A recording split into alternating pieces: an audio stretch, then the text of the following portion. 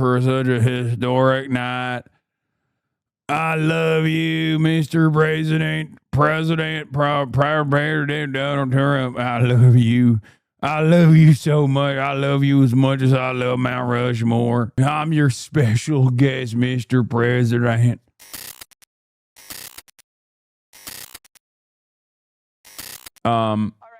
Yeah, we got, look, it's America's 250th birthday. Donald Trump flew in the Mount Rushmore last night. We're going to start there. First, we're going to talk about his speech from last night, which literally was just about communism. He looked like absolute dookie. He looked like absolute shit. He sounded like absolute shit. And he spent most of his time talking about communism. Yeah, he flew into the mountain, dude. It's crazy. He flew into the mountain of Rushmore. A mountain of Rushmore. It's a very good mountain. It could be more beautiful if it had my face on it. It's missing something. It's missing a handsome face. Oh, I watched a new Larry David last night, and it was kind of disappointing. Can I say that as a big Larry David fan? The HBO comedy special produced by Burdock, No Bummer. It actually was genuinely disappointing. I couldn't believe it. Yeah. It was surprising. Because I think Larry is at his best when he's more subtle. When he's boisterous and loud, Larry, which he happens to be in at least the first episode that I watched, it wasn't as good. It almost felt forced. Is jamming all the bits into a skid the worst way? Yeah. It's like, we get it. You don't like being inconvenienced. That's funny. I like it. It felt like typical boomer lib humor, maybe. Ready to celebrate the 4th of July festivities, and he got an early start last night. He flew to South Dakota to give a speech on the eve of Independence Day and to take... Yeah. You know who was probably there? Living La Vida Loca? Turby. Turby, Derby. Running for Governor, us at Decatur. Turby. I bet he was there loving it, dude. Loving every moment of it. He's like, my president. You changed his mind? When it comes to Hasan Piker and the DSA, I'm starting to change my mind on electoral politics. Hasan Piker has said openly that he's a harm reduction voter. He voted for Kamala Harris in the 2024 election, which I don't really with. I always voted for the lesser of two evils, and I never liked the person that I was voting for. And this time around, I just couldn't do it. I saw too many dead children and too many horrific things. I just couldn't do it anymore. But there are people in Hasan's comments, or his chat at least, that always accuse him of not being far left enough, or that he's like a Zionist or whatever. And he always refers to those people as like Maoist third worldists. But he also says, like, you guys are just chirping, like you're not building a coalition. He tells them, build a vanguard, and when you're ready, I'll be there to support you, because they want the needle to be pushed all the way to the other end of the spectrum, which would be great if things changed overnight, but that's not how it's going to work. The world isn't ready for that. The American people aren't ready for that in its entirety. Like, you have to meet people where they are. That's what he says a lot. And with what he's been able to accomplish with the people that he campaigns with and the people that are campaigning, winning elections, Zoran Mamdani, the entire DSA slate in New York, what's going on in Colorado, Chris Rabb, like, I'm starting to see it the other way around, where he's going out and building this DSA vanguard, whatever, and this is going to open a lot of people's eyes. A lot of people are going to show up to support it. Not only are people going to start running more because they see that it's possible, but also I think that it'll get people to start voting more, because they're actually seeing stories or reading articles about what's going on in New York and what Zoran's been able to do. Like, he's changing things materially for the better for his constituents, and that will get people to be like, holy shit, maybe we can change this. And also, like, see, if they don't get it, they'll get it after we win. It's that simple. That's why it's important to put your head down and do the work. Okay. Rediscovering Lenin from first principles. I just don't even start that conversation. Everyone's going to get so annoying about it. Okay. Exhaust all available options. Electoralism is only one route amongst many. Okay. It's fine. I don't want to get started with that, because everyone is going to What do I always say? There's a diversity of tactics. Exhaust all readily available options. Electoralism through this route is only one of many. That's number one. Number two, it's a massive legitimizer. It's a massive platform. It's a massive opportunity to break through Red Scare propaganda. That's part of the reason why. You never said that? What do you mean? I say it all the time. You always say Durka Durden. Okay, shut up. Oh my God. Oh my God. Anyway, it's one of many options. It's one of many options, but it's a valid one. It's a valuable one. Okay. The number one problem facing the American working class that is an impediment to progress, an impediment to building any sort of vanguardist movement, if that's your flavor, is a lack of class consciousness, is unbelievable stigma against socialism, communism. We have to break through that. We have to first foment class consciousness, make the American working class recognize their class position. Then we also have to engage in political education. Only then can you build a resilient working class movement. Electoralism is one route to achieve that. And I think while many have initially criticized these tactics, and there will still plenty. See, there will still plenty. How does it feel to be a shill for the Democrats? There's still going to be guys like this. Bro is actively funneling people away from the actual left. Yeah, bro, the actual left. Where is the actual left? That's because you love the Dems? Yeah, I famously do. That's why they're actively demanding that I go to prison. Not you, that's for sure. No, where is the actual left? Did they leave America? Is that what happened? Where's your left? What have you done materially? What have you done so far? What have you done? What has your movement done?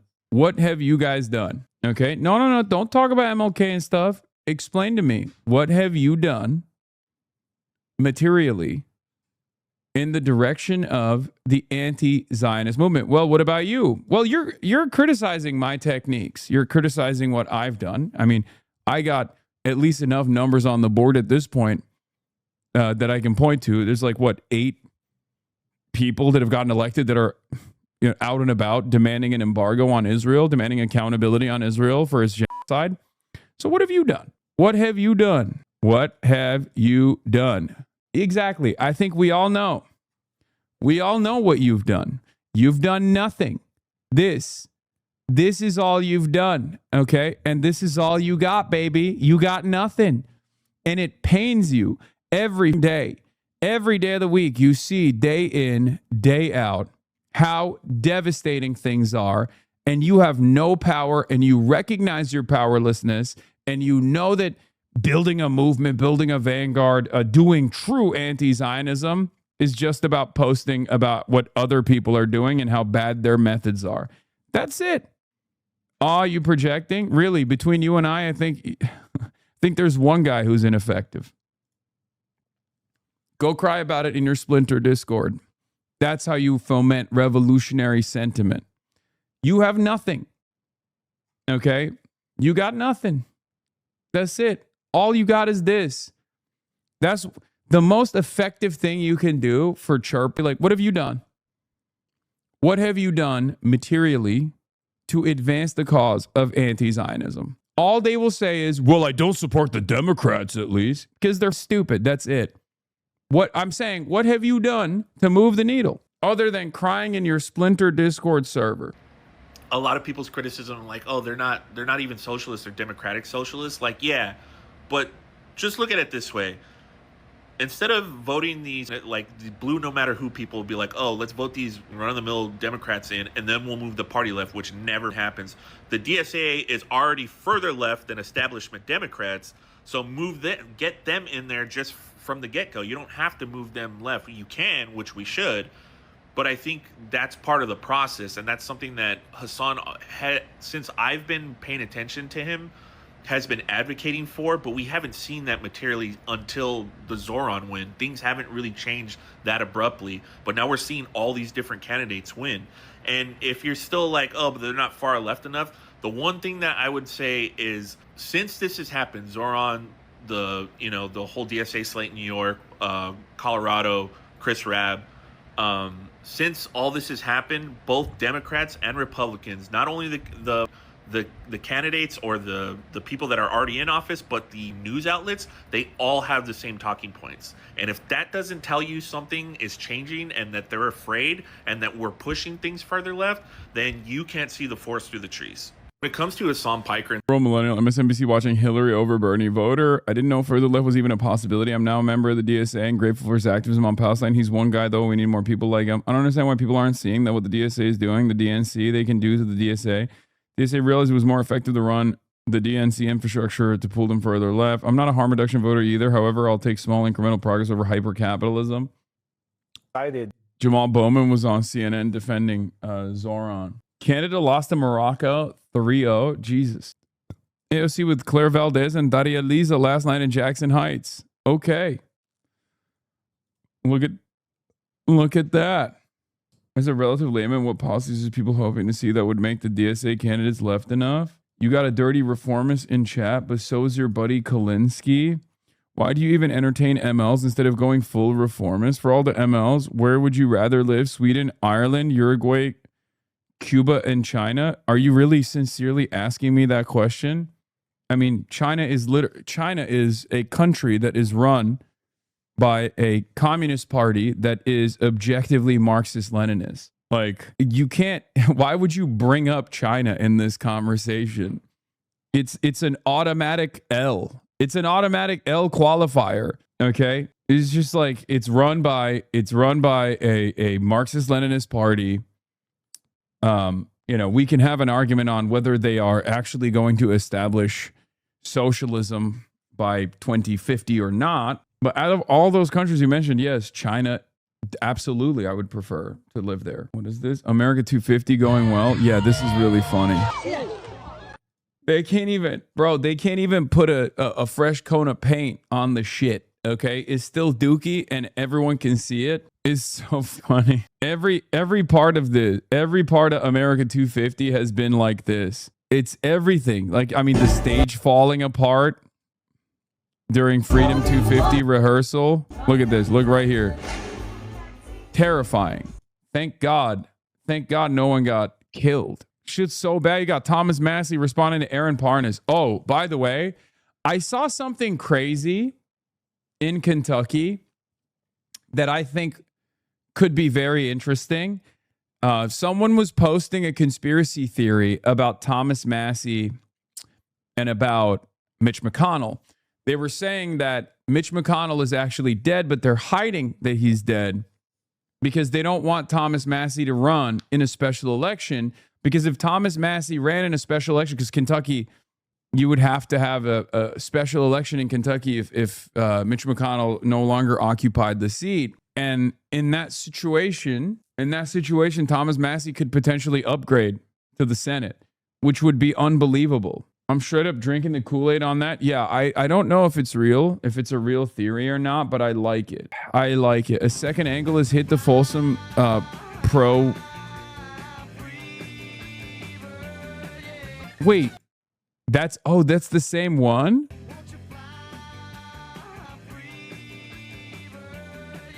God damn it, brother. That's why we need to eradicate all trees. This goddamn lip-tarded tree ruined our big, beautiful day. He suffered an outside hospital cardiac arrest. Very low likelihood he will ever be normal again. I bet he's intubated and waiting brain death testing. They will likely stall out the brain death testing for the reason mentioned, said Dr. Jihad. So they're just making it seem like he's still not brain dead. What is this? What is Drew? As a lifelong Texan, I will never vote for James Tallarico and his radical woke communist agenda. God, he's so fucking annoying. I hate Drew Pavlov so much. What a fucking shithead. At least he's honest enough to just straight up come out and be like, I'm right wing. You know what I mean? Because a lot of these guys, if you recall, they started off as like pro-NATO Atlanticist liberals. There's something wrong with people outside of America that hyper focus on American politics. I don't know what it is. No disrespect to the many who are watching from outside of the United States, but like many of these guys, for some very strange reason, are insanely liberal and they love American imperialism. Like they They live for it. They're like, I need it. It's the only thing that keeps me going. I need it. I need it. And then slowly but surely, they, I think, lean into their more reactionary tendencies, and they drop this whole like, I'm actually a liberal NATO Atlanticist, and they become kind of pro MAGA. Like, their only anger towards MAGA is that they were dumb enough to think that Trump actually was anti-NATO in any way, shape, or form. You know what I mean? When he's clearly not. Like most normal people, myself included, when I lived outside of the United States of America, paid close attention to American politics, because American politics touches the rest of the world in very meaningful ways. But I don't understand how you could ride for American politics and LARP as though you are an American, or care about it to such a degree where you're like, you know, there's always these like Nordic liberals for some reason on election Twitter that'll be like, you know, California 23rd actually needs a moderate Democrat. You know what I mean? And it's like, why do you know that? Like, you should not have. Most Americans, I live here and I don't have a fucking opinion. Like, I live in this state and I don't have an opinion on this. You live in Finland. Why the fuck do you care about having a moderate liberal run in some random fucking district in California? They'd be like, no, you don't understand. Like, we have to run. It's like, what do you mean we, bro? You are Finnish, okay? You are in Finland. I don't understand it. I don't understand it at all. Like, how did you find yourself disinvested in the minutia of American politics, but also be such an unbearable dick eater for a dying movement, like a dying movement that gave us Trump twice, right? Backbenchers that think they're part of the play. But I know, but like, if you're a backbencher, you might as well get involved with like the fun side of politics, like this growing grassroots movement of democratic socialism or something like that. But you're instead, like, that makes sense. If you're like watching from afar, and you're looking at American politics and you're very critical of American foreign policy, and you want America to retreat, you want America to no longer create refugee crises everywhere around the world that like your governments have to deal with, that like then create a unique opportunity for these unvarnished reactionaries to you know, blame everything on the migrants or whatever, while simultaneously demanding more of that militarism that ends up creating a migrant crisis anyway. Like, that makes sense. If you're anti-imperialist and you're focusing on American politics in the same way that I was when I was growing up, that makes sense. But if you just don't get it, some of us have massive spreadsheets for the precinct level data on the Peruvian elections despite never stepping foot in the country. I mean, all of that also is irrelevant, because then the Trump administration comes in and is like, just, you know, put the fascists in charge. And then they do. Eurolibs want to be a part of the liberal American elite so bad they feel like they're outside the club in Europe, I think. Yeah. While woke scolds smokescreened any leftist fun from view of the rest of the world, lol. Anyway. Are they just races? I mean, Eurolibs, some of them, yes. But I just don't understand why you can be so nerdy about elections and also be so wrong. Like, you have precinct level data down to localities in like Arkansas, and you're still like, no, here's how liberalism must win in America. It's like, how? If you're disinvested in the process, shouldn't it be better to get invested in a you know, movement that has some motion? Very strange. Very, very strange behavior. I welcome the election Twitter autists to be on the right side, and many of them are coming. I think Zoran made huge plays with all of those like autistic election Twitter teens, because like he speaks in a manner that is so convincing for them. He knows how to like hit those liberal tones. He knows how to dog whistle so well to those liberals that every Euroid is like, oh my God, he is literally the greatest political figure, which is true. I mean, he is a great political figure. Let's be real. European liberals usually have that strain of advanced racism in them, just how they treat their perceived outgroups. Maybe. Eurocucks suddenly forget their Islamophobia when they listen to Zoran Lamau. Yeah. Anyway, Mount Rushmore, South Dakota, greatest state and the greatest nation of all time. Last night, Donald Trump flew in to Mount Rushmore to deliver an incredible speech. Some might say the greatest speech of all time. The speech seemed like a direct response to the mayor of New York, Zohran Mamdani's speech about what it means to be American on America's birthday. It was very strange. It felt like Donald Trump was directly responding to everything that he's seen on Fox News for the last week or so, for the last month or so, about the growth of democratic socialism, which is secretly actually radical revolutionary communism. He spoke about expelling and exiling communists, man. He was pressed. I don't know why. Let's take a look. The fireworks over Mount Rushmore. Tonight, he will be making remarks here at the National Mall. CBS's Torian Small is nearby on the mall with more on the president's speech and the tight security in place here. Torian, good morning. Yeah, good morning. Happy 250, Adriana. So it was a mix of political messaging with patriotic pageantry as President Trump once again called on Congress to kill the filibuster in order to pass his national voter ID legislation. This also as he honored the nation's history in his speech yesterday. Launching in the shadow of 4 presidents. I'm sorry.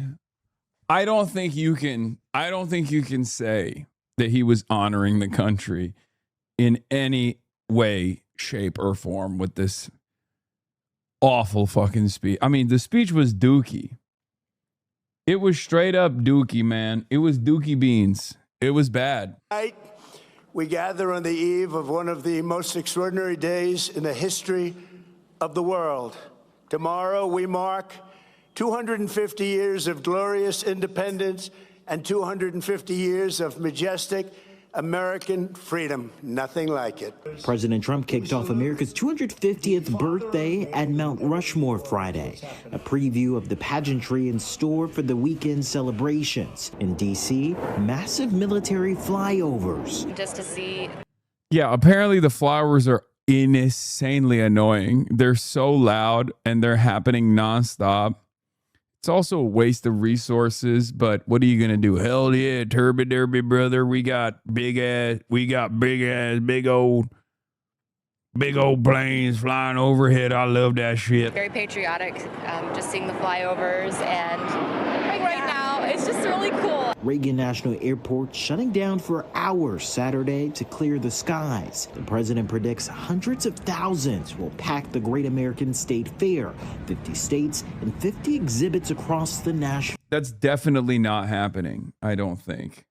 Turby Derby had a statement. Turby Derby said, God bless South Dakota, God bless America. Our state deserves to be the freest, boldest, and the best in the nation. Thank you, President Trump, for such a historic night.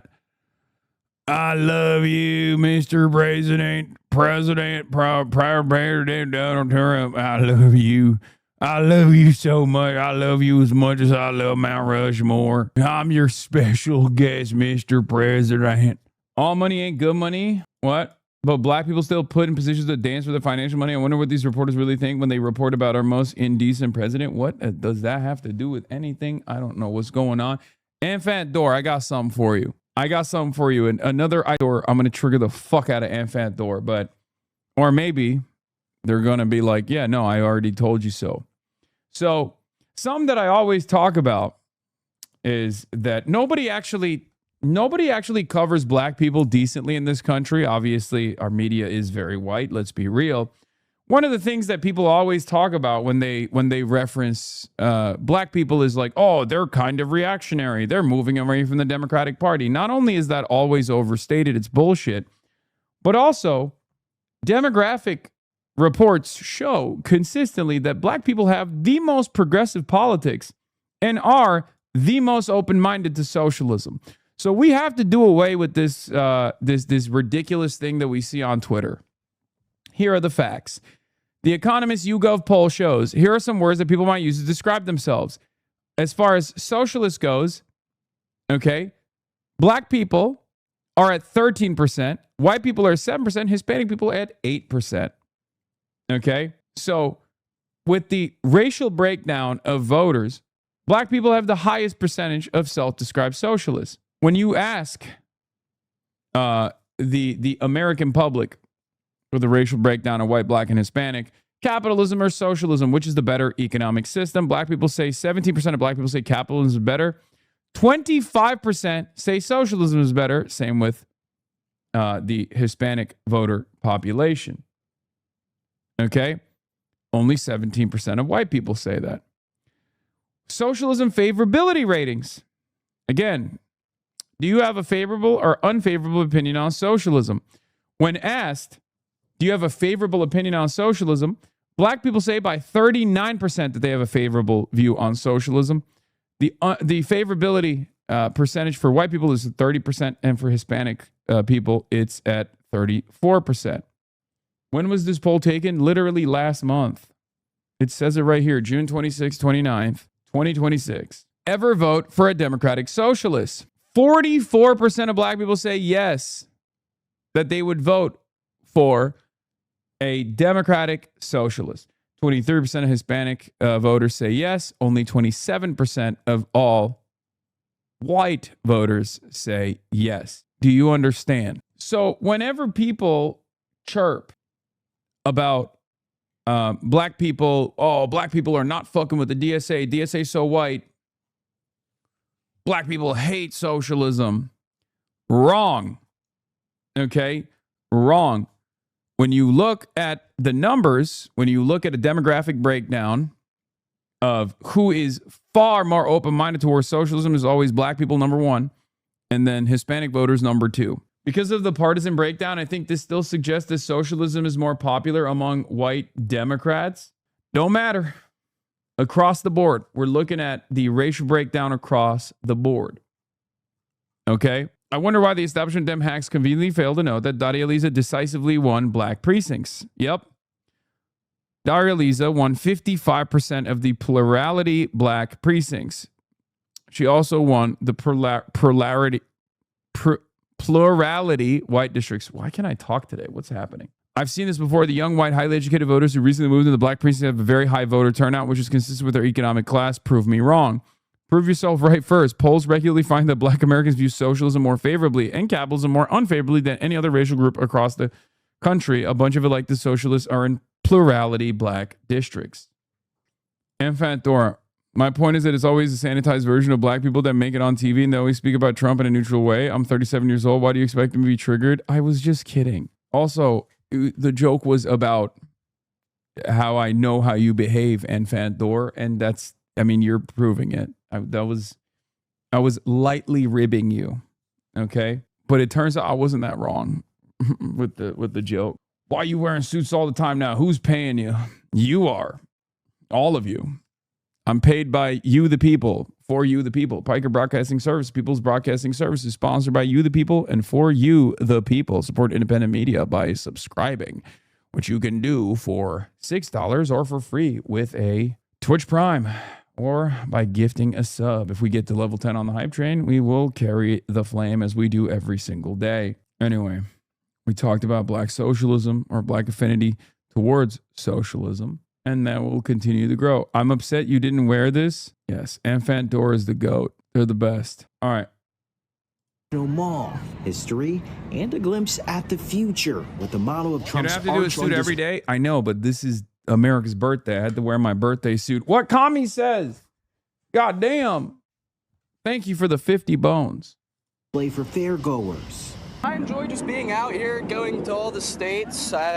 Still haven't seen Pennsylvania yet, but excited to get over there. Trump teased a grand finale, the largest fireworks show in history, and the security to match. Nearly 5,000 National Guard troops, miles of fencing, and airport-style screening. I will tell you that you've had hundreds, if not thousands, of law enforcement Holy shit, we're already at level 5 hype train. That's not what a birthday suit means. I know, I was making a joke. Planning this event for several months. Before the fireworks, a presidential gift. Trump Friday pardoned 6 people convicted of tampering with vehicle emission controls, calling it, quote, weaponization and stupidity. And as we mentioned, the president set to speak again tonight, this time on the National Mall, shortly before 10 p.m. That's before that massive fireworks show. And as for his calls to kill the filibuster, Senate Republicans have already said that's a no. Adriana? As we approach this magnificent anniversary, We see our American identity under a renewed attack. A generation after we fought and won the Cold War against the menace of communism, there is now a resurgence of the communist menace in our land. Communism is a mortal threat to American liberty. It is the greatest threat to our country. We're not going to let this happen to us. Believe me, we're not letting it happen. Because communism is the enemy of free people everywhere. After 250 years, American freedom still rings. This shit's catnip for boomers, I think. But that's it, and nobody else. It's not dissimilar to like constantly calling every critic of Israel an anti-Semite, but I think this has run its course, especially considering that there's not really a militant opposite pole that America is waging a Cold War against. The Cold War is over, right? Capitalism won. Most people that are under the age of 40 or even 65 really have mostly known a world devoid of communism, right? They've mostly known a world where the USSR doesn't exist and that America is the domineering force. And maybe in the early 90s, they thought, oh, it's over. This is fantastic. We won. Permanent growth. It's here. But very quickly after that period of excitement, did people realize that things were actually devastating? We have suffered from our success. Set to it run with a 250 big bones. Oh my God, we're at level 8 hype train already. What the hell is going on? I know you like the number. So you can't really make a convincing argument that we have to be terrified, especially because the major communist world power right now is China. And China, whether we find this to be appropriate or not, has been deliberately anti-militarist in its foreign policy. The USSR has actively opposed American imperialism. You know, for all of his faults and failures, Khrushchev was a lion, as I like to say. China has not done that. So from that perspective, it's much more difficult to present this like big, scary menace of communism. Because in the age of the internet, people can just look at what's going on in China and realize that the conditions in China are objectively good. The trajectory of China is objectively positive. And you look at America, on the other hand, you look at our hollowed out institutions, our ghost towns that once used to be places of industry where people could have a real single income household, have multiple children. Heck, they could have maybe 2 families, one secret and one not so secret family. That's how much money people used to make back in the day, as opposed to now. No one can own a home. All of these cities have been hollowed out, left in a state of dire disrepair, and getting only worse. Meanwhile, you look at China and their rural areas, their rural villages that may not have had working sewage systems a decade ago, now have robot delivery, unbelievable infrastructure, unbelievable development. They are on an upwards trajectory. We are not, and everyone can see it. So you can't really point to China and be like, well, don't you think we should oppose China?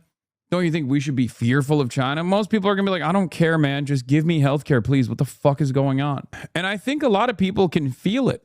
Even if they're not knowledgeable about what's going on in China, even if they are in some ways a little worried about the Chinese menace or communism or whatever, it's difficult to get people to buy in to what's happening in America, right?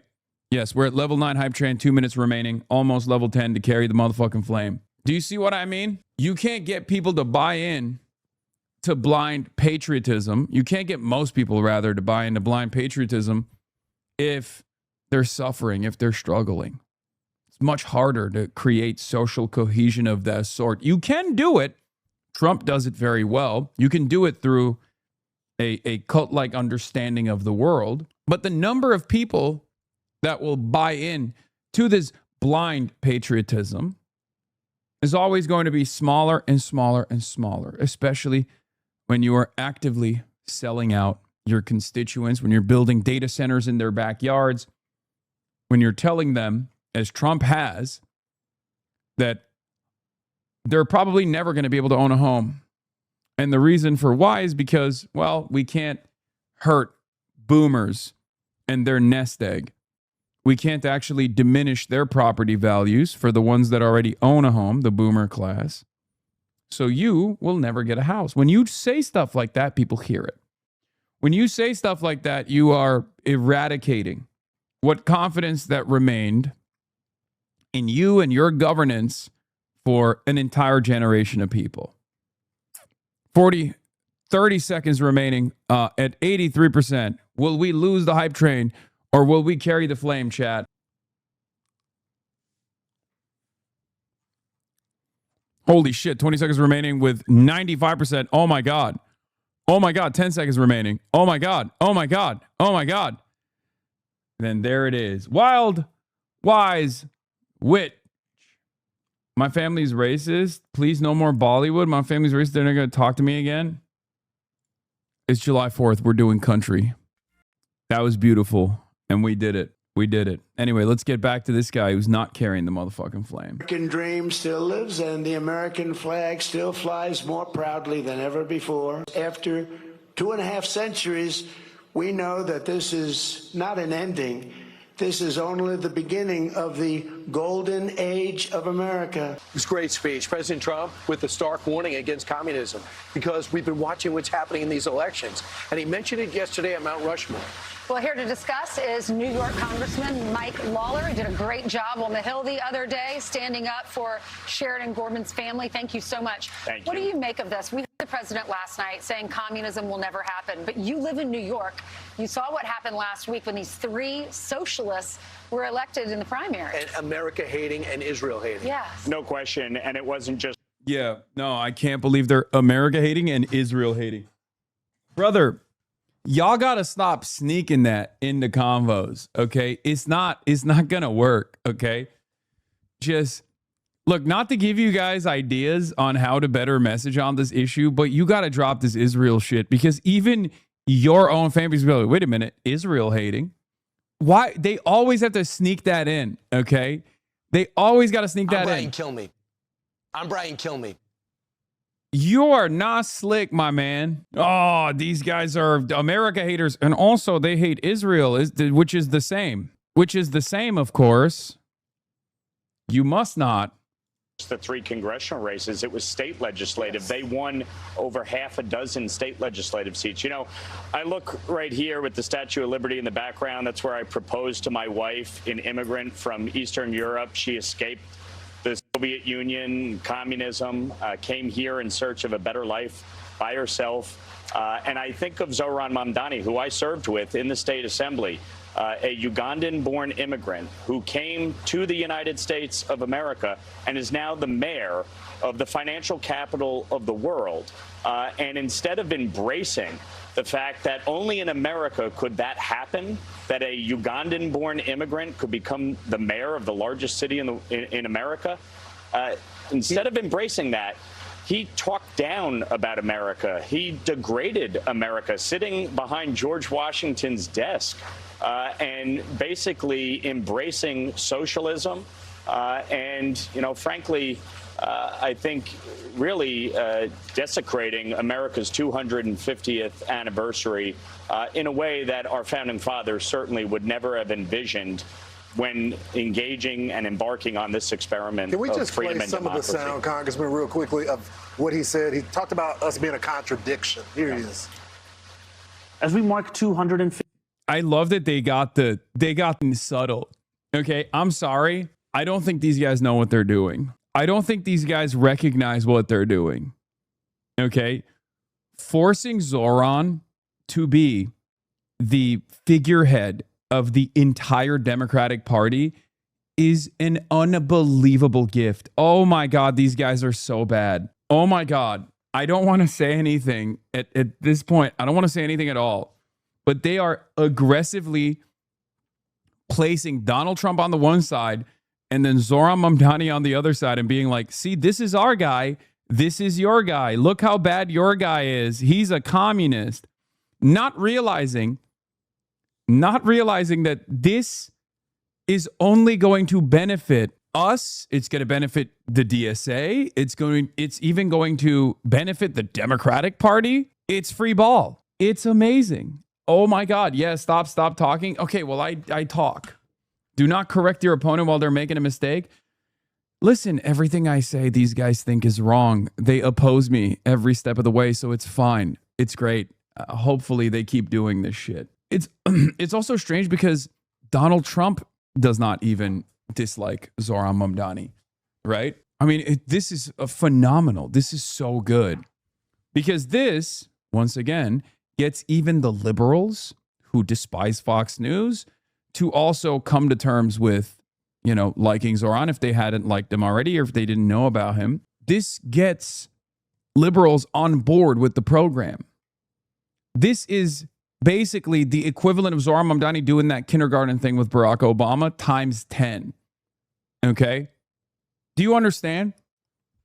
Like, if you recall when Zoran did that thing with Obama and everyone was like, dude, that's a war criminal. I was like, I know. Okay? But trust me, Democrats love that war criminal. Okay? They love him.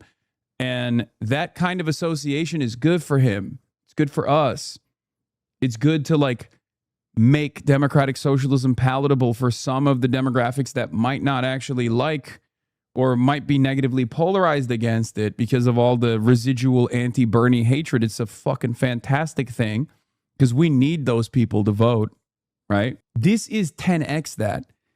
Positioning Zoran Mamdani being like, America's a nation of immigrants, and that's what's so beautiful about America, and I love America, and all these immigrants also love America. We love America.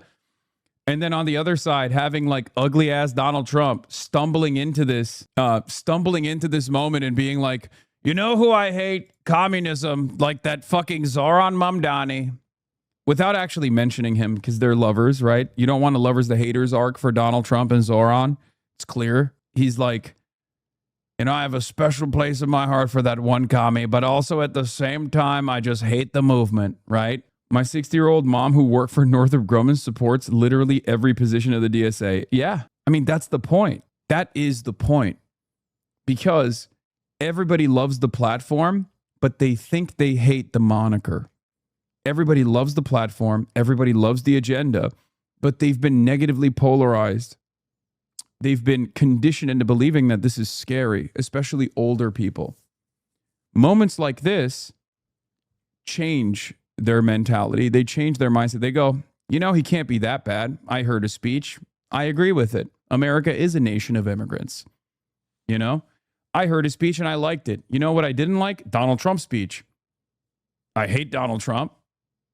I love everything he hates. And I hate everything he loves. 50 years. What do we see? We see a city of contradictions within a nation of contradictions. We see the wealthiest country in the history of the world, one where children go to sleep hungry while the world's first trillionaire hungers for more. We see a nation whose immense wealth has been built by those with calloused, dirt-streaked hands, those who toil on factory floors and chisel into stone. And we see a nation that has allowed so much of that wealth to be held instead in the soft hands of a precious few.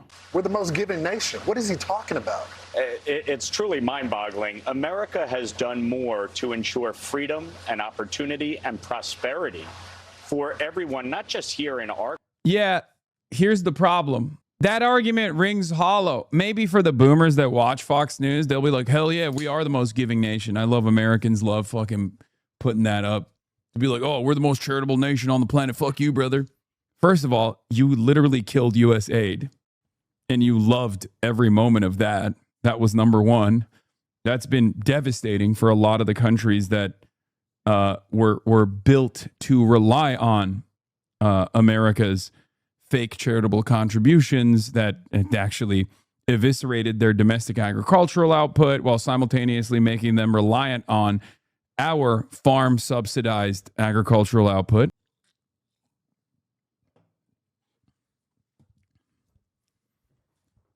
But then also on top of that, Zoran isn't even talking about like the most charitable nation, America, and USAID. He's talking about how callous hands built the value that stays at the top of America in the hands of soft, buttery billionaires. So you're saying it's a good thing USA got cut? No, I'm not saying that. The U less than that, okay? But once you build that reliance, that necessity, you can't just shut off the faucet. And what we did is the worst of both worlds, right? A big part of USAID, there's also very good things within it, right? It's a massive program. It's America's soft power tool, okay? But it's totally ridiculous to just be like, yeah, we're going to shut that. We're going to shut the medical aid, for example. That's unbelievable. You're out of your mind. I'm never going to be on board with that.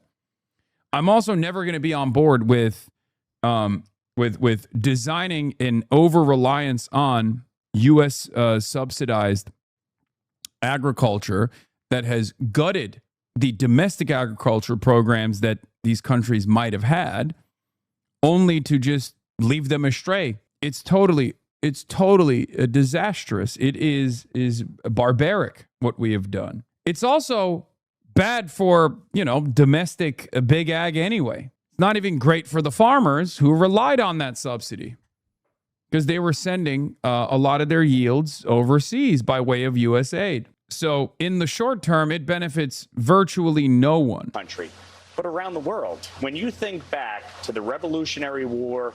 The only thing that I had a disagreement with Zoran on was when he said like it was farmers that did the American Revolution. And maybe you went a little too hard on the revisionism there, buddy. I don't agree with that assessment. As a matter of fact, that's just not true.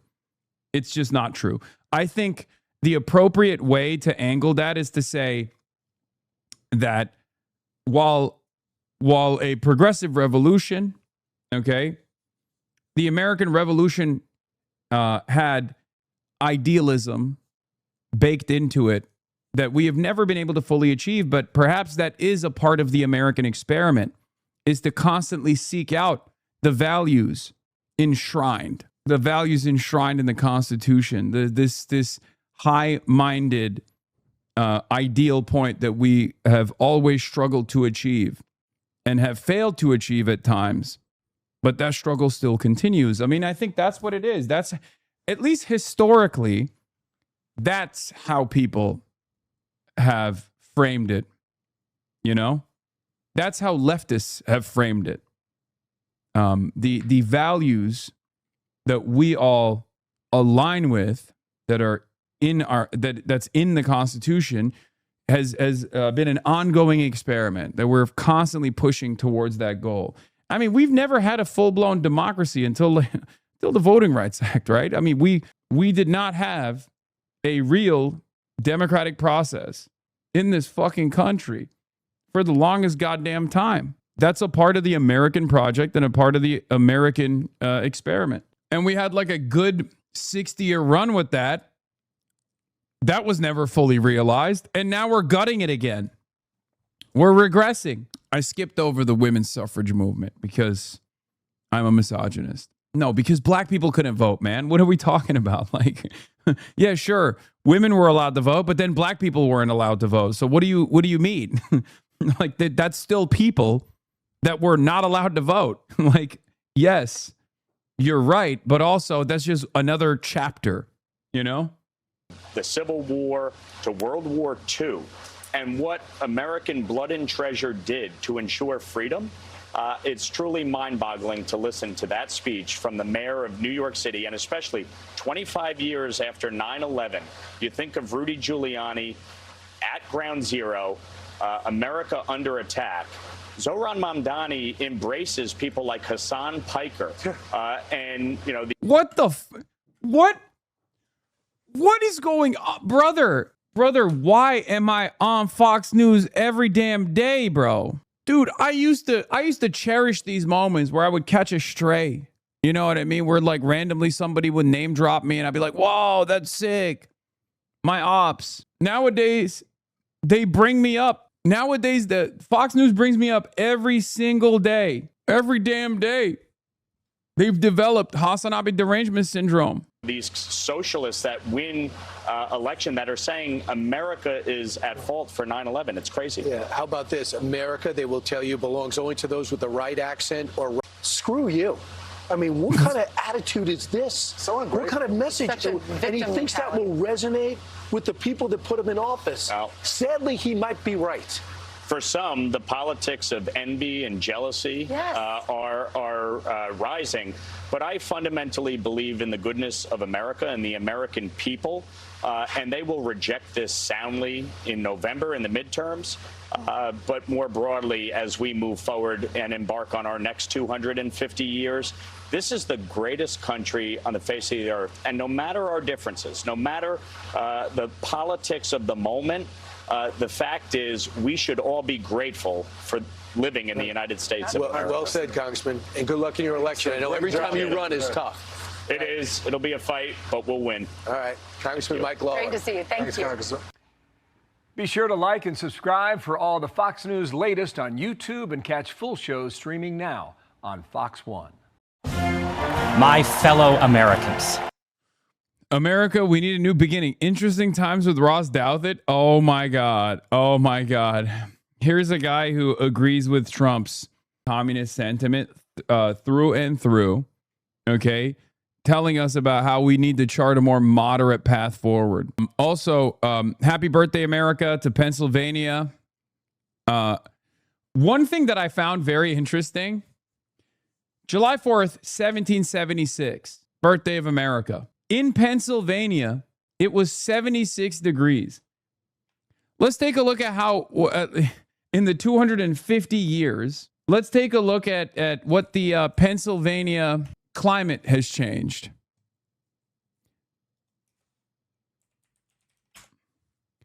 It's 100 degrees right now. I think it was Benny Franks that wrote it down. Isn't that crazy? That they were so diligent in their note taking that they actually wrote down the temperature. 1776, it was 76 degrees. 250 years later, it is 100 degrees in Pennsylvania right now. Okay? 100. Upgrade? I don't know if that would be considered an upgrade. Okay, so the temps are going up just like the stocks. Sorry, we're winning so hard, I guess. That doesn't mean shit. Inflation, dumbass. Yeah, this is the one area where you don't want inflation. Meanwhile, it's a perfect 76 here in Los Angeles, California. Former, also known as Mexico. But Ross Douthat, my fellow Americans, on this 250th anniversary of Great Republic, I think we're unlikely to have a unifying address from any politician, so I thought I'd get a little dressed up and offer one for myself. I love Ross Douthat, man. He is such a G. What a hilarious person in his own meaningful way. Anyway, there is one guy who's aware of what we're up to, and I don't like it. I don't like being noticed by him. But he's also noticed the Zohran Mamdani thing. Steve Bannon reacted to the Mamdani speech. He said, if you dismiss the guy, you're missing something. It's not just this guy. It's the team around him. He warns Republicans not to underestimate the movement behind him. Says, you're going to have to use your agency. Mamdani just gave you a lesson in rhetoric. And the reason I played that live, this is quite serious. If you dismiss this guy and dismiss the people around him and dismiss the money in back of him, you are missing something that's more powerful than Obama. And it's not just this guy. It's the team around him. Of course, you saw what he had in the backdrop. He also took, the part about New York City and the part about Washington, the part that Patrick K. O'Donnell, all of us will do tomorrow on the 4th of July, and then I told you starting on the 6th every day, we'll talk about it. You could have lifted the military part and the glories of the revolution. Yeah, she could have lifted that right from War Room. And I'm sure they've done some of this. They took the, and this is what Marxists do. They want to take the rhetorical flourishes or take the symbology to make you feel, and particularly to make. Dog, this is so funny to say as a modern conservative, like a MAGA Republican. That's literally all Republicans do. That's the whole point. Okay? The idea that the principled Americanism is this far right ideology is idiotic. That's why I don't cede territory to a lot of leftists who will be like, oh, what are you talking about? America is a nation designed by genocidal slave owners, which is true, okay? But there's also idealism baked into the Constitution that we're supposed to strive towards. There are two ways of looking at that, and historically speaking, a lot of revolutionary movements have actually said over and over again, look, these are values that we aspire to. These are values that we aspire towards, and the struggle continues as long as we don't actually achieve these values, and we have not, right? A lot of people also don't realize, for some reason, for one reason or another, that there is something unique in the American Revolution, okay? Part of the reason why I maintain the idea that it's a progressive revolution, regardless of its bourgeois characteristics, is because it was against the British Empire, the most successful colonial force that the world had ever seen at that moment. And perhaps that is the reason why the likes of Ho Chi Minh, Mao Zedong, Karl Marx, and numerous other theorists and revolutionary figures actually pointed to the American Revolution and saw something positive within it. Okay? That's it. The amount of that have come, the amount of Ameribus that have become historic revolutionary anti-imperialist figures is virtually all of them, as a matter of fact. I think I'm almost certain that virtually every single anti-imperialist figure has at some point pointed to the American Revolution and the founding fathers and the principled stances that they took as good. Now, there's two reasons for it. Okay, there's two reasons for that. One is because, let's be real, a lot of the white boys were white, so they also kind of fell for the whole, black people weren't real human beings at the time mentality, where there was robust debate, right? Where they just didn't think about that aspect of it at all. They don't got internet, okay? They just didn't have internet back then, And that's a blind spot for sure, and I recognize that, right? Oh yeah, totally, that was it. Idealism for who they deemed as people, classically. Oh yeah, totally, that's it. Guys, I'm not saying that they were correct. I'm just trying to help you identify the redeemable qualities of not only the American Revolution, but also help you identify why so many revolutionary anti-imperialist figures actually looked at it as a positive, as something to take notes from, as a revolution to take notes from. That's it. The problem is not that the American Revolution, but the Fukuyama-ass attitude that everything was complete, no more DLC. What is this? I need a lawless something. Here's Hannity spamming, but Hasan 9/11. Wait, what? What? He was talking to Stephen A. Smith? What? I'm confused. Party Stephen A. There we go. Mom Don. Then you get six-gender Tellerico in Texas.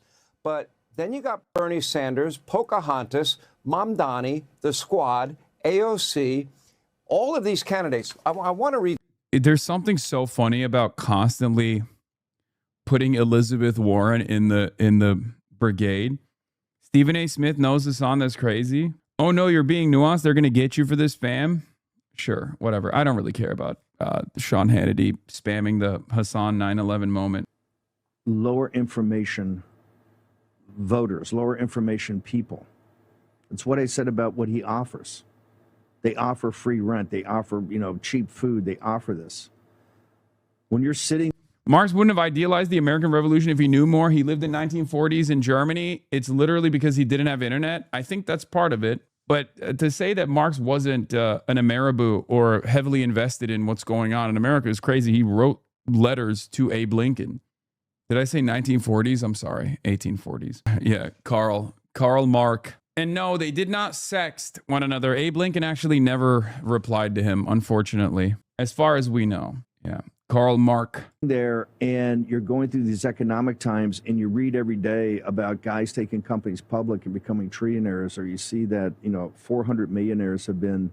Yes, I understand. That's part that I would say that's late stage capitalism, but When you have a capitalist system that has very few capitalists in it, when you have very few people that are actually hardwired into the system for the creation of wealth so that all boats rise, obviously given your efforts in at least some sort of meritocracy or trying to be some sort of meritocracy, but you have a system with very few capitalists in it, what you just heard is very appealing. And what he does is play on the symbols of America to say, hey, we're actually more America. We represent the true narrative. This is what you're going to have to combat. This is why this is a nationwide movement. This is why it's been many years in the planning, and they have very sophisticated people in back of it and a lot of money.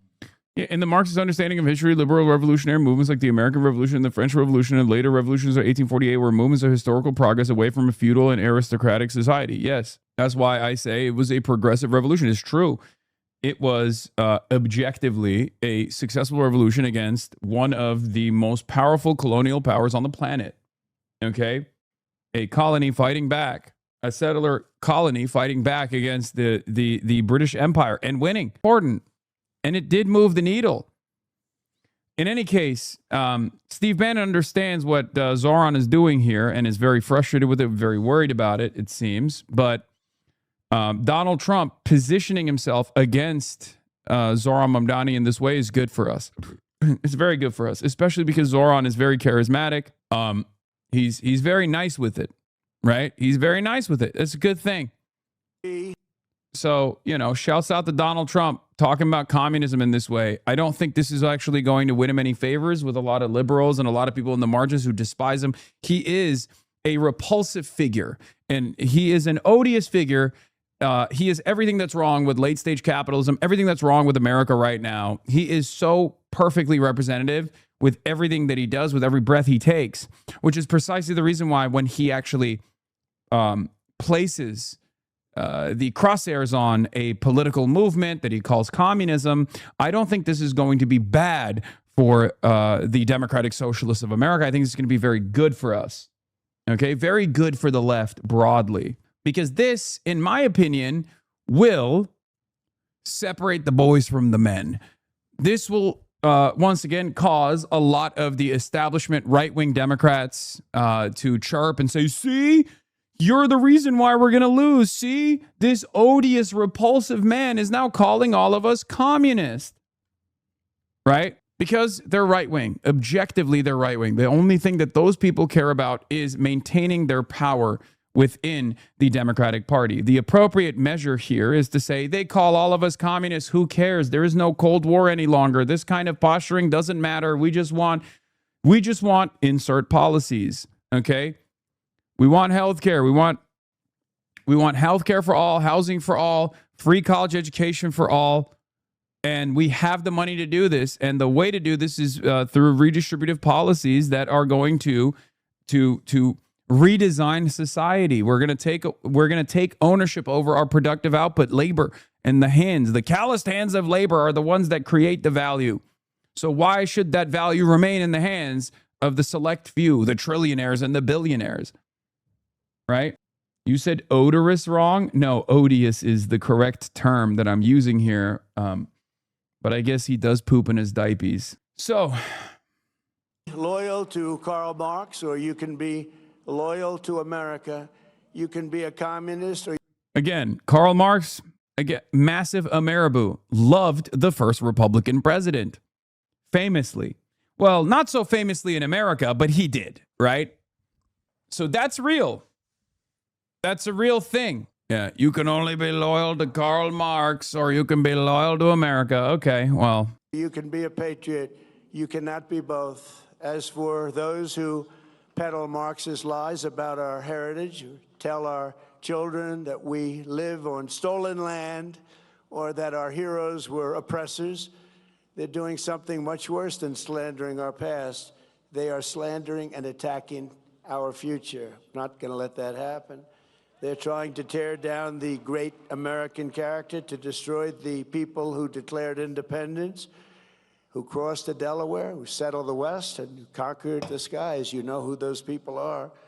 But we will never let that happen. Our American ancestors.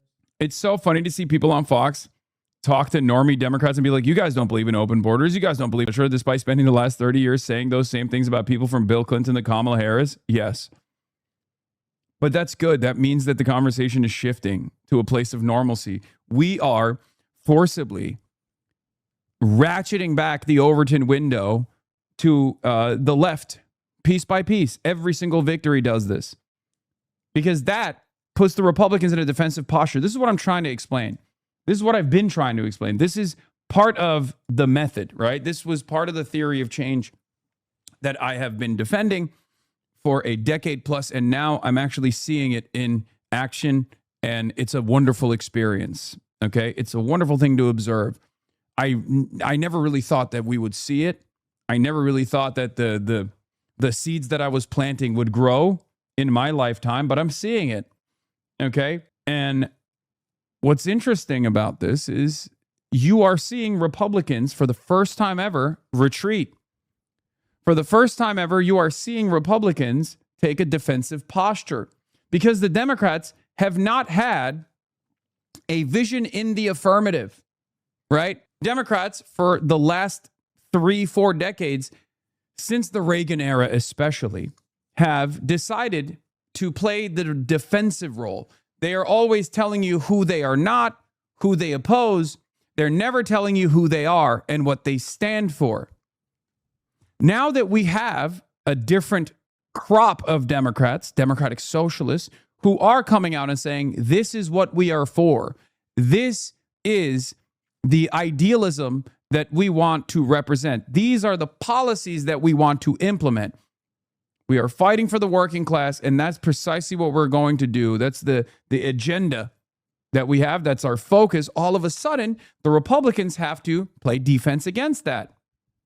Instead of coming out and running the gamut on a litany of different culture war issues that they have seen tremendous success on, and then have the Democratic Party in its entirety run against those culture war issues by conceding on a lot of the hysteria to say, oh, we're just going to be a little bit more, we're going to be a little bit less vicious to trans people, and that's why you should vote for us. Instead of doing that, now we're having that battle on our terms. That's what's causing the Republican Party and its messaging apparatus to all of a sudden turn around and identify that there are such things as normal Democrats, capitalist Democrats. It turns out there is a distinction, but that's a good thing, okay? It's not a bad thing, it's a good thing. Did not shed their blood at Concord and Trenton, Gettysburg and Shiloh, Midway and Normandy, just so that a band of thieves, radicals, and lunatics could come in and loot, pillage our nation. Our heroes died to win, build, and to save, and to build truly a great country, the greatest country ever in the world.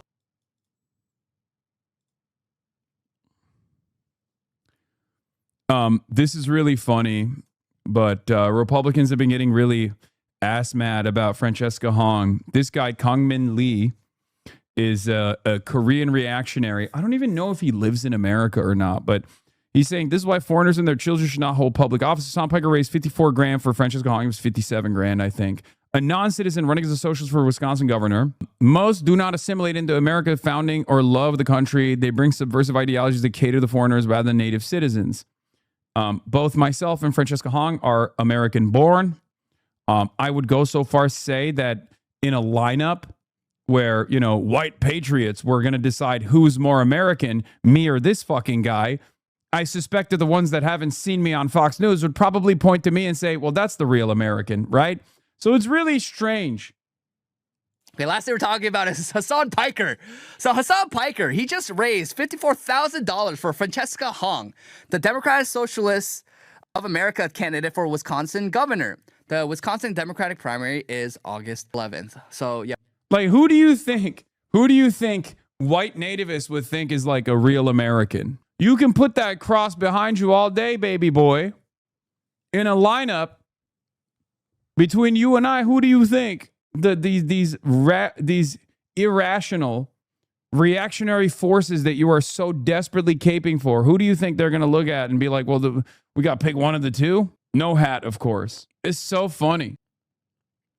Why are your ops always people that would have been bullied at your school? You just identified a big chunk of, a big chunk of the resentment coming from the far right.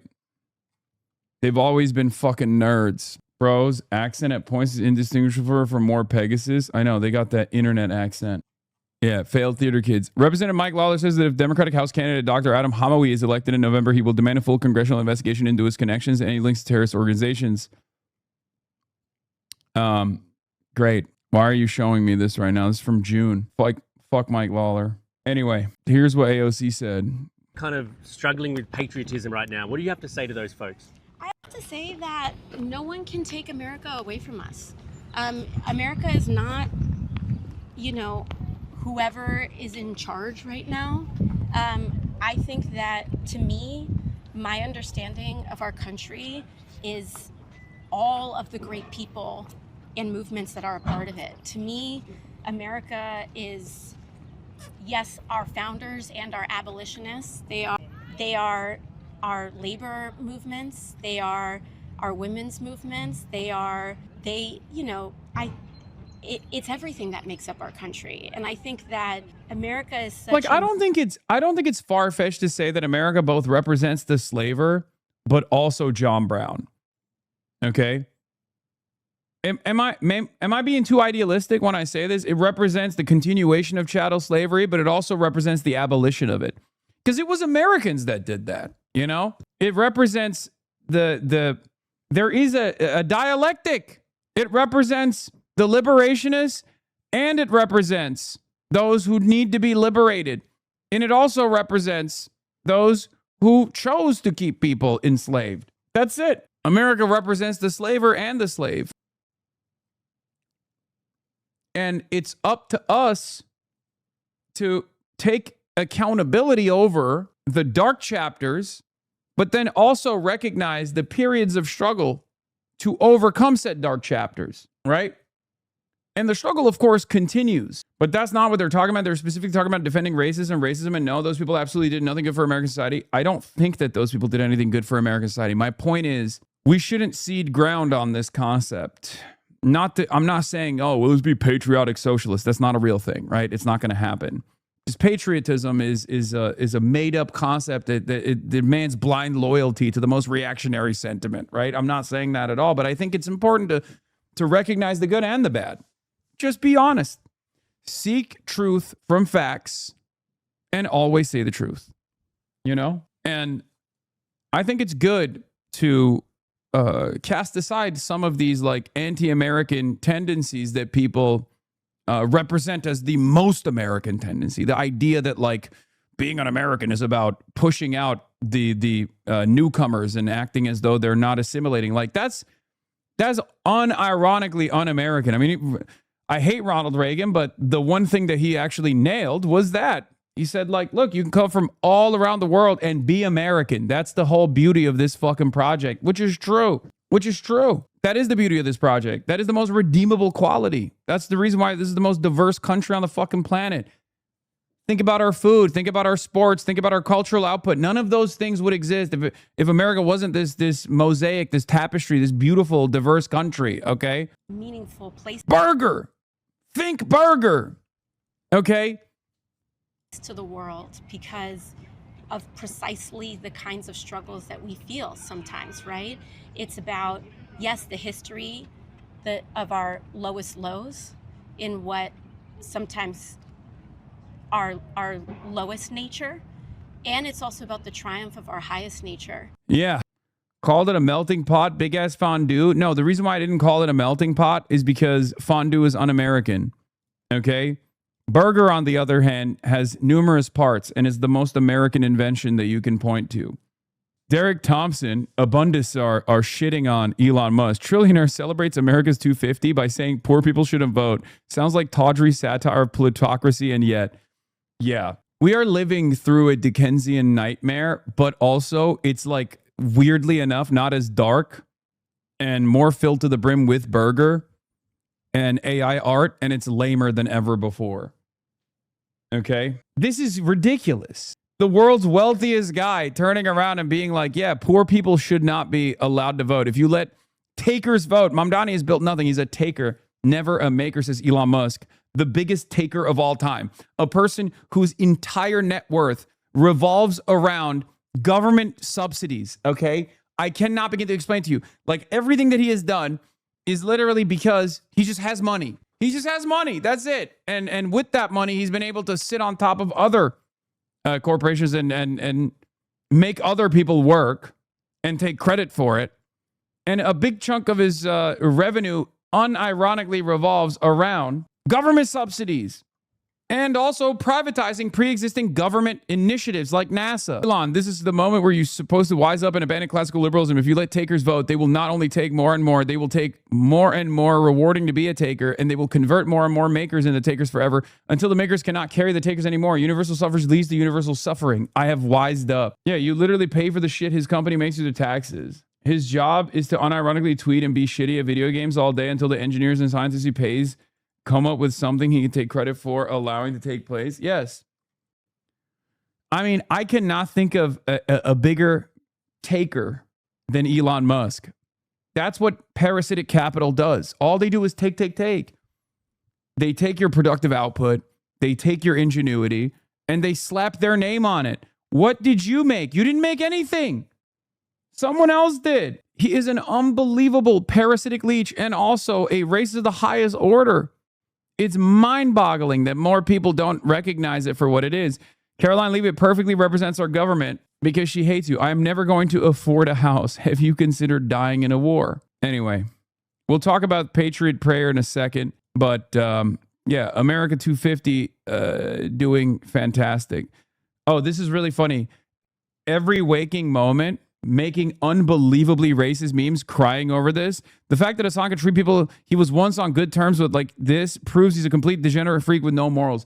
Every single one of these edgy posters that literally almost exclusively joke about like raping people. Like most of these guys, their entire output is just like doing rape jokes, right? Rape this, rape that. They're so edgy. And every single one of them, in between their George Floyd AI compilations and rape jokes, have taken the time out of their day to cry about this. Okay? Sorry, buddy. I'm carrying the motherfucking flame. Perhaps you should do the same. Okay? Yeah. It's always the same. It's like, oh, well, how dare you? How dare you not respect my in-group? Like, this is really messed up. This is really messed up. You're being really disrespectful. You're right. Only in America we could get something like this. Oh, no, he's going to eat them. Oh, my God, his titties. Oh, my God, Toby. Yum. Turby Derby has got some fucking mammaries on him, dude. What the hell? Bro, put a bra on. Jesus Christ. Jesus, Lord, mercy. Awooga. He's got some big naturals, dude. Respect. Wow. Low key, his waist is kind of snatched, too. You know what I'm talking about? Like with respect to his massive mammaries, like his waist is kind of snatched. God, the shape of you, Toby. The shape of you, Turby. Like a upside down soft serve ice cream. I don't even know how human beings can balance themselves like this. Beautiful. All right, now let's get to Ross Douthat. On this, the 250th anniversary of our great republic, I think we're unlikely to have a unifying address from any politician. So, I thought I'd get a little dressed up and offer one myself. A few years ago, I exercised one of my most important birthrights as an American. I drove with my wife and kids across the country, Connecticut to Seattle, 3,000 miles in a crowded minivan. One of our stops was Kalispell, Montana, a small city just outside Glacier National Park. And one of the places we thought about staying was the Kalispell Grand Hotel. And after the trip was over, a little while later, I was in my dad's house, looking at a collection of family artifacts from my grandmother's side of the family. And to my surprise, there was a picture of the Kalispell Grand Hotel. My great-great-grandfather. Isn't he your friend?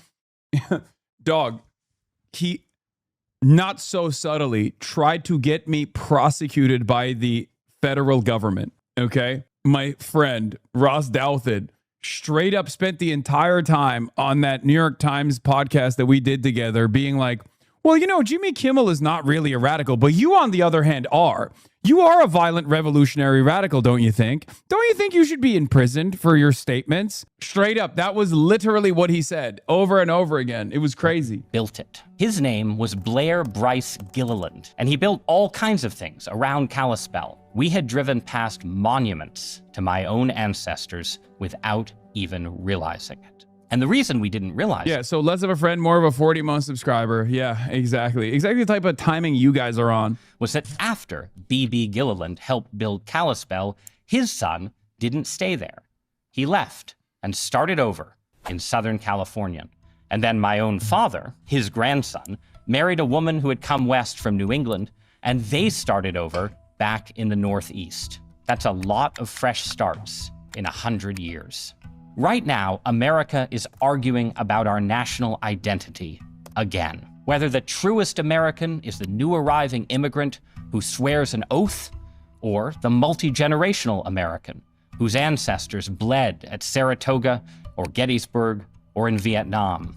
My family, on both sides, has been in this country for a very long time. So maybe it's not surprising that I think there's a way of being American that's a cultural inheritance.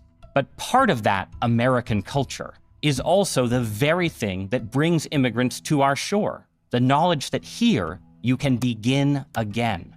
Not just once when you leave behind an old world identity, but over and over, across multiple generations. We need that spirit of new beginnings now.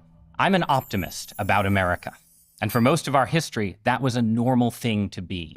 But these days, optimism can seem in short supply. Americans are polarized as never before. We're pessimistic about technology and afraid of various apocalypses. And yes, I don't think there's any country in the world that's better off than we are right now.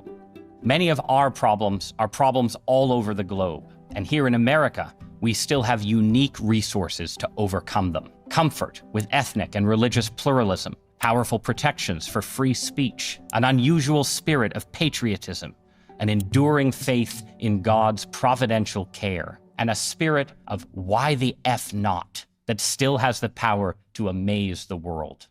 One of the lessons of the last few difficult decades, I think, is that Americans are just not made for stasis and stability. Tell Americans that they've done everything important already, that the frontier is closed, and the only question now is how to divide our riches equitably or make sure that our achievements are sustainable. Of course.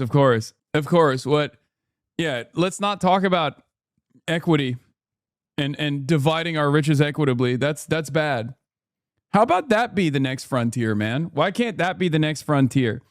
All this lip speak and he's a conservative. Yeah, I mean, that's what he is. He's always been the reasonable conservative. That's the position that he occupies at the New York Times. And the New York Times loves guys like this. They love this shit. A person who speaks for no one, okay? A person with a constituency so marginal, so tiny, that sometimes you think to yourself, who is this man speaking to? Like, I don't know. I don't know who is the audience for this. That's like, I'm a conservative, lifelong Republican voter who also now believes that, you know, the Democrats have gone too far. They're too woke. They should be a little bit more normal so I can vote for them. His constituency is Sarah Longwell. Yeah, Bulwark. And they will tune out, turn on each other, fall into despair. But I'm here to tell Americans that a heroic age is still ahead of us. That the frontier is open. Who believes this? Like, actually, I don't think even the most like rabid of Trump supporters unironically believe this right now. I mean, their heart's not in it. Their heart's not in it. Look at America 250. It's a perfect depiction of where we're at. Okay? Even the hogs have basically realized, like, this is not great. You know what I mean? Who is positive about the future of America right now? I mean, there's polling conducted on the matter all the time. And we're at an all-time low as far as like patriotism goes. For the first time ever, Americans feel less patriotic about their country than some fucking European countries are. And European nations have always historically never felt patriotic. It's ridiculous. Patriotism works if there's something to feel patriotic about. If we got numbers that we can point to. Especially the last 30 years has only created a downward spiral for average Americans, unlimited war and bloodshed, for blood and soil, and for coffers that and wars that yield tremendous bounty, not for the Americans necessarily, but for a handful, just a tiny, increasingly smaller number of demigods. Yep. American pride falls to 25-year record low. 43% of the U.S. say they display the American flag outside of their home. The extremely/very proud number is at 53%. The extremely proud is at 33%. It's still fairly high, by the way, obviously, in comparison to like where it probably should be, all things considered. But in the most propagandized country on the planet, yeah, post 2001 bump, post 9/11 bump, yeah. The United States of America were founded by wealthy slave owners and Arch Stewart reactionaries who rejected their monarch because he couldn't prevent Parliament from taxing their colony, whose violent settler peasantry just wanted to continue murderously expanding their frontier. They were one of the last countries to abolish slavery and didn't become a formal democracy until the 1960s. Their advantage of being a freer and more open society was short-lived, and their attempt to build anything resembling a social state crumbled. Instead of a society of mass affluence, they ended up with a barbaric carceral system of historically unprecedented proportions, a top-heavy, rapaciously extractive economy, a state thoroughly captured by oligarchic interests. The last decades have been marked by America's centrality to nearly every damaging social, cultural, and ideological trend. It continues to export its accelerating domestic psychoses to the world. Yes, this is definitely 100% true. We do export our brain rot. It has become the ultimate destabilizing hegemon, blundering around like a dying ogre, ever swelling a mountain of rotting corpses. America isn't the cause of all ill in the world, but the increasingly nihilistic zero-sum social culture of a contemporary capitalism that is ramified into every corner of society is fundamentally American, and the umbilical cord is very much still attached. There's still no post-American world, but with a little luck, there will be one day. Happy 4th of July. It's a fairly negative read, I would say. You know, we're working on it. We're working on it. Oh my God, we are the John Fetterman of the world. I mean, it's true. We really are. We really are the John Fetterman of the world, stumbling around and also exporting our brain rot to every single fucking country. Dog, when I saw those Charlie Kirk, the Charlie Kirk meetups in South Korea and Japan, and I saw the far right in Japan and South Korea wear MAGA hats celebrating Charlie Kirk, I was like, it's over. It's done. Okay. This man was doing rallies in South Korea, and the South Korean far right were like, yep, that's our guy. We love MAGA. Make America great again. It's like, bitch, you're Korean. What do you mean make America great again? And once again, there is the high frontier of space travel, the moon within our reach again. Mars may be coming closer every day. There are territorial frontiers here on Earth that could be opened. If Albertans or Cubans or Australians would like to be... Oh my God, he's such a nasty little freak for this. Oh, really funny, dude. I mean, this is unironically going back to the point that, you know, that other negative read on, albeit true, but negative read on America and its mark on the rest of the globe represents. This is that mentality. Americans, maybe they should be. Taking Greenland by force is madness. Seeking Greenland in a fair exchange is as American as, well, the great state of Alaska.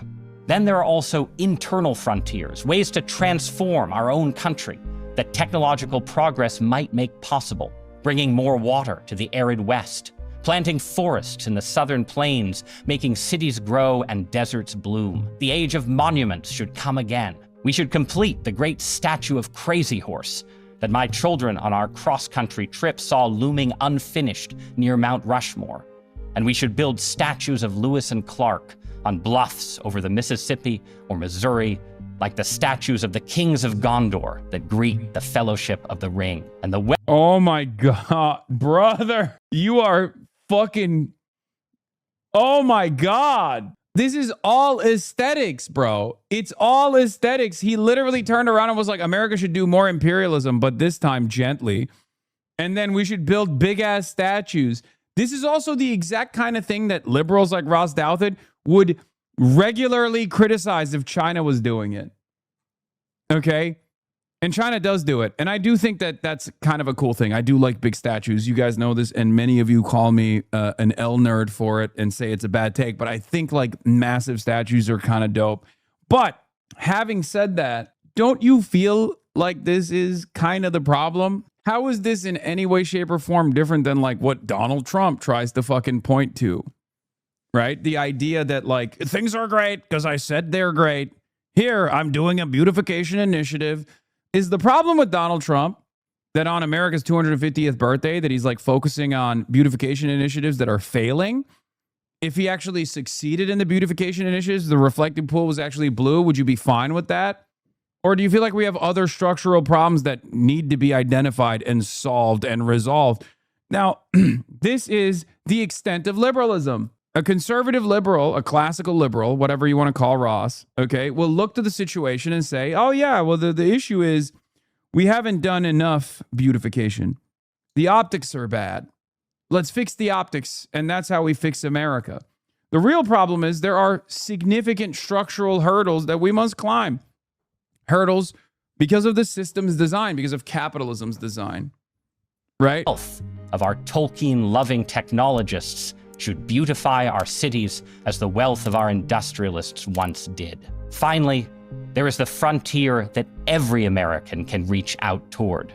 Yeah, there's a reason why our wealthy industrialists don't do that anymore, because they don't need to, because they own all of the avenues of communication and they can just tweak the algorithm to make you a servile little piggy slave to them, as Elon Musk has done on Twitter, or also known as X, the everything app. They don't need to do that anymore. They just control our brains. Which is the future itself, open to everyone who resists the false sense of human obsolescence. America began in revolution. It's so funny. He's just like, why won't these titans of industry behave like the previous titans of industry at a time when there was unprecedented levels of wealth inequality that led to the Great Depression, okay?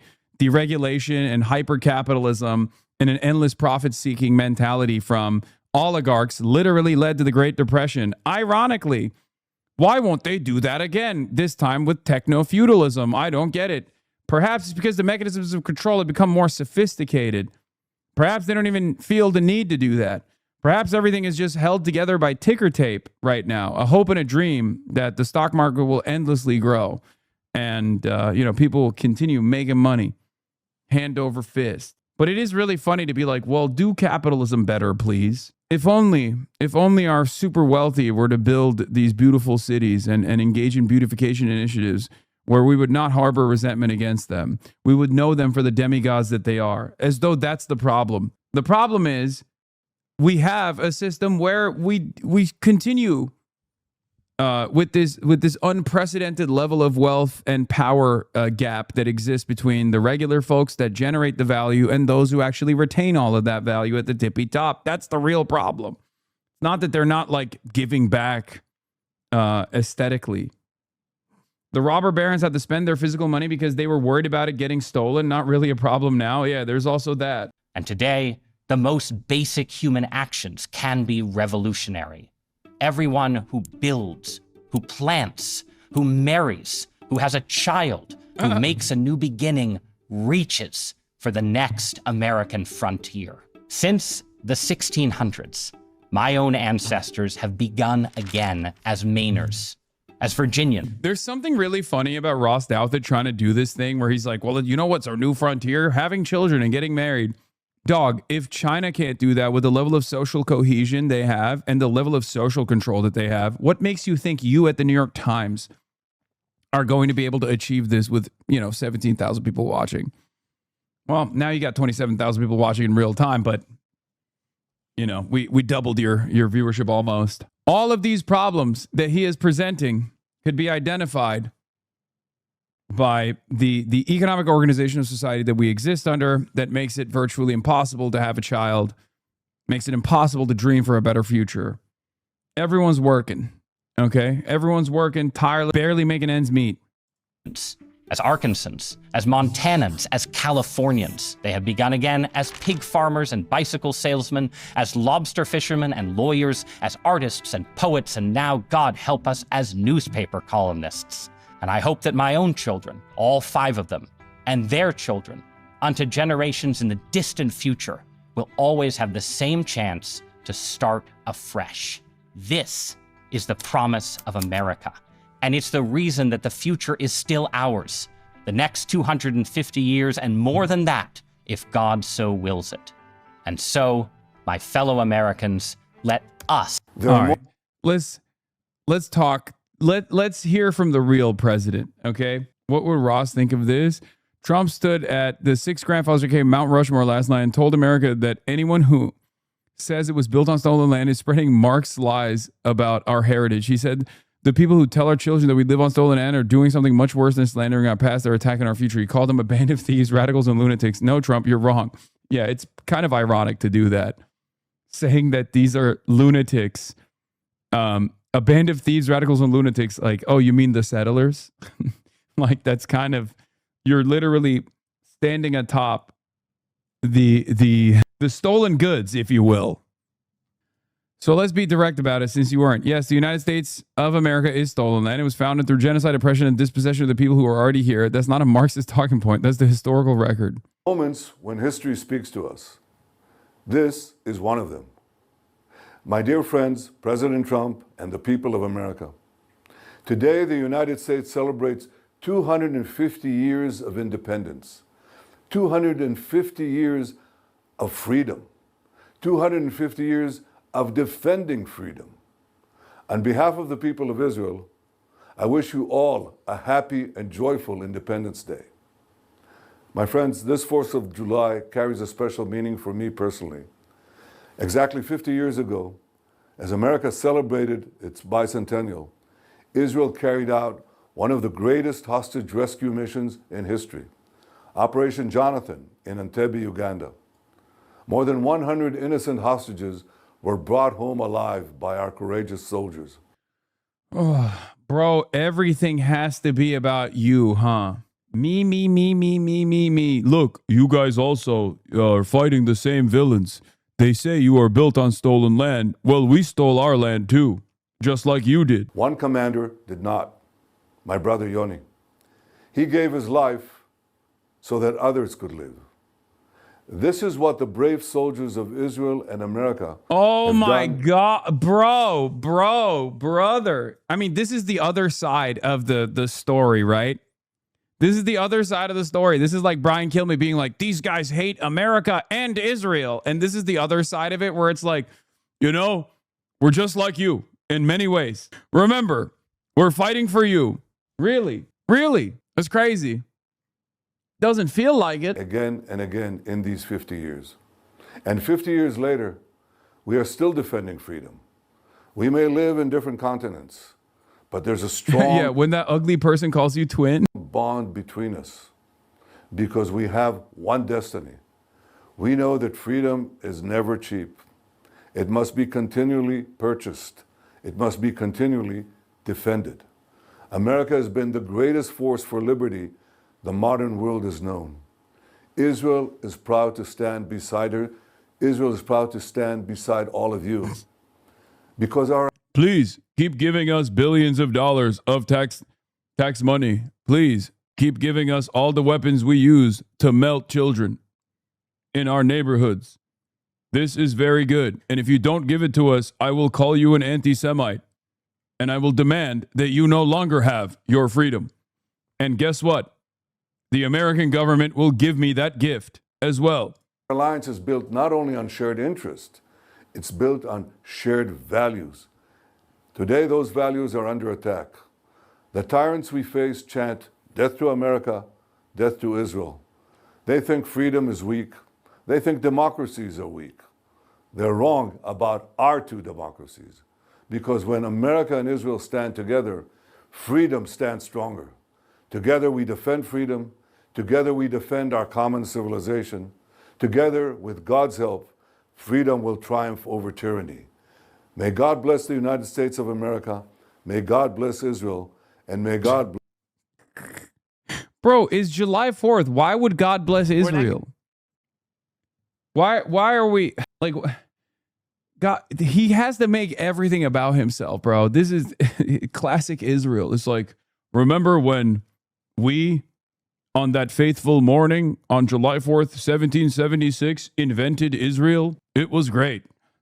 We did that. They should call it the Israeli Revolution. Arab Square, so Revolution Square in the heart of Tehran, where they've just unveiled this new monument to the late Ali Khamenei, the late supreme leader of Iran, whose funeral begins now this weekend, with his ring on it, flanked by 2 missiles. So a symbol, if you like, of resistance and defiance after this 4-month war that has left Iran badly damaged, that took his life and the lives of many others, but has left his government still.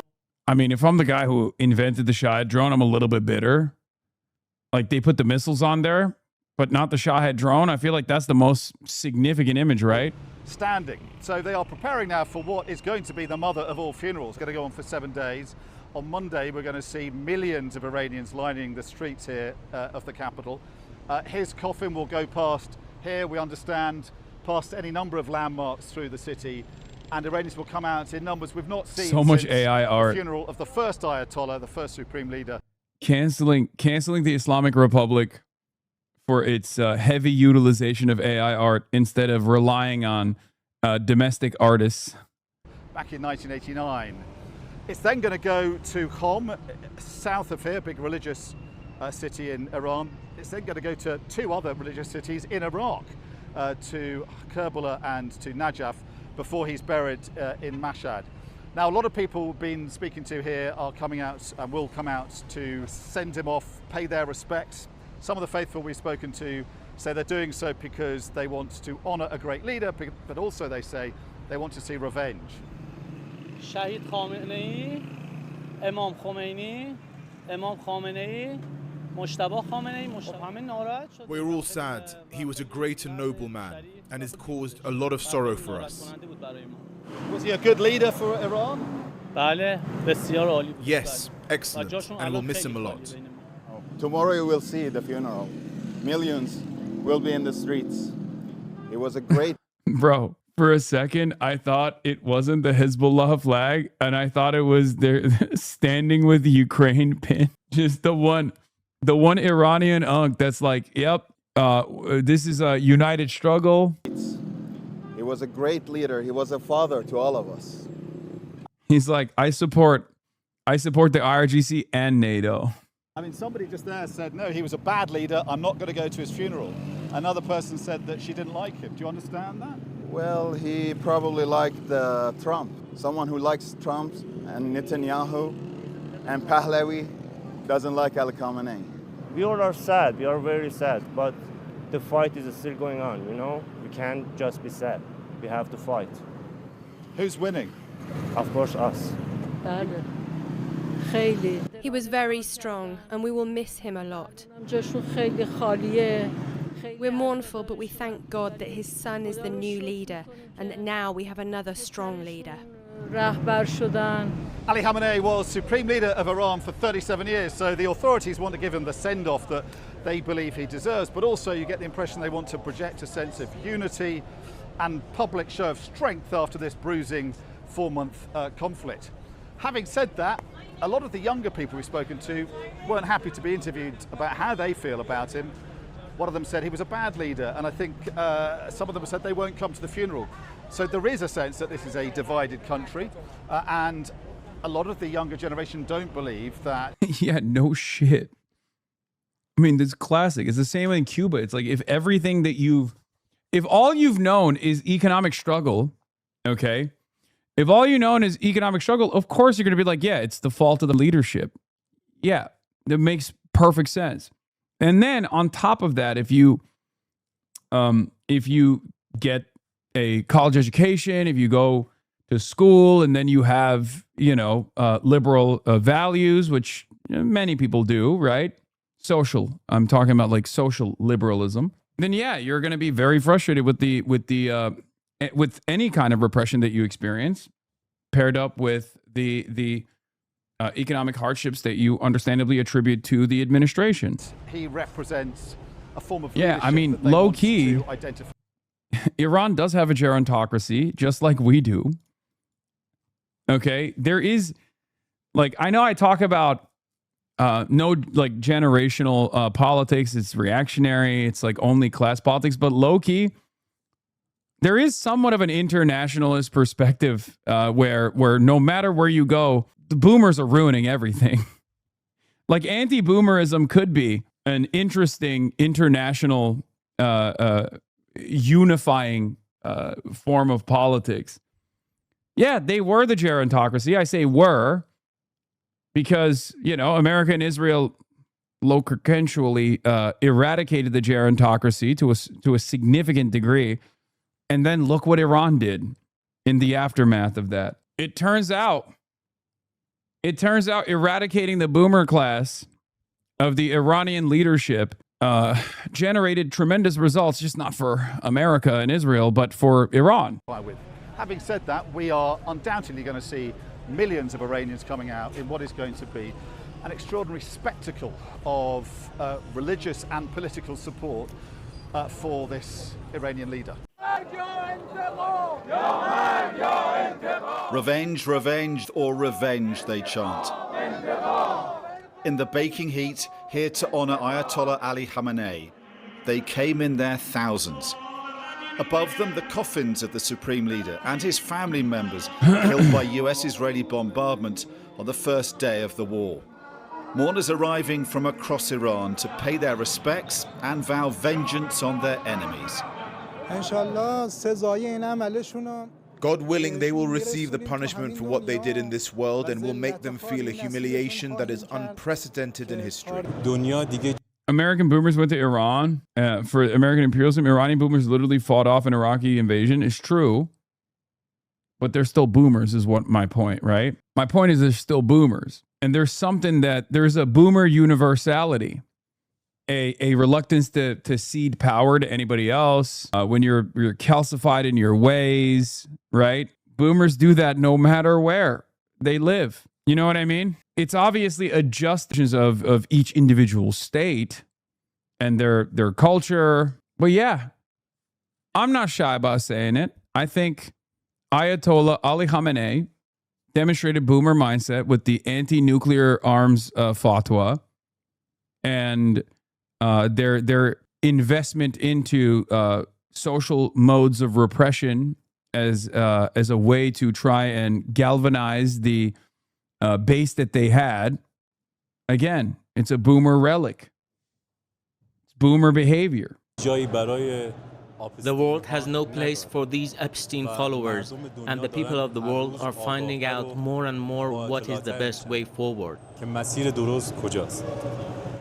Millions are expected for a week of funeral ceremonies in at least 5 cities in Iran and Iraq. An outpouring of grief on a scale we haven't seen here in decades. Some of it ritualistic, some more personal. Bidding farewell is very difficult. I cannot explain my emotions. Ali Khamenei was the only leader many Iranians ever knew, and his rule has defined this country for more than 3 decades. These are the faithful out in force to honour the memory of their leader that they say was martyred at the start of an illegal 4-month war. Their government hopes to send them. Oh yeah, they had there was a short recitation from the Quran for all the foreign delegations, and it was a way to dunk on different delegations and like their performance, I guess. At least that's what I saw on Twitter. They did a Quran diss track for like the Gulf, with the exception of Qatar, and then they obviously glazed the Houthis. It's very interesting stuff. They love their poetry and symbolism over there. I heard Drake was on there too. Look, foreign delegations fought past the coffins of the slain supreme leader and members of his family. Each delegation is escorted into the hall by a brief military march, and there's a short recitation from the Quran. Perhaps it's merely a coincidence or perhaps an intentional message from Iran to the Saudi delegation, but the verses selected for their arrival are striking. They carry an obvious pointed symbolism. The passage alludes to the Battle of Badr, fought on March 13th near present-day Saudi Arabia. There, the Prophet Muhammad led roughly 313 Muslims against a Meccan force about 1,000. Despite being vastly outnumbered, the Muslims secured a decisive victory, which Islamic tradition attributes to divine intervention. The verses read, "There was certainly a sign for you in the two armies that met in battle, one fighting in the cause of Allah and the other denying him. The believers saw their enemy as twice their number, yet Allah strengthens with his support whom he wills. Surely, and this is a lesson for those with insight." Message of unity in defiance to its enemies as this war remains far from resolved. They may have waited for an end in fight either, but there is a strong sense here of unfinished business. We are sad, and it's a great sorrow, but our message to America is you can't do a damn thing. What do you think you've achieved by killing our leader? Our leader has grown young. Many, though, may not join the mourners in this deeply divided country. Elsewhere on the streets of Tehran, people critical of Khamenei told us he should not be honoured, but wouldn't speak on camera.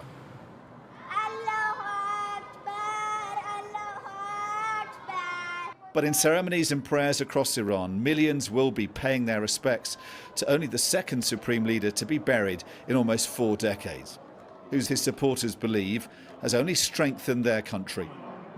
Dominic Waghorn, Sky News, Tehran. This is the Grand Musalla of Tehran, which is today hosting the first day of public farewell ceremony to the Iranian Supreme Leader Ayatollah Ali Khamenei, who was... What was the verse they chose for Turkey? Does anyone have the different verses? There was a summarization I read about the different verses that they chose for the different countries. Here. Saudi Arabia received a verse about 2 armies meeting in battle, one believing, one not. Turkey got a verse elevating those who fight over those who sit. The Lebanese government heard a verse about people refusing to sacrifice if asked. Hezbollah was told, do not weaken or grieve, you are superior. Hamas receives the verse honoring men who fulfilled their covenant with God. Some have died, others are waiting. Yemen's Houthis got a verse praising believers who fought without weakening. Qatar received a verse about forgiveness and divine favor, read as a nod for its mediating role. Anyway, let's hear from Real Time with Bill Maher, the J.D. Vance interview that just came out. He is Vice President of the United States and author of 2 #1 best-selling books, Hillbilly Elegy, and the one that's out now, Communion, Finding My Way Back to Faith. J.D. Vance, our Vice President. How are you? Dude, I'm sorry. Even if you're paid to be there, in Los Angeles, California, you're sitting in a paid live audience and you're clapping for Vice President J.D. Vance. You're disgusting. Yeah, liberal program, by the way. This guy's supposed to be the reasonable liberal. Hello, I'm the reasonable liberal, Bill Maher. And as a reasonable liberal, I'm going to talk to the vice president and glaze him. Come on. Not bad. Do I have the nicest crowd? I'm sure it's the only applause I'll get, but I'll take it. No, I'm just glad you're talking to me. You know, I mean, I say it every time when the Republicans come here, they take their beating like a man. It's the people I vote for. They're the ones who won't talk to me. That's odd, isn't it? It is very odd. I mean, and I promise. Well, like this new woman who was elected in New York. Do you think she'll come on the show? Oh, I know you want. No, I can't get AOC. I can't get Mandami. I couldn't get Kamala Harris. You know, it took me 8 years to get Obama. Anyway, let's not talk about my problems. Oh God, this guy, everything is downstream of his own personal animus and resentment. Like everything. A guy utterly devoid of having moral conviction. A guy that doesn't even have like a discernible ideology. He's just like, are you nice to me or do you annoy me with your existence? God. And I promise this is going to be a lot easier than talking to the Iranians. Or even more, The View. The question is whether it's harder than The View. That's right. But look, you're negotiating for America. I'm rooting for America, so I want success here. But, you know, you come out of these meetings, I heard sort of the same thing. I've heard a lot of talk about, heard it so many times before. Why is this different? Why isn't it bullshit this time? Well, I'd say the most important thing, Bill, is that the people who judge whether the oil is actually flowing, they judge this as a success, right? So if you look at oil right now, it's back down to $73 a barrel, got up to $126 a barrel. So there's a signal that there's something real going on here. I think the second, Bill, is whether we make the final deal, because you have to remember this MOU is fundamentally, it says the straits are going to be open, the oil is going to flow. We're seeing that happen already. It's also a ceasefire, which, as you pointed out, is always going to be a little messy when you're dealing with the Iranians. But if we make the final deal, then great. If we don't make the final deal, their nuclear program is still destroyed. They're still much weaker as a country. So my attitude is America wins either way. But I do think that what the president has done is asked us to do something that, frankly, nobody in 47 years of dealing with the Iranians has done, which is offer them an opportunity to fundamentally transform how they behave with the West. They've been the largest state sponsor of terrorism basically since they began as a nation, or at least as an Islamic republic 47 years ago. He's saying, look, if they're willing to change, we're willing to change too. If they're not willing to change, we still fundamentally have all the cards, and I think it's a good place for us to be. But their program isn't destroyed. The nuclear program isn't destroyed. I mean, I don't know any of our objectives. And look, I said what part is not destroyed? Well, we didn't get in there. The whole thing was we have to get in there and see. Otherwise, we wouldn't be doing this. Well, let me say, no, we didn't. First of all, so a nuclear program, and I'm hardly a nuclear scientist. Dude, they're the same guy. I just realized, like, they both have, like, they are generationally divided. I think, like, Bill Maher represents, like, annoying boomer, the annoying boomer elitist, and he's the annoying millennial. They're both liberals. They're both annoying. They both constantly go, they're the same guy. I just realized it's the exact same energy that I hate. Smarmy elitist grifters. One's a boomer, the other one's a millennial. Holy shit. I'm a lowly politician. But the thing that you have to destroy is their ability to enrich uranium, which has been destroyed. You have to destroy their ability. Yeah, I just realized I'm twinning with this piece of shit. Red tie, American flag, blue jacket. I do have a DSA pin, though, and a USSR tie clip. Functioning centrifuges that can actually spin. All the talk we got to get in there and we got to get the dust. Okay, and we didn't get in there, so how do we get the dust? So that's actually a separate question. So there's the highly enriched stockpile, which, by the way, was allowed to accumulate over 20 years of previous administrations. That enriched stockpile is something that we want to get. But, Bill, if we never get it, and the president wants it, and we are going to get it, but if we never got it, it's buried deep underground, and they don't have the ability to turn it into a nuclear weapon. So the program is functionally destroyed. We're just talking about, can we set them back even further through these negotiations? Okay. I only have limited time with this, so I want to move on to other topics. I want to tell you what people have been saying to me. I tell them, you know, people get excited. Wow, you have the vice president on? I'm pretty impressed myself. I'm very excited about this. You know, I had Pence on. I've had both his vice president a couple of weeks ago. Pence was here. I'm killing it with the vice president. Okay. Yeah, okay. What did you talk about with Mike Pence? Sex, drugs, and rock and roll? I don't know. There's who is a JD head? I'm begging. I need to find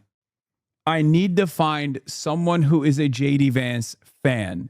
Sincerely, not like, oh, I like Trump and he happens to sit next to him, so I have to like him too. Like, who is a fan of this guy? Yeah, his mom is not a fan of him. I guess Tucker Carlson and Peter Thiel, but I don't even think Peter Thiel's a fan of JD Vance. I think Peter Thiel is just like, that's my slave. That's my blood boy. The Elon Musk fans, ironically enough, gross.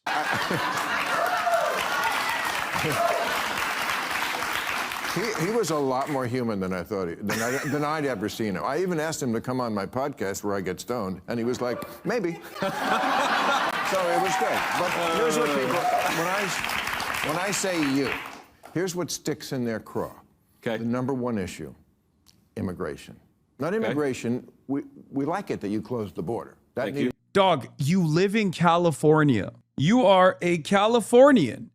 What the do you mean we like it? Who's we, bitch?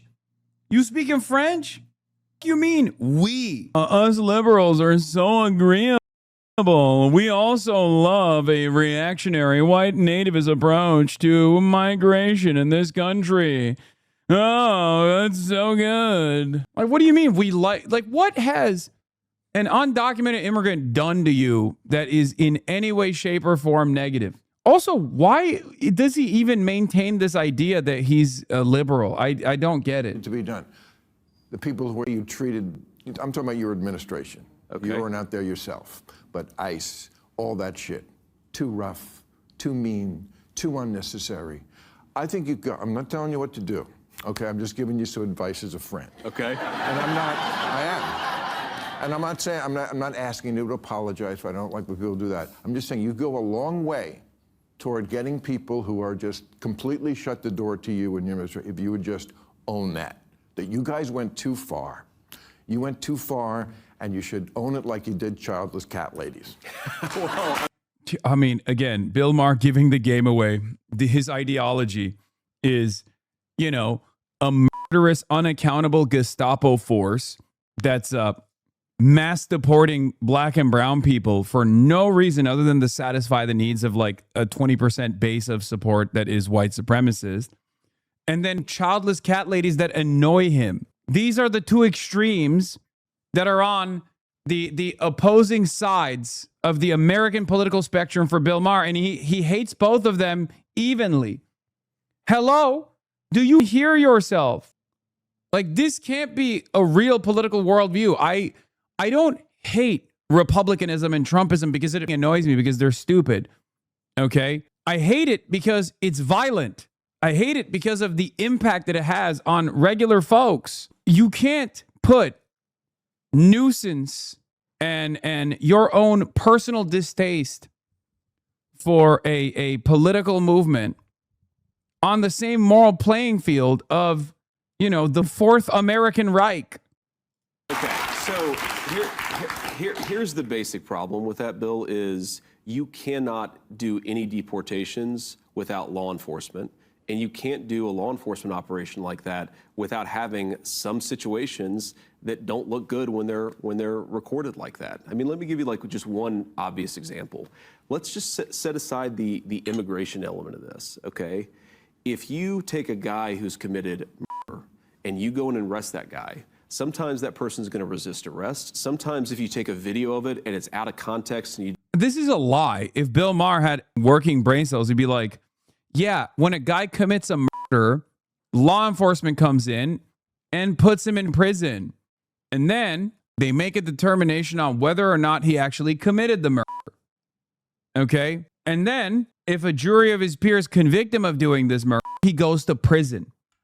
If his legal status is undocumented, okay, you can make the additional determination by the Department of Homeland Security on whether in prison or you should get a free ride home.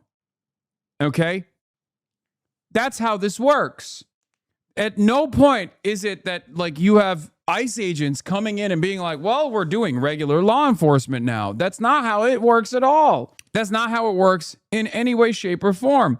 We have regular law enforcement and the regular court system to determine whether or not undocumented or documented migrants or natural-born U.S. citizens, which happen to be the overwhelming majority of violent crimes on U.S. soil, of course, happen to be responsible for that. But, you know, that's besides the point. Bro, your mad annoying law, I know, I should instead just lean into fucking dumb racist bullshit to be like, yeah, that's right, ICE is actually doing a great job. They should just be a little less violent. Yeah, my job is to fucking educate people. Even if you are unwilling to be educated, you might accidentally learn something in the process of fucking sitting around in this chat. What do you want me to do? Lie to you?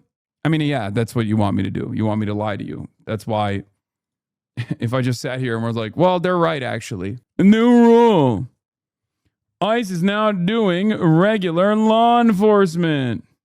You called it, Lamau. What is this? MAGA is saying that the white nationalists marching on Washington, D.C. today were federal agents. They're not condemning it. They're saying they were feds, or saying that they were Democrats in disguise. Yeah, he just wants me to sit there and say, yeah, based. I don't get it. I don't understand why people would. There is no world where if I am encountering new information where I just like fucking sit there and go, oh, fuck this. I'd rather not know the truth. You know what I mean? ICE doesn't operate as a regular law enforcement agency. They don't have regular law enforcement. They don't have a regular law enforcement job. Okay? Maybe you didn't know this. Hopefully you learned. Hello, fake feminist Diddy party goer. Hasan, didn't you go to Diddy parties? Hello, fake feminist Diddy party goer. Look at this guy. Germa better, Germa better, Germa better, Germa better, Germa better, in my opinion. Happens to men too. I come here for horrible takes. This is what I don't understand. How are you a Germa fan, but then you also fucking say dumb shit like this? What are you yapping about, Chud? W tanks, tanks go fast. That's the point, you bozo. White equals racist, of course. Shut the fuck up already. I love Germa. How can you have your mind warped this much? How can you get one-shotted by like some of the most reactionary, some of the most toxic fucking forces on the internet this much while simultaneously being a Germa fan? Germa would fucking hate you, chatter.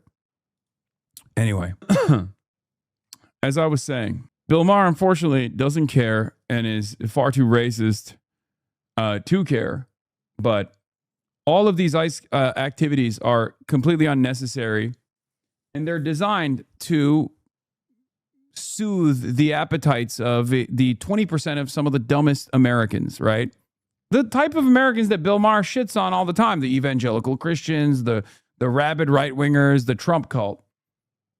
Bill Maher doesn't realize that he's actually leaning in to a albeit very violent, but simply symbolic initiative to make those guys happy and saying he likes it too. So I guess in spite of your education, in spite of your many, many years of, living in Hollywood, being this like liberal elite, you actually believe those Jesus freaks. You agree with those Jesus freaks. Don't appreciate why that person is being arrested in the first place. It looks pretty icky if you take that out of context video clip. And what I worry about is when people say you can't ever do immigration enforcement if it produces a bad video clip, what they're really saying is you can't ever actually do immigration enforcement. We had 12 million people come into the country, into the interior over the last 4 years, or I should say from 2021 to 2025. And we were elected with a mandate to get some of those people out of the United States of America. Sauceless. You can't do that easily. Law enforcement deporting people is never an easy process. So I appreciate your argument that we've gone too far. Yeah. ICE agents being deployed by the thousands into, Democratic-run cities exclusively as a show of force and then murdering American citizens in the middle of the day is just simply icky. No, motherfucker, that's not icky. That's a stress test for the Gestapo. But we couldn't do nothing. And I don't think there was an easy way to do this. Of course. There's a middle ground. See, the other thing that bothers us about... God, I fucking hate... Oh, my God. Bill Maher is the absolute... First of all, Bill Maher doesn't represent true American liberalism. To help you understand this, I know that we say like, oh, fuck, like this is classic liberal. What a fucking annoying nuisance, whatever. This is a very specific liberal tendency that only exists on Twitter and in mainstream outlets. Because the reality of the matter, and also in Washington, D.C., the reality of the matter is, by and large, most liberals all around the country, especially where ICE activity was initiated, were unbelievably frustrated. They went out by the thousands. They went out in massive numbers to protest against ICE activity in their neighborhoods. There's plenty of polling conducted on the matter as well. Liberals did not fuck with this ICE shit at all. Okay, so when we're talking about like regular people, regular folks, working class folks, seeing their neighbors get kidnapped in the middle of the day, they did not like it. There was no like, oh, let's find a moderate middle ground where we can do some deportations and then that's fine. That's not the average liberal's position at all. I need you to understand. So like Bill Maher is not actually even channeling the frustrations of the broader base of support for the Democratic Party. This is also important to recognize when we talk about like the unbelievable enmity coming from people who consider themselves to be normie liberals, who are right-wing Democrats and consultants alike on Twitter. They do not represent a real constituency. If anything, the real constituency is far closer to our worldview than they are to Neera Tanden's worldview. Okay? That's part of the reason why they're actually very frustrated right now, because these Democrats are going out in the primaries, Democrats that have voted Democrat, vote blue no matter who their whole lives, and they're excitedly voting for Democratic Socialists. That is the thing that frustrates these people unlike anything else, because it betrays this worldview that they have represented as one born out of sincere electability arguments, a worldview that must be defended, this overzealous third way neoliberalism that they're paid to defend. Now there's a popularity contest that is disproving their perspective. And they hate that. Stuff like that is that nothing ever lands in the middle, which is what I'm always trying to get people to do. I thought you were crazy liberal. Because you don't watch the show. You should watch the show. I actually do watch the show. I laughed my ass off backstage. That was a good monologue. Even though you were making fun of me, I kind of liked it. Yeah. It was fair. Yeah, I know. Oh, he knows exactly how to fucking tug on Bill Maher's heartstrings. Oh, I loved it. I thought you were a crazy liberal. It turns out you're one of the good ones. Oh, that's it. That's literally it. That's what he wanted to hear. Oh, the rest of this is going to be a glaze sesh, I assume. Someone in your administration who watches the show. Because I always hear about it. Okay. You're right. The second lady, she's a big fan. Second lady's a big fan of Bill Maher. But what we hate is that the pendulum never lands in the middle. You're right. Biden did let in too many people. And it just boggles the mind why he did that. But then it has to go all the way to the other side. Always. Nothing can ever land in the middle. Did they go too far? Probably in the Pentagon with... What? What are the negative consequences?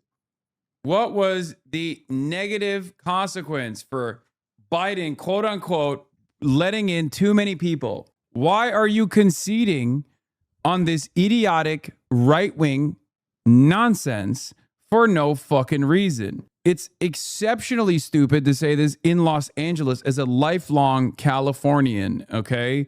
What are you talking about, dude? Why can't we have a real conversation? Why can we never actually have a real conversation about this? Be like, what is it?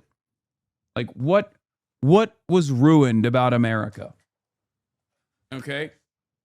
What happened? Too many people came in. Okay. Explain to me what, because there were issues that were born out of literally kidnapping and trafficking these people across state lines illegally, as Governor Greg Abbott did, specifically to gum up the works, specifically to ruin the chances of a lot of asylum seekers and their opportunity to get their day in court, in immigration court. DEI and... Yes, and now Pete Hegseth is like firing DEI. Everyone who's not whiter than an albino. No, he's not. Come on, Bill. It certainly looks that way. Well, Okay. but Bill, this is... You've got to be... Nothing lands in the middle. I disagree with that. I think sometimes things do land right where they should, but just you take this story about Pete Hegseth. Obviously, I'm biased. I like Pete, but if you look at the actual promotions that we've done, there have been a lot of people from all walks of life. There have been some high-profile people where he said, you know what, I don't think that they merited a promotion, but the idea that we're not promoting minorities in the Pentagon under Pete Hegseth, it's just not true. And I do think that sometimes your criticism is things don't land in the middle, and I understand that. Sometimes the problem is the media reports things in such a way where they actually obfuscate or conceal the truth rather than reporting what's actually going on. Of course they do. They all do. That's why you have to read both sides. Yeah, well, like, my recommendation is if you read a news story and it says something bad about me, you should disbelieve it. It's probably lying. Whereas if you read a news story that says something nice... Right. That's one way to look at it. But, okay, but I'm just trying to help you with your issues. Because I'll tell you something. You, me, and 100 friends. This is like political therapy. Because I'll tell you something that I don't think I've ever said, but what happened this week, but the thing I'm sure you want to talk about, we're going to talk about on the panel, but the Democratic Socialists. I'm actually here to talk about my book. I want everybody I know, to we're going to get to it. We're going to get to it. But it's called Communion, available wherever books are sold. But just one more thing about this, and then we'll get to the book. Okay. Okay. Like, if this is where the Democratic Party is going, where this Democratic Socialist, this obsession with Israel, with the Jew hating, with they don't believe in capitalism, no prison. Oh my God. Oh my God. I had the vice president of the most reactionary American administration on my show to agree with him about how the left has gone too damn far. If this is where they're going, my vote is in play. Okay. And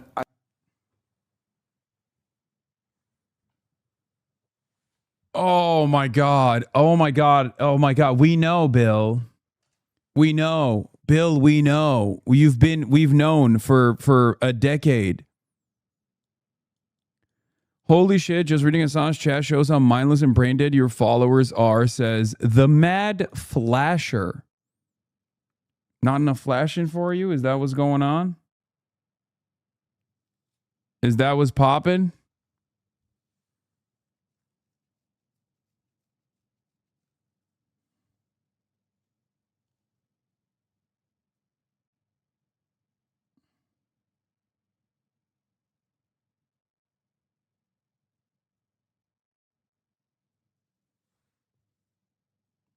Bill going from resistance lib to MAGA is so funny, Lamont. I know. Expected. It actually always has been. I just, every year, I don't make my decision by who was an R or a D. I actually always came to the conclusion that the Democrat was probably better. Sure. And voted for them. Okay. And Trump can't run again, and he'd be a little too exciting for me anyway. So it's either going to be you or Rubio. Here's my deal breaker for your side. Okay. Okay. Under Trump, you guys have two outcomes that an election can be. Either we win or they cheated. That shit has to stop. And that means the person who has to stop it would be you or Marco. Can you tell me you will do that? Will you bring us back to the middle, at least on that, where we concede elections, where it's not either one of those two options? Okay, Bill, so this is where I'm probably going to lose you here, but here's... That happened about 8 minutes ago. Look, I don't think that we should not concede elections, but I don't think that's what's going on. I think that if you go back to the... He is going to excitedly vote. Given the way things are going, where the Democratic Party is like having to... the Democratic Party is now having its reckoning, right? Being forced to identify certain issues that the base wants out of them. Bill Maher... Lucky for us, he doesn't represent a real constituency, but Bill Maher and numerous other figures in the media are going to be excitedly voting for J.D. Vance or Marco Rubio. Okay? That's it. I'm telling you right now, if it's like an AOC or AOC style figure on the Democratic Party side, Bill Maher will actively and excitedly and openly vote for the Republican, whoever the Republican is. Okay. Who watches Bill Maher besides you? I think a lot of boomers still watch this fucking asshole. They don't agree with him, but they still watch him. They don't agree. Like, there are a lot of people who are liberals themselves who, they're old and they think like the woke left has gone too far or whatever, but they'll still vote for the Democrat. They'll never vote for the Republican. Bill Maher is not one of those people. He's an unbelievably wealthy piece of shit. He will do it. He will vote for the Republican. You'll see. Yeah. Jonathan Chait. Why liberals should support a Trump Republican nomination. These guys are all, I wouldn't even say Pino.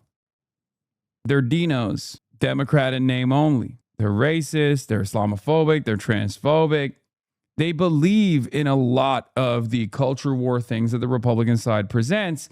They just can't come to terms with being called a Republican because their whole lives they've been like, Republicans are stupid.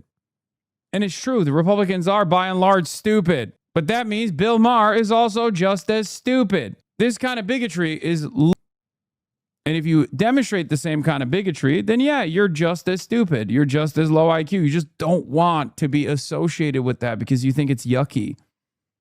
You think it's a sign of low intelligence. The problem is you have that exact same sign of low intelligence. President's core argument, he was making an argument about problems that existed in 2020.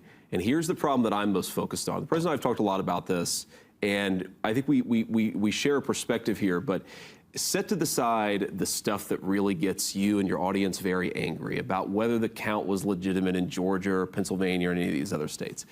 Is it true that large technology companies some of whom have financial interests that exist outside the United States of America, were they censoring information in the run-up to an election? And set to the side the stuff, again, the Georgia stuff, but that was litigated. Dominion, the Fox News paid us. Bill, I'm trying to make the more middle ground argument here. The biggest criticism I had of the 2020 election is that you had technology companies that were quite literally censoring negative information about the left and promoting negative information about the right. So in a fundamental sense, like if the First Amendment says that we have a free and open debate and then the American people judge based on that free and open debate, the sense in which I think the election in 2020 was rigged, I'm sorry, is that you had technology companies that were... Dude, come on, dude. He won't even concede on the one thing. He won't even concede on the one thing, dude. You're like, come on, come on. Come on, I'm begging. I want to vote for you. Just tell me the election wasn't stolen, which, by the way, it wasn't, okay? Obviously, it fucking wasn't stolen. It wasn't stolen when Trump won, and it wasn't stolen when Biden won. J.D. Vance knows this, okay? J.D. Vance fucking knows this. I'm sorry. He went to Yale, okay? Of course he knows this. He was a huge libtard most of his fucking life. He knows that shit wasn't stolen. He just knows he has to play the role. He has to be a yuck yuck. I'm a gullible guy. I'm just like you. Well, does Yale mean anything? No, I mean I'm just saying he's a fucking Yale libtard chatter. Okay, of course he knows. He knows how to read. Okay, he is literate. He knows how to read and he knows how to write. He's just playing the role. Oh, I'm just a country bumpkin. Ooh, sure. And it's so funny that he's just like, I'm just a local hillbilly, right? When will Hasan admit Trump stole it? 2024 election spectator? Come on, man. Please. Putting their thumb on the scale in a way that completely obliterated the real open exchange of ideas. Now, by the way, it didn't happen in 2024, but it happened in 2020, and it was a problem. Well, you're going to get a big pat on the back when you go back to the White House. All right. Let's talk about your book, Communion. I think it's very interesting because, you know, I always want to talk about what people have in common. I used to be Catholic. You're a Catholic now. That's right. You used to be an atheist. I'm an atheist now. So we've been over to the same ground. Yeah, that's right. And you were born a Baptist. This is about your spiritual journey. That's right. Which is really interesting. And by the way, well, very, very personal. Yeah. It reminded me a little of Gavin Newsom. He has a book here, and I was very... Really? Bill Maher, the atheist guy, is giving credence to the adult convert? Hello? What the fuck? Oh my God, dude, just give it up. You don't believe in anything. You have no beliefs. Surprised. It didn't look like his book. Had you read his book? People bought my book. That's the difference between... No, whatever. Sorry. Was that mean? I'm just saying, that's fine. Well, I'm just saying, politicians are getting a lot more real when they write. You know, it's not like that old kind of book, you know. Sure. And it's about your moving toward the... I'm just asking why the Catholics? Why go... I didn't have a good experience with them. Why did you could have went Hindu. Your wife's a Hindu. Well, we should talk about that, Bill, in a longer setting, not just 2 minutes in front of the audience. Do the podcast. Okay, all right, we'll do the podcast. We'll get down. I'm not going to smoke weed, though. I don't want to ruin my political career even more than I've already ruined it by sitting here right now. We don't make the guest smoke. I mean, let me try to answer that question. Okay, so first of all, I think that there's a core truth of the Catholic or the Christian faith that Jesus Christ is the Son of God and that all people need grace, okay? But that fundamental truth that I believe in, I didn't land there. I didn't start there. What I saw was what I would call echoes of that truth in a lot of the people who live their lives in very, very charitable and good ways. But I think with Catholicism in particular, what's interesting about it, because I meet a lot of young Catholic converts, is they start to discover that truth because they're... Senator Mitch McConnell's wife reportedly traveled to China just 3 days after he received CPR following a heart attack. Oh, that's the other thing. Mitch McConnell's wife is obviously a Chinese. And not only that, but also has direct connection to China still. She was also, wasn't she like the transportation secretary or something? Like, what the was her job? Didn't they give her like a cabinet position? Am I crazy? What does she do? Dude, Republicans love getting away with it, by the way. It's crazy. They are, am I crazy? Did I make that up? Didn't she have a position, like a cabinet position, Mitch McConnell's wife? Let me look this up. She was named as a Kennedy Center trustee. Elaine Lan Chao is a Taiwanese American businesswoman, former government official who served as the United States Secretary of Labor in the George W. Bush administration. And then, yep, he did. United States Secretary of Transportation, the first admin of Donald Trump. I was right. A member of the Republican Party, Chao was the first Asian American woman to serve in a presidential cabinet. She resigned as transportation secretary after the January 6th United States Capitol attack. Chao was born in Taipei. They fled China as a result of the Chinese Civil War. She immigrated to the United States when she was 8 years old. Her father founded the Foremost Group, an American shipping company based in New York. Chao was raised in Queens, New York, and on Long Island, and received degrees from Mount Holyoke College and Harvard Business School. Chinese wife, CCP winning. Yeah, she immigrated to the United States when she was 8 years old. She's the eldest of 6 daughters. Unfathomably rich, I'm pretty sure. Chao attended Tsai Sing Elementary School in Taiwan for kindergarten and first grade. Holyoke, okay. Chinese baddie. I'm not going to say anything, okay? Post-Bush administration, Secretary of Transportation, other proposals, controversies. In 2013, liberal super PAC Progress Kentucky tweeted about Mitch McConnell's Chinese wife, and allegedly that's why your job moved to China. The tweets were removed following an investigation by NPR that noted Chao was a U.S. citizen, was born in Taiwan, and that the PAC had failed to file required disclosures. Similar message by a Kentucky Democrat in 2014 claimed that Chao isn't from Kentucky, she's Asian. That's crazy. Critics have claimed that her family shipping company, Foremost Groups, has ties to China. From January, this is what I was thinking of, yes. From January 2018 to April 2019, 72% of total tonnage of chartered cargo shipped by Foremost Group was shipped to and from China. During Mitch McConnell's re-election campaign in 2020, his Democratic opponent, Amy McGrath, accused McConnell of making millions from China. The Washington Post called these claims spurious and then rated them 3 Pinocchios out of a possible 4. Okay. As Secretary of Transportation, Chao appeared in at least a dozen interviews with her 96-year-old father, James, the founder of her family shipping company. Some media outlets said the appearances raised ethical concerns as public officials are prohibited from using their office to profit for themselves. Remember, guys, can you remember a time when people would make a fuss about such things? Because public officials are prohibited from using their office to profit others or themselves. Oh my God, remember? Transportation Department's Inspector General cited instances where Chao's office helped promote the family's shipping business. The Inspector General asked the Trump administration's Justice Department in December to consider a criminal investigation into Chao, but the DOJ denied the request. Federal disclosures cited by the New York Times revealed a gift Chao and her husband from Chao's father valued between $5 million and $25 million.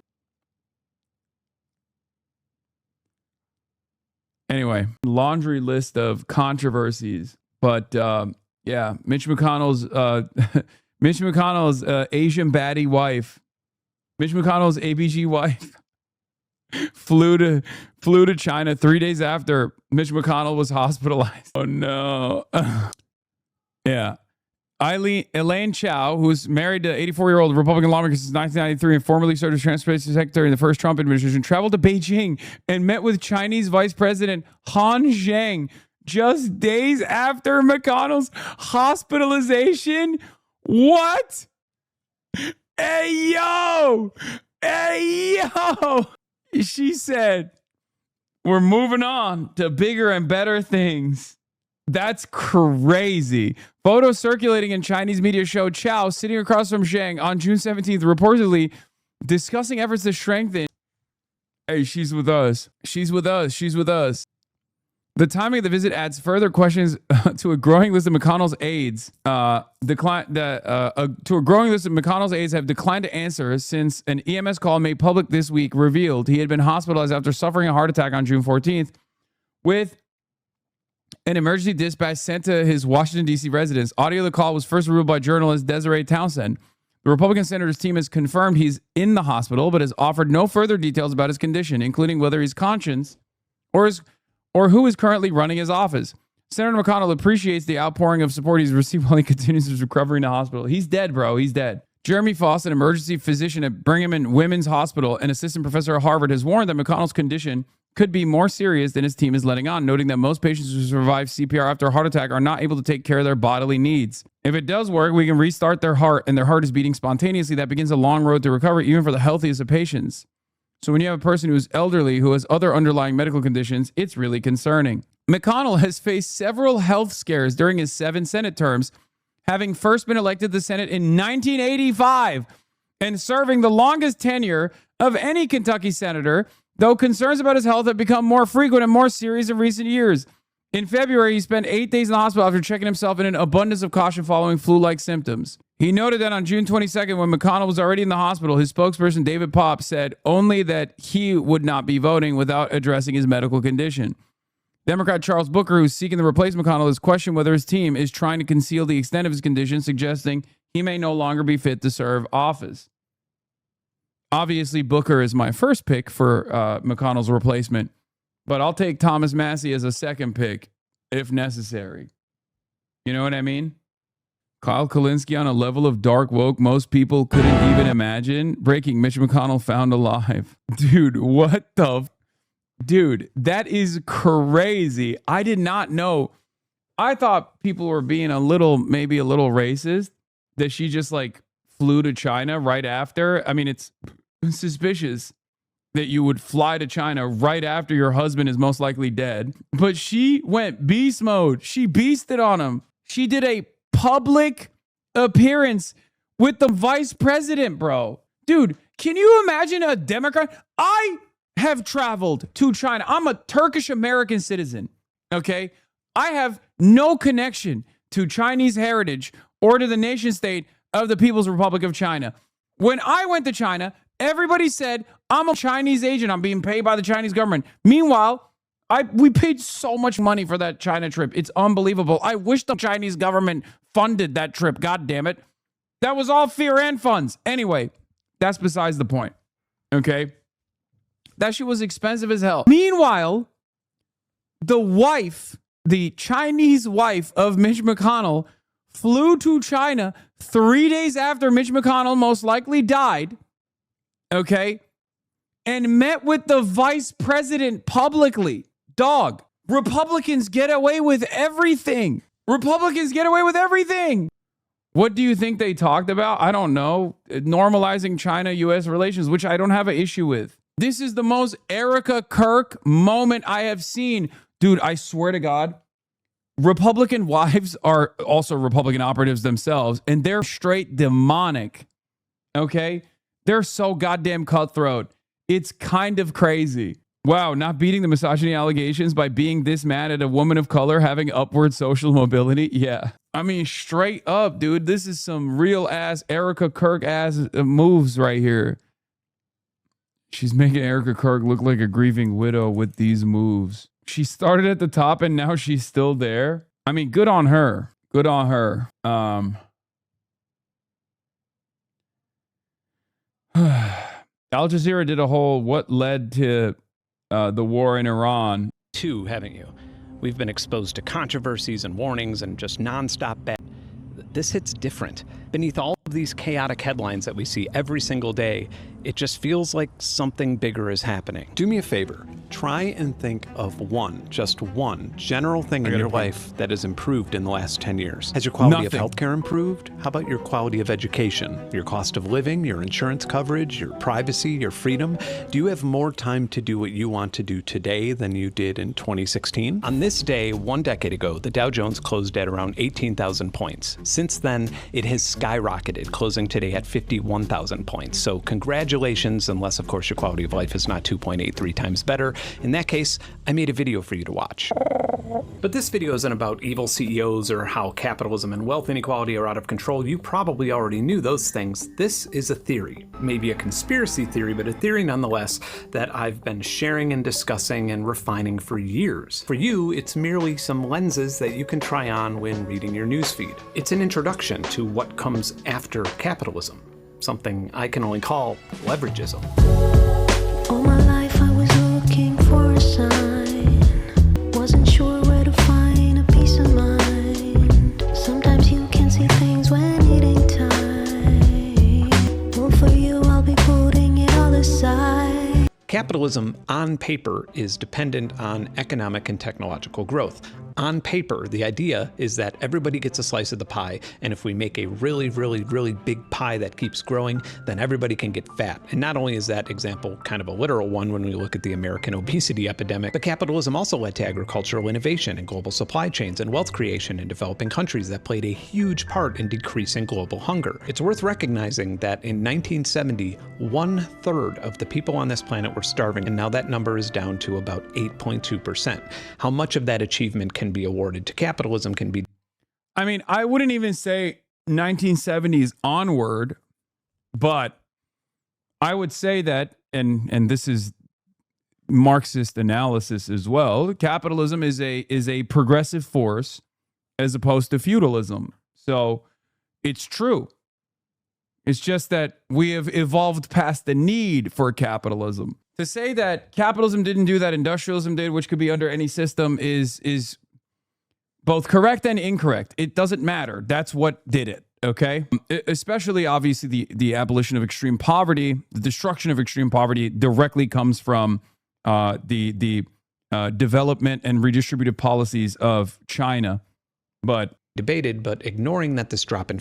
Ben Jordan is inventing Marxism from first principles by doing, ironically, exactly what Karl Marx did, which is, a reflection on the progressive trends that came out of capitalism, and then talking about how it's gone far, it's gone too far, and now everything sucks, and is, I hope, arriving at like an accurate and apt analysis of the inherent contradictions within capitalism and how that it creates this tremendous contradiction amongst these two warring classes, the working class and the capital owners, and how much the consolidation of wealth in the hands and the consolidation of power in the hands of the capital owning class has created all of these tremendous excesses and issues. Famine happened in a time when all but 4 countries rely on a capitalist structure would be disingenuous. Let's revisit that on paper part. So, even if we limit our examples to Coca-Cola, who I seem to frequently use for economic examples for some reason, capitalism leads to a lot of evil shit. In 1954, Coca-Cola financially and politically supported a CIA-backed military coup of Guatemala. Then, in the early 2000s, Coca-Cola was suspected to have hired right-wing paramilitary death squads to union leaders. Coca-Cola is the #1 top plastic polluter in the world, despite their constant marketing of their sustainability goals. They've caused water shortages in Latin America and India by depleting local aquifers. They have bottling partners that have been repeatedly accused of human rights violations and suppressing union organization. They have Israeli franchises that have sourced their resources from occupied Palestinian territories, which is considered illegal under international law. Is the existence of capitalism the problem here? Most progressive people would answer that question with a resounding yes. I think it's debatable.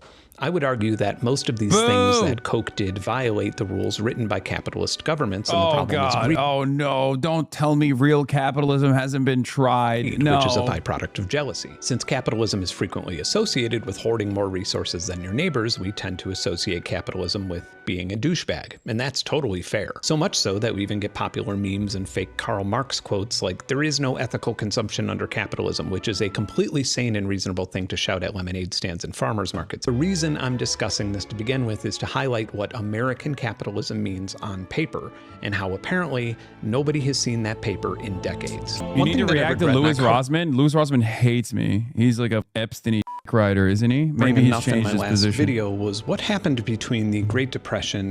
Ben, on the other hand, does not, and I really like Ben. I'm joking when I say boo. And the 2000s. Let's go back to 1933, and I think we need a whole tone scale for this. Hey, I'm in 1933. Shit sucks. Nobody has any money. I've been eating shit like dandelions and potato soup and a bunch of poorly thought out ways to eat hot dogs. All this happened because a bunch of people got really greedy and borrowed more money than they could ever pay back and invested it. Bro, who made those, all those instruments behind you got them? I mean, I know you're joking, but that is a very common argument that people actually present. And the answer always is workers, labor. Labor made them. Okay.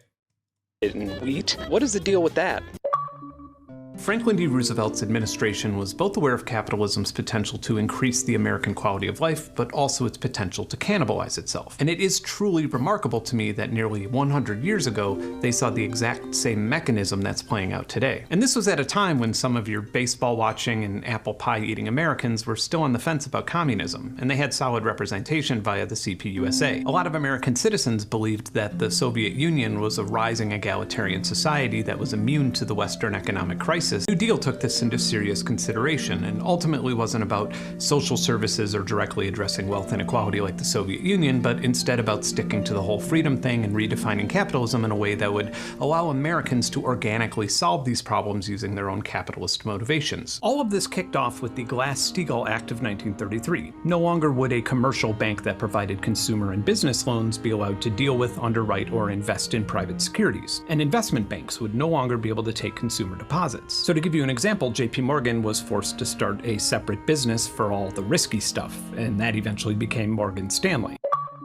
This act also created the Federal Deposit Insurance Corporation, or FDIC. This guaranteed that if you had money in a commercial bank and that bank failed or went out of business, you would be guaranteed reimbursement up to a specified limit. All of this, combined with a whole lot of historically progressive labor laws and a tiny little skirmish called World War II, set America up to make the most savvy financial move in the history of trade. You know those crazy conspiracy stories where the elite Illuminati members will meet up somewhere in the woods and decide how they'll control the world? That actually kind of happened. And to some degree, the economic fate of... It still happens. All the time. It's just called Davos. It's called G10. It's called World Economic Forum to a certain degree. So it happens all the time. Throughout the year, people get together very openly. It's not a secret. They do it all the time. You and your family was decided in that meeting. Towards the end of the Second World War in July of 1944, delegates from 44 Allied nations met in Bretton Woods, New Hampshire, with the goal of designing and negotiating a post-war financial system. At the time, pretty much the entire world was economically devastated, but due to our size and geographic isolation, American soil was mostly untouched by the war. We also held between 70 and 80% of the world's gold reserves and were easily the largest manufacturing economy on the planet. The Bretton Woods Compromise offered a way that countries could facilitate international trade with a trusted currency without having to lug literal bars of gold everywhere. The United States pegged the US dollar strictly to gold at a fixed rate of $35 per ounce, and it was guaranteed that any foreign bank could turn in $35 and receive a physical ounce of gold from Fort Knox. Then every other nation in this agreement pegged their individual currency to the US dollar, which was then used exclusively for trading commodities such as oil. Hashtag where's the gold?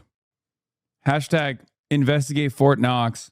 With one another. Normally, if a country spends more money than it takes in, their currency and spending power would devalue, which would cause domestic inflation. But now, the world would need to use US dollars to conduct any form of trade. And over time, the US started printing more and more dollars to import commodities like consumer goods and oil from other nations without having to worry about the US dollar losing value. Another advantageous side effect of this was a unique type of stagnation.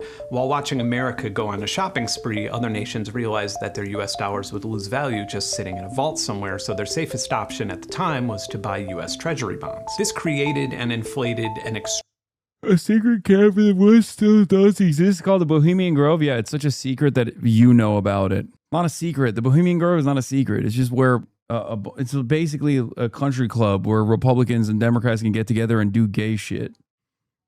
That's it.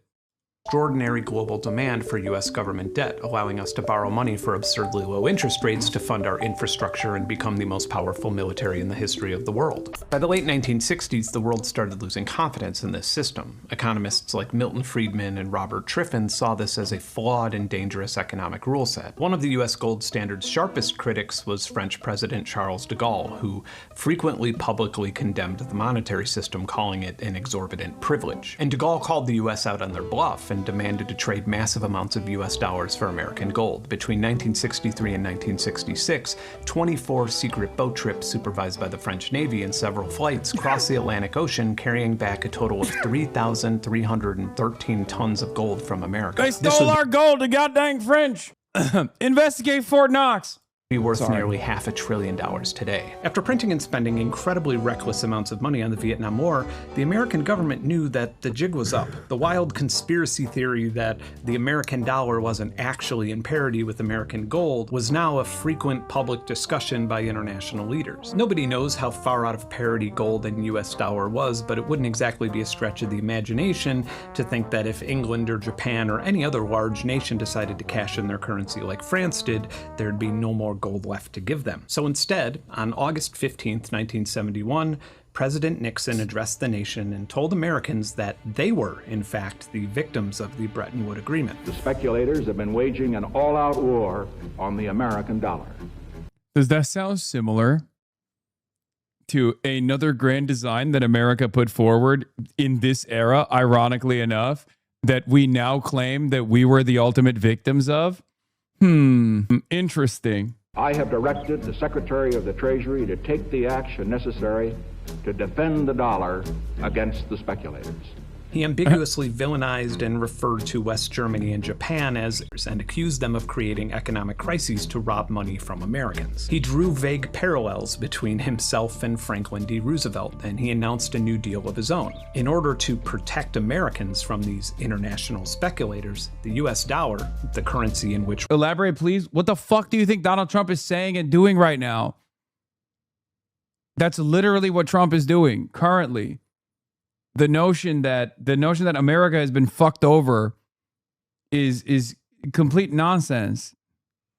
World trade almost exclusively took place would no longer be backed by gold or anything tangible. If you are among the overwhelming majority of Americans, your dollar will be worth just as much tomorrow as it is today. Over the next few years, the inflation rate of the US dollar doubled, and the US and most of the Western world entered into a severe recession. OPEC, or the Organization of Petroleum Exporting Countries, tried to price oil against gold to create international economic stability, but this led to even less stability. This made previous oil production complications much worse, and oil prices quadrupled from $3 per barrel to $12 per barrel overnight. And by the end of the decade, crude oil prices skyrocketed by roughly 1,000%. As a result, gas stations could no longer afford to resupply their storage tanks, and in many places, Americans would spend entire days waiting to fill up their vehicles. In the North, many people reverted to heating their homes with wood-burning stoves, and in an effort to save fuel, Nixon ordered that the maximum speed limit be set to 55 miles per hour nationwide. This led to truckers going on strike, and they started coordinating via citizen-band radios, inventing their own slang and terms to confuse law enforcement. Many of those who were on strike spent their time slashing tires, shooting trucks, and dropping cinder blocks from bridges on non-participating truck drivers. More than a few people were killed over these disputes, and the entire country suffered enormous supply chain disruptions. And then Nixon had another one of his brilliant ideas.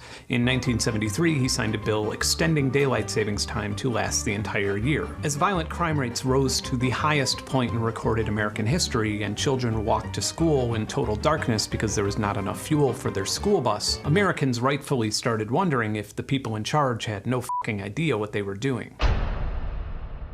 But it would turn out that some people, like Treasury Secretary William Simon, did know what they were doing. He would take top-secret trips to Saudi Arabia to negotiate another deal that would give the American economy the asymmetrical leverage it needed to become whole again. In 1974, the US and Saudi Arabia quietly forged an alliance. It was not announced to the public or foreign leaders, but was conducted as a highly calculated and secretive economic handshake. The Saudi kingdom, who was by far the top oil producer in the world, agreed to price and sell every drop of its crude oil exports exclusively in US dollars. And because the entire world needed oil to industrialize, every nation on Earth was suddenly forced to build up massive reserves of US dollars just to continue operating. But it gets far more calculated than that. The United States now had by far the most powerful military in the world, as it was subsidized by previously printing money in excess of their own previous gold standard.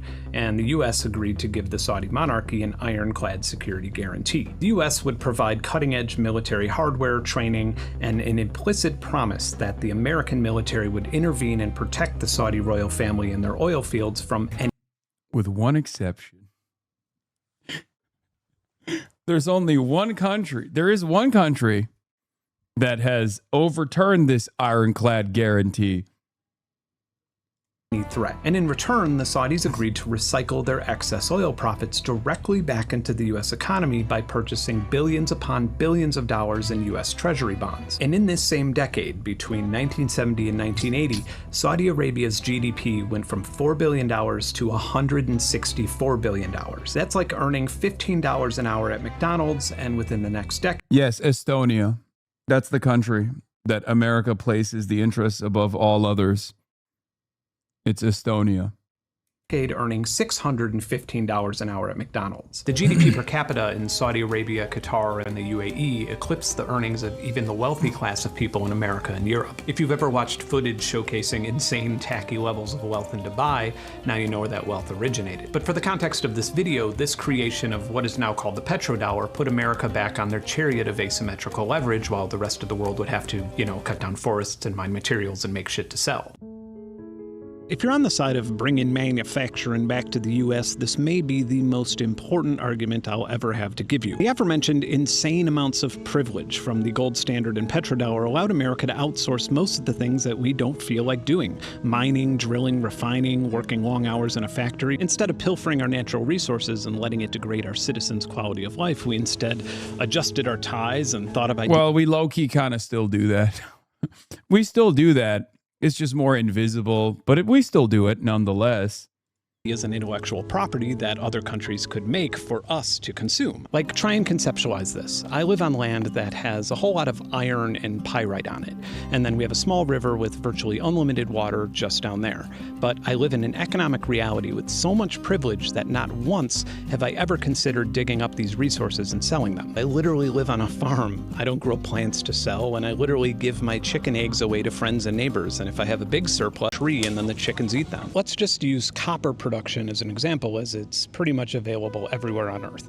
In Congo, an average of 6.8 tons of copper is extracted or processed per square miles. In China, it's an average of 6.5 tons. In Mexico, it's 1.76 tons. But here in America, with our vast, enormous copper deposits, it's 12 pounds of copper processed per square mile.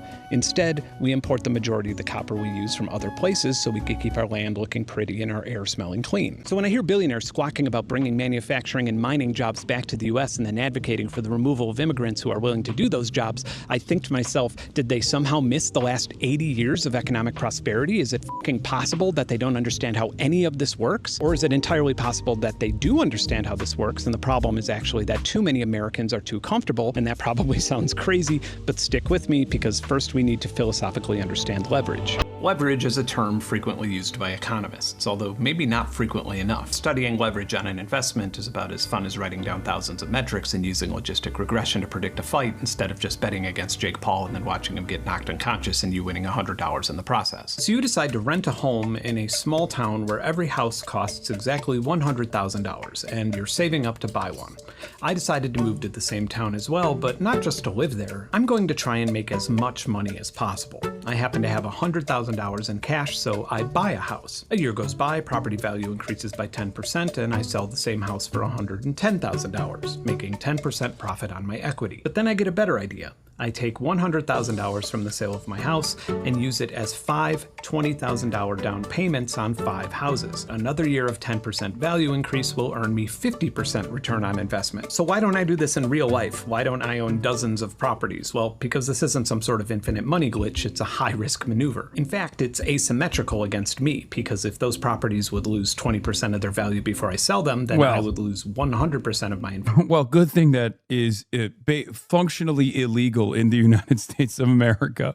Investment and be broke. But there's a whole lot more to this. Long before George Soros was known for paying everybody in the world to be mean to Alex Jones and Donald Trump, he wrote a classic and important book called The Alchemy of Finance, which was published in 1987. This book introduced and popularized the theory of reflexivity, which is now arguably cited more in anthropology than it is in finance. Continuing with my pedantic little example here. As we all know, one of the few predictable things about housing markets is that they constantly fluctuate. And if I arrive to that town with millions or billions of dollars in capital to absorb the housing market losing value, I'd be able to tip the scales in a way where I'm not as exposed to the asymmetrical risk. If I buy enough of these houses in this little town, I'm actually not only contributing to the increase in the appraised property value, but I'm able to maneuver the local economy to my benefit. I could perform a little magic trick called the dividend recap. I could create a shadow company and then sell the houses to myself far below their actual value. Then, when this causes comparable houses to be appraised at a lower value, I can buy them and rent them at higher prices until I create a housing shortage, which will then inflate the value for when I decide to sell them. By the way, none of this is hypothetical. This is exactly what Blackstone did via Invitation Homes after the 2008 financial crisis. And Blackstone, for example,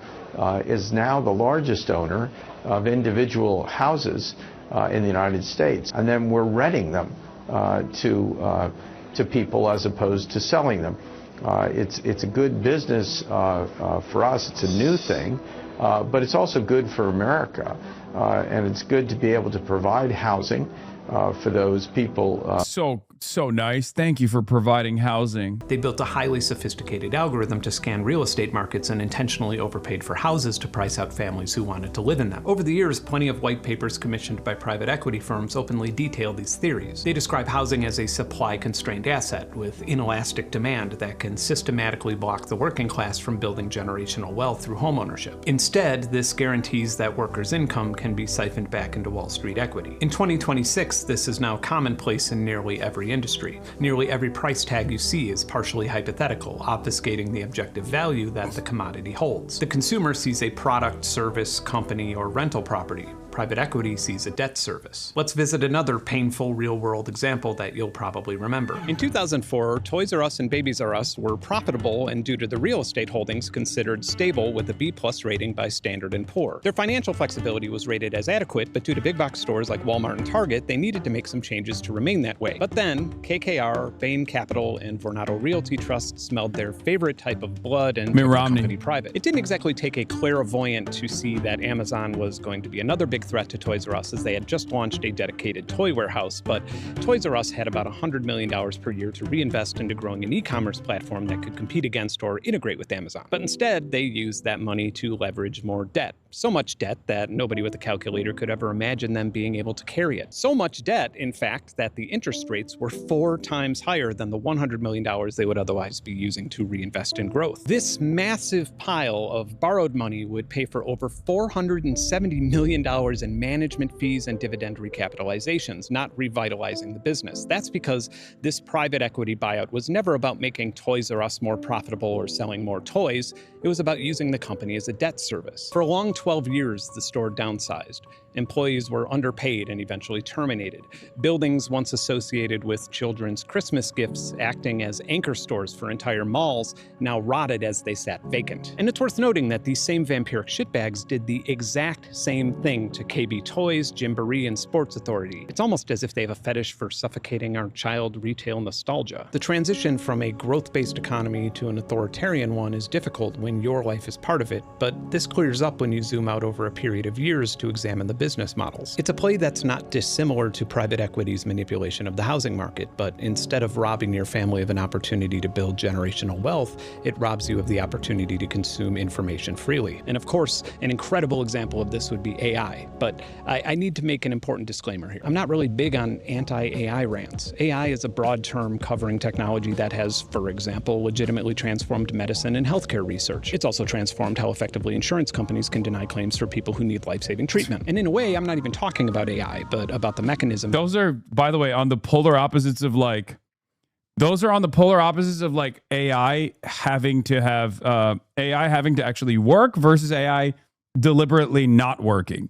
Like, this can't fail. This can't hallucinate. The expectation is that it fails because it's fine. It's fine for it to fail. The whole point of it is to make the wrong decisions so you can just point to the AI to be like, sorry, denial of your, there's a denial of your coverage. The AI said so. can deny claims for people who need life-saving treatment. And in a way, I'm not even talking about AI, but about the mechanism in which it's being used to exploit multiple industries and the world economy itself. Last September, NVIDIA announced a $100 billion investment into OpenAI, which is a little weird as OpenAI, from their own optimistic projections, is on track to burn more cash than any company in history. But this starts to make a little more sense when you take into consideration that NVIDIA has monopolized the expensive hardware used in data centers, as OpenAI would be spending a whole lot of that investment buying NVIDIA GPUs. OpenAI spent investment on securing exclusive purchase agreements with top memory component suppliers like Samsung, cornering as much as 40% of global DRAM production capacity, which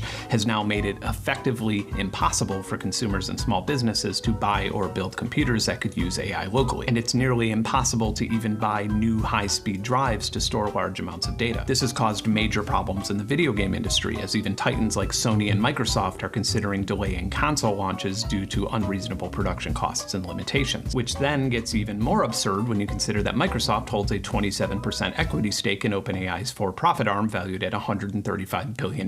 In that same month as NVIDIA's OpenAI deal, they paid $6.3 billion to purchase CoreWeave's unsold data center capacity through 2032, despite owning 7% of the company at the time and being their GPU supplier. Obviously, at this point, no visualization could possibly describe this clusterfuck, and I'm just using them because it's funny. Simply calling this an AI bubble is far too forgiving. This is, in the opinion of many economists, unprecedented and rampant investment fraud. I'm sure this isn't news to any of my viewers, but Google has deprioritized its functionality as a search engine and replaced your experience with Gemini. I suppose to an Oh my fucking God. I know. It's so goddamn annoying. Oh my God. Everything is getting shittier and shittier. I fucking hate it. Extremely optimistic user, this is an evolution of a search engine. Now, instead of having to look around and sort through important context, you are instead served an answer to your question whether you desire this feature or not. Here's an example, and I literally just tested this on the first try. Yesterday, The Verge published a short interview with me where I was asked,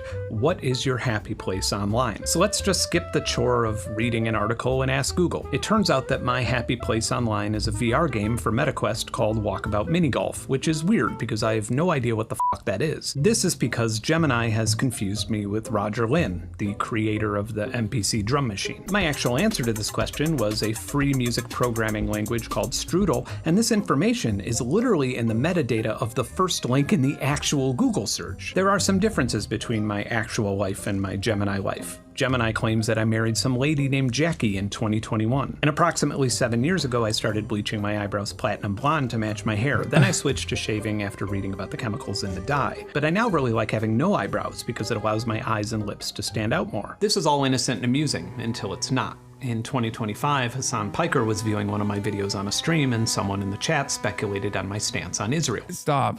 You guys are... No. I don't want to believe it. Shut up. You're lying. The following day, I had received a ton of messages expressing disappointment for me having made a video detailing my support for Israel after taking a trip there to interview IDF soldiers. The problem with this is, I've never been to Israel in my life. In fact, decades ago, when on tour in the region, I would intentionally avoid Israel due to the apartheid conditions. And I've repeatedly been both a vocal and financial supporter of Palestinian state. Thank God I didn't believe your fucking bullshit, by the way, chatters. I did literally reach out to him, by the way. And for the length of my public presence. I don't know if he'll mention it, but Google's Gemini was, for some reason, mixing me up with the Newsmax reporter who I share virtually nothing in common with, and then prioritizing that absurd level of misinformation over the actual search results. Even after multiple news outlets covered and published Gemini's monumental f*** up in detail, searching Ben Jordan Israel didn't bother identifying that Gemini itself caused this problem and claimed that I had addressed it over a year before it even happened. So right now you're probably thinking, why is this guy not literally suing Google right now? In the case of Robbie Starbuck, who Gemini had wrongfully claimed was a sexual predator, Google's defense in a request to dismiss his lawsuit called the case misleading because there was no evidence that anyone didn't know that they were hallucinations. They even went to the extent of accusing him of misusing the platform to create the AI hallucinations as evidence because they weren't technically documented or immediately reproducible. These are not rare glitches. These types of hallucinations happen a lot, almost the majority of the time. Last October, the BBC and European Broadcasting Union published a study that showed that 45% of AI news queries produced, and I quote, erroneous answers. This is an enormous problem and liability that breaks the very thing that these AI models are supposed to be doing. These companies are enormous multi-billion-dollar conglomerates with strategists and economists and massive legal teams. So why in the world would this profoundly and confidently unreliable technology not only be recklessly prioritized, but forced on users of virtually every major technical platform? Because it's clearly intellectual property theft. The Verge. Yeah, like, it's also manipulatable too. Not only does it hallucinate, but you can also manipulate it. One example is all of those AI written articles about my father's vast billion-dollar wealth. Okay? That is part of the reason why there's an unbelievable amount of fucking... on LinkedIn. Okay, guys. There's an unbelievable amount of misinformation that just fucking flies around. And because there's so many dumb motherfuckers out there who trust this shit, because there's so many dumb motherfuckers out there who trust this shit, they literally think it's real. They're like, oh, Hasan's dad is a billionaire. Nobody, and I mean nobody, does the thing that I did with Ben Jordan, ironically enough, when I was like, I don't believe you. And then I searched it for myself. And then I did something even better than that. I reached out to him, okay? If you don't do that, which many people don't do, right? You'll just believe a whole bunch of nonsense. Every right-wing YouTube who deliberately runs misinfo could be training an AI to hallucinate about you. Yeah. I mean, that's the old school nonsense, though. The old school nonsense was when people would just lie about your, or lie about, you know, your past, whatever, right? Nowadays, this is already mass serialized. There are people who are deliberately lying, but then there's also a shit ton of people who don't know the truth, who are just acting on that lie and adding on to it. And then, to make matters worse, the place that you are supposed to go to figure out whether this is a lie or not is also lying to you. I'm going to look it up. Hasan Piker, father, billionaire. Oh, damn. Okay, Gemini is not lying. It says, no, Hasan Piker's father is not a billionaire. People don't realize how rich Hasan actually is. First thing that pops up, H3H3 Productions. People don't realize how rich Hasan's family actually are. His father was the vice president of a bunch of one of Turkey's biggest conglomerates. It's a $37 billion company, so it's insanely ironic when he wears an emo shirt to say make the rich pay when he himself was a 1%er, and that's putting it very mildly. Thank God the first thing that comes up when you Google this is from my mass harassment subreddit. Just fucking straight up lying. Hasan Piker's parents, backgrounds and key details. Times of India. Hasan Piker accused of lying about being dead broke. National Review. Mehmet Piker with a net asset value of $10.5 billion in 2024. DGG World. Nepo baby disowns millionaire father to prove. Do you see? We just went through the gamut. We went through literally people deliberately lying. Okay, we went through people deliberately lying. Sex Pestiny, DGG World. Okay, Ethan Klein. The National Review. A right-wing operation, of course. And then a bunch of AI articles from the Times of India. That's how it works. Paid Terrence O'Brien to reach out to my manager and set up an interview and then... Yeah, all you have to do is make a blog Reddit post that makes a very specific statement, and with some SEO, that very specific statement, that very specific result will bubble to the top of the results and be parsed by Gemini, thus becoming truth. Now, of course, what's ironic is like, even if that fake information was real, I don't know what that changes about my worldview. My worldview is my own. Who gives a fuck what my father's positions are on anything? You know, there is no epigenetic memories. But that's besides the point. Write a short article to accompany it. News sites like The Verge also pay for errors and omissions insurance in case Terrence said something erroneous that would damage my career, and they pay for this with subscriptions and ad revenue. But Google said, we don't feel like paying that writer or for any of the other shit, but we do want that ad revenue, so we'll just have a bot scan the information in the article and then prioritize our regurgitation of it ahead of the actual link. And if we make a completely insane mistake that no reporter would actually make, then we'll shrug and say, we didn't do it, it's AI. That's exactly exactly what they do with image generators. Why take photos when you can make money from other people's photography? Why bother paying a musician royalties when you can just scan their music and sell regurgitated versions of it? Why license a book and pay a writer when you can just regurgitate the text inside the book? And at the same time as this happens, the same government and Justice Department that literally imprisons people for sharing music files classifies critique of generative AI as anti-tech extremism in the most recent US counterterrorism report. When news organizations, software companies, record labels, or any type of IP-based business lose enough revenue to AI theft, then they'll have to lay off the workers who created the IP, and then they'll be incentivized to integrate AI into their company to keep things going. And if all goes to plan, then across the board, your devices will fully use AI to summarize and organize articles written by or assisted by AI. And the data centers required for this transition, even after inflation adjustment, exceed the cost of building America's railroads and highways. According to Forbes, by 2030, the cost for this expansion will exceed $1.7 trillion.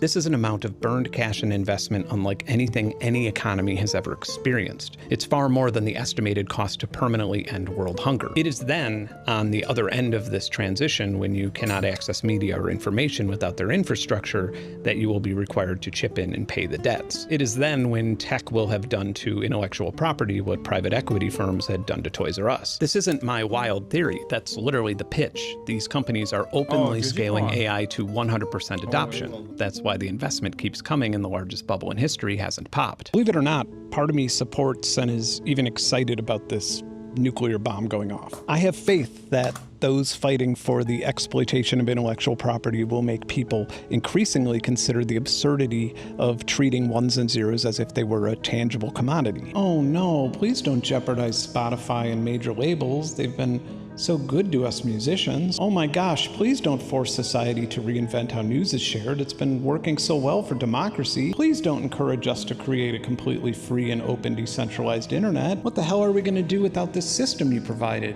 Just stop playing your games and spend time with our loved ones? I'm getting increasingly worried that there's a much more sinister plan in place to deal with this liberating ideology, though. Stick with me.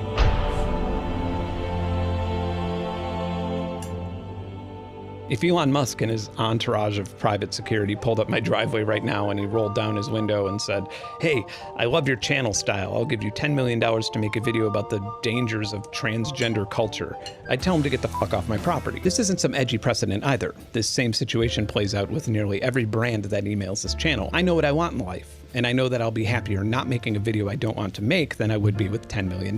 But that's a privilege that I've worked extremely hard for. But like, what if something happened? What if I had a child that had cancer and couldn't afford the treatment? Or what if I was behind on my property taxes and was expecting the county to evict me any day now? Well, then my integrity might be more compromisable, and I might swallow my pride and make propaganda or insincere content for my subscribers. A really fascinating and important study called Income and Emotional Well-Being, A Conflict Resolved, zeroes in on the root of this very thing. These researchers found that money and happiness are closely intertwined, but this usually flattens out between $60,000 and $90,000 a year. This also happens to be the average income where a person or family of comparable earners can turn their income into wealth. They can own a house, they could start a business, they could save for retirement. Of course, people in this range still have to work and they would still be affected by setbacks, but for the most part, they've escaped complete financial control. They can afford to take the risk of reporting sexual harassment, or they could start a union without the immediate threat of being homeless if they're illegally fired as a result. What's fascinating, though, is that those making $130,000 per year are generally just as happy as those making $80,000 per year.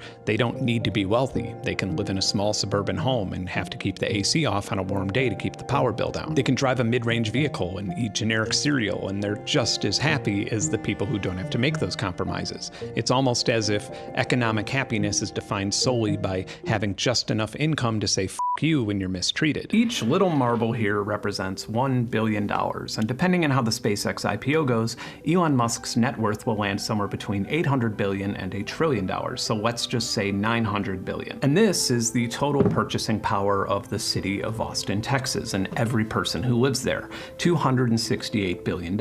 This includes everybody's earnings, investments, business revenue, real estate, and so on. Now, if we were to draw a line representing the point in which Elon Musk's purchasing power dipped below the amount he needed to live a comfortable life, we would quite literally need to use a microscope on a single marble. But if we go by that study that I mentioned earlier versus Austin's GDP per capita, that line for the combined people in Austin is right here. If their purchasing power suddenly dropped below this level, the average family would not be able to accumulate wealth. Their life in Austin, Texas would be spent working from paycheck to paycheck, hoping for some sort of windfall or miracle to get them past the vicious cycle of debt. So this, combined with having enough purchasing power to eclipse a major city you live in, creates a completely different mechanism of wealth. Whether it's a company or an absurdly wealthy individual, when a single actor's purchasing power is comparable to entire communities, it is more valuable to them to remove billions of dollars from here than it is to add billions of dollars to here. All of a sudden, some of the confusing and chaotic things that are happening in the world start to make sense.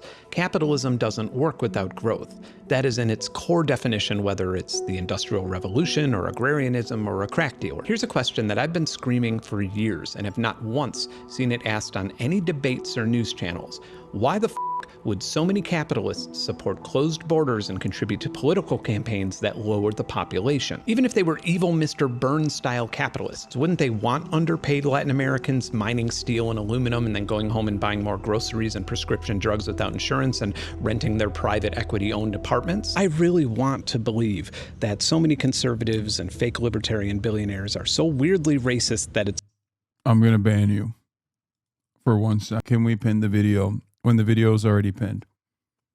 Somehow conflicts with and defeats every capitalist principle that define their entire lives. I want to believe that Trump and Elon and Peter Thiel and Bill Ackman are stupid and the ruling class is somehow exclusively filled with morons who failed upwards over and over and over again. I want to believe it because it awards me a lot of social credit to do so. I want to believe it because it allows me to roll my eyes at the last 2 decades. I want to believe that in 20 years we'll point to this page in our history books as the stupid wild ride that we can't believe actually happened. But I don't actually believe that, because it makes way more sense that they're using xenophobia as a scapegoat to create a labor and supply shortage that forces the middle class to pay twice as much for products using these materials. I want to believe that things will go back to normal at some point, but I don't think that they will. Consider that 4 out of 5 of the wealthiest people in the world attended the presidential inauguration, and the 5th, Larry Ellison, was in the White House the following day. Or consider that the wealthiest person in history spent nearly $300 million on the presidential election, illegally paying between $47 and $100 to people who promised to register to vote in swing states. He then selected right-wing registered voters at random and awarded them with $1 million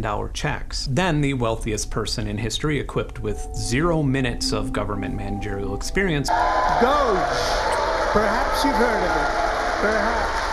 was given his own government department that fired hundreds of thousands of government employees, terminated 15,000 grants, and gutted the Department of Human Services. The administration then terminated the food stamp benefits of 4.3 million Americans and expanded work requirements to people over 55 years of age. And all of the money we saved from this is eclipsed by the amount of our tax dollars that were spent on ICE, Border Patrol, and a rapid expansion of mass government surveillance. In fact, just from the first 3 months of our involvement in the Iran conflict, the economic impact on the American economy is actually higher than what the entire country pays for food assistance programs for the entire year. So most people's retirement savings and 401ks are in things like passive index funds and ETFs. And passive index funds are traditionally safe, conservative investments for people who like dying on a mattress more than they like gambling. They're very mainstream and diversified, and they don't rely on an investment manager to make decisions. Instead, they rely on benchmarks. In fact, they're legally required to buy mainstream stocks listed on the NASDAQ 100 to diversify investments and reduce human error. So the NASDAQ 100, or NDX, has historically had a strict index methodology to try and prevent fraud. So for example, if you had a startup and you wanted to bring it public and have it listed on the NASDAQ 100,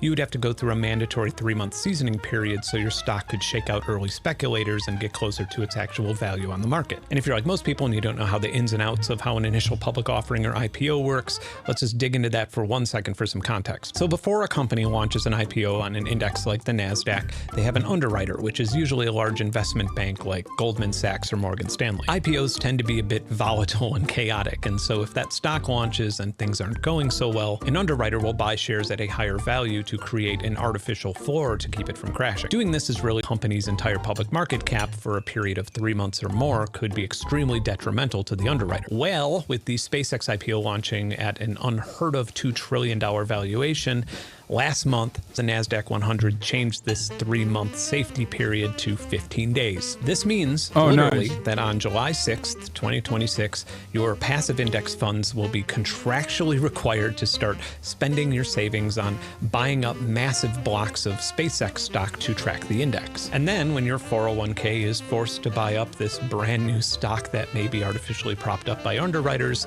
the siphoning of your life savings may commence. So how's that for a real-world example of leverage being used to rob you blind? In 2020, the average monthly rent in the United States was $1,185. Now it's $1,700. The consumer price index for groceries was $254 in 2020, even during the massive supply chain shortage at the time. Now it's $320. In 2020, Americans paid an average of 13 cents per kilowatt hour for electricity. Now we're paying 20 cents. If your 401k had $100,000 in a safe, stable, bond-oriented investment plan in 2020, you may have seen a whopping 25% gain. But after inflation, your spending power right now is $96,830, and that's before taxes. The point is, if you're judging wealth by purchasing power, then you're likely working harder and earning more while getting poorer. Every single time you look at the news, when you come across yet another story that perplexes you or makes you wonder how the most powerful people in the world could consistently make such terrible decisions, it's worth asking yourself, will this directly or indirectly contribute to me working my entire life only to be left with just enough money to die on a mattress? Because for those of my viewers who are lucky enough to have accumulated some form of wealth, even if it's your 401k or a house that you're still paying off, once you see this pattern, you can't stop noticing that the majority of policies or change that's been made by the government in the last decade create a new pathway to siphon that wealth from you. The paranoid conspiracy theory that I cannot get out of my head is that this isn't happening to steal your money. It's happening to steal your autonomy. When you combine all of this with the enormous amount— No, okay, it's not even a joke. He identified finance capitalism from first principles. It's like a Michael Hudson book. Wait till you hear his conclusion. Oh no. Tax dollars paying for unprecedented levels of government surveillance.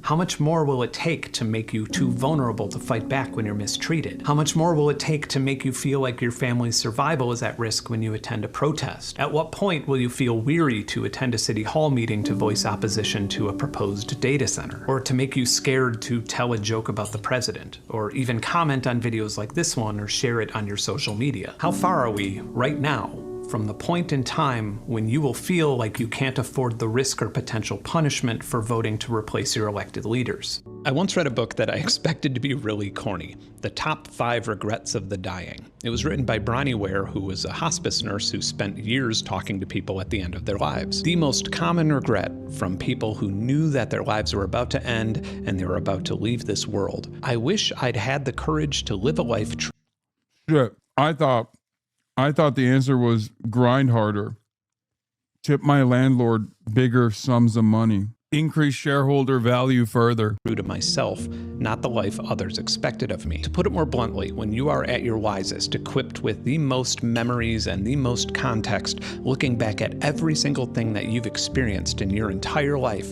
you will not give a about a single statistic in this video, and what you will regret is spending a single second of your life concerning yourself with it. Circling back to where this started, the things I've mentioned in this video make me miss the capitalism I grew up with, but contrary to that, they highlight the core problem that is seemingly always coupled with capitalism itself. And that's existing or being forced to exist in a constant state where you are valuing yourself by your earnings and belongings, and doing so in a way that is unfairly asymmetrical. There's simply no denying that capitalism creates a world where a deadbeat dad with a trust fund is respected more than a single parent who works 2 low-wage jobs to provide for their family. If we're to think about it logistically, the asset that everybody should be hoarding and protecting the most is time. And I don't mean this in the time is money sense. Maybe it's something that happens in your 40s, but if I order something and it requires 4 hours of my life to assemble it, I'm just sending it back. Like, sure, this cabinet looks really nice and it's worth the $250 that I paid for it, but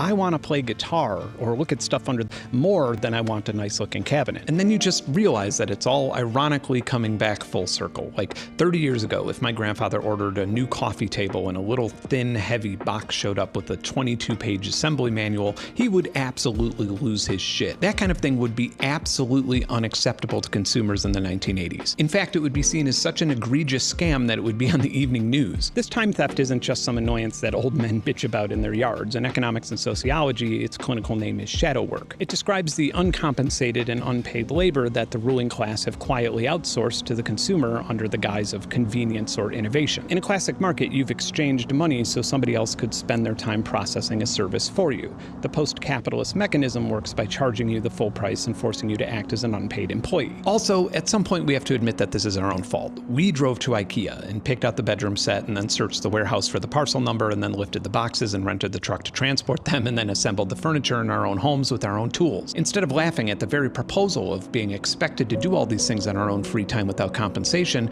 we felt like it could save us a few bucks. And we were greedy about the wrong thing. We were greedy about the thing that wildly changes value without our control. The thing that is controlled by people who don't care about us, but who repeatedly, throughout history, time and time again, break our social contracts with them. Perhaps the thing that Franklin D. Roosevelt didn't account for nor could have predicted when he drew a map to make capitalism work for everybody was this inevitable phenomenon. Whether you're working 3 jobs at the same time just to keep the lights on, or literally the wealthiest person in the history of civilization, it seems like capitalism's flaw is a very abstract one. It robs us of the ability to prioritize the appreciation of living. Let me tell you about this video's sponsor. Okay, that was I mean, fine, good message at the end, sure. I mean, this is a very good video. This is a very good video. Also, there's no sponsor. It's a bit. Wouldn't this be like the most amazing time to do an ad read for an app-based high-interest savings account or some bullshit? Unfortunately, making videos like this tends to cost a lot of money, and traditionally getting money requires one to spend time doing things that they don't want to do, and while I do have to do that from time to time, in this case, I don't have to do that because fortunately, this video is sponsored by you, my viewers. I'm a one-man band in videos like this, but this channel not only produces YouTube videos, but this year I'm actively getting involved in using my knowledge and resources to help political campaigns that are willing to push back against things like mass surveillance and the rapid expansion of data centers. And we're off to a great start, and I think it's making a big difference in how these things will play out. So if you want to chip in and be involved in this, or if you want to join a healthy Discord community, or if you just want to play with my field recordings, audio assets, and plugins I make in my spare time, then my Patreon is for you, and you can join for as little as $1. Thanks for listening to my economic manifesto. And as always, whatever you do, keep creating. Bye. So is he saying that capitalism on paper should want a bigger population and more people there? Hold on. We have to see this. Fox News is live there, right? Scheduled to end at 10:36 p.m. with the B1, and it dawns on me, this must have really been quite the undertaking in planning for not only the flyover. What an omen! What an omen! Leonard Skinner, Sammy Hagar, others, and then the FIFA fan area, and then followed by what was going to be the most incredible fireworks show, possibly making it into the Guinness Book of World Records. So I'm wondering, A, if you could talk a little bit about what went into the planning. People are pissed. Read the Bill tweet. And also, as someone who's lived in D.C. for more than 30 years, we get storms like this. It gets really hot. No. Evacuation is underway at Freedom 250 festivities at the National Mall amid severe weather notice. I can see several attendees refusing to leave the line.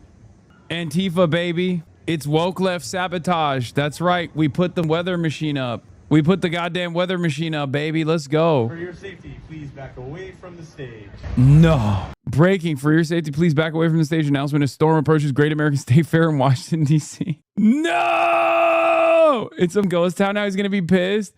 No! Breaking. The Great American State Fair and FIFA fan zone at the National Mall have been postponed and are now being cleared out due to inclement weather. People heading for the exits now. We've seen flashes of lightning and heavy gusts of wind. Heard one man say, "We waited in line for 3 hours. What are we supposed to do?" No! The only thing that's been open and closed more times than the Great American State Fair is the Strait of Hormuz. Oh, Jesus Christ. We live in hell now, bro. My weather station hit 124.5. Feels like temperature today now. Flash flood warnings. Dude, what the? Authorities ordered the evacuation of attendees at Washington National Mall due to advanced severe thunderstorms. Come on, man. How are you in any way, shape, or form an evangelical and not see the symbolism here? This is literally divine intervention. I'm not even like I'm not a spiritual person at all. It's not a secret. I've talked about it before many times over, right? But like, if I was in any way, shape, or form a religious person, a spiritual person, I would look at this and be like, perhaps I've backed the wrong horse. Perhaps God is currently telling me that this man is a demonic entity. Don't joke, Sean Hannity's ex-producer is already accusing of geoengineering the weather. Oh my God. Several hundred people have refused to leave the National Mall despite an order to evacuate because of severe inclement weather that's approaching. Some are even arguing with Secret Service agents. At one point, a crowd of people began running back towards the stage. An officer is sternly repeating the order over a bullhorn, and the crowd is booing. Many have begun chanting, USA, USA, a federal law enforcement. Oh my God, they're going to do January 6th. Oh my God. Oh my God. July 4th will now be a day that lives in infamy, just like January 6th. Wasn't before. This is the first time. Oh, that's awesome. Evacuations are underway to get folks into the Commerce Department, other federal buildings due to the threat of severe weather. Secret Service agents on the ground are saying if the Salute to America event resumes later, everyone will have to go through security screening again. Oh, this is awesome. Is this live still? There's no movement. His fair in DC got shut down because it's too hot when he was greeted by lightning, rain, and hail at Mount Rushmore. Mother Nature hates that man. Oh, true. When he was at Mount Rushmore, it was hailing. Last paragraph, go back. One man walking by blamed the situation on liberals in the weather service. Adding, I think this is baloney. Okay. I think the Republicans should have went beast mode. Just let them have fun, dude. See how many of them fall in the process. Currently trying to evade the DC storm by staying in the African American Museum with 5,000 Trump supporters. By the way, I am not confident in what that stage or any of these things that they haphazardly put together. I'm not confident that it's going to stick around if there's extreme weather, you know? Oh. Hey, folks. Ladies and gentlemen, please back away from this. Dude, brother. This is awesome. Oh my God. The storm is here, dude. Get ready, Patriots. The storm is coming. Stage. I can everyone back up, please. I need everyone back behind that tent. If I could have everyone back behind the line of cable reefs, please. Crazy. This is the only footage when they finally have more than 50 people. Dude, it is so funny. It is divine intervention. There's nothing funnier than this because this has been going on for a week now, right? And there was literally no one there. There was no one there for a week. Everyone made fun of it. The stage was falling apart. It was hilarious. Now, finally, because the president's coming, there are people. Whether they're paid for to be there or not, I don't know. But there are people there. But now they got stormed out. Yes, the number of people that were in attendance was marginal. And yet, even then, there were plenty of people who were experiencing serious health complications. Also, it doesn't look like it's storming to me. CBS has their own TPUSA style America 250. 543 people watching the CBS live stream. Watch live America 250 birthday celebrations, performances of fireworks. 554 people are watching. And then people try to tell me billionaires make smart investments, bro. At least Turning Point USA botted their shit. It's because Zach Brown Band sucks ass. Into the misty. Dude, who I can't wait to watch the CBS America 250 special. Like, who are the 552? It's got to be people that actually are a part of CBS, right? Like, these are the people, the family members of the production, the people who are back there. You know what I mean? Their moms are like, oh, maybe I'll see my son back there. You know, that's that's got to be it, right? It's awesome. God, what a spectacular failure. Everything this administration touches falls apart. I love it. People booing.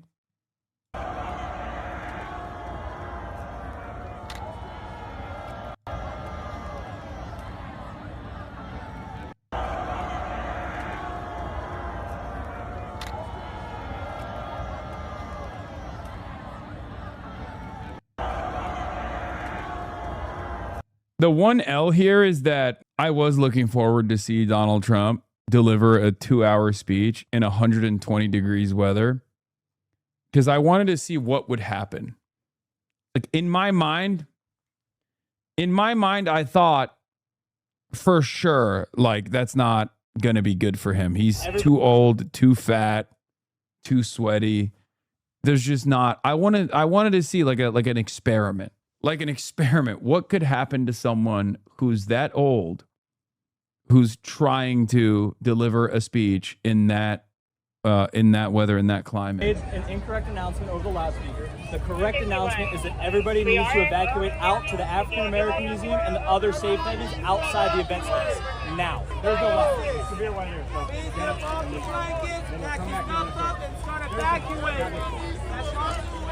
So the entire place.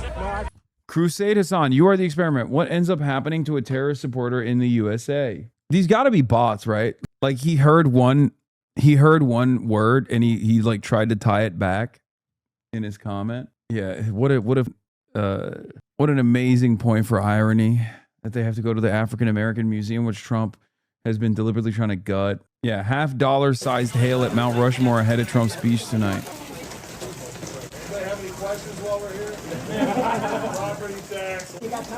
Wait, what? Why? USS is taking apart. Wait, Secret Service taking apart security mags and everyone is no longer in the security perimeter? Oh no, they're taking them down because they're not going to reopen it probably. Because come on, dude, they take down the security mags and then they reopen the speech and then lo and behold, another ballroom style situation takes place. Like, come on, dude. Ain't no way they didn't script this like that. Come on. Save us, Turby Derby. Patriots have started chanting USA, USA and are attempting to run back into Salute America event.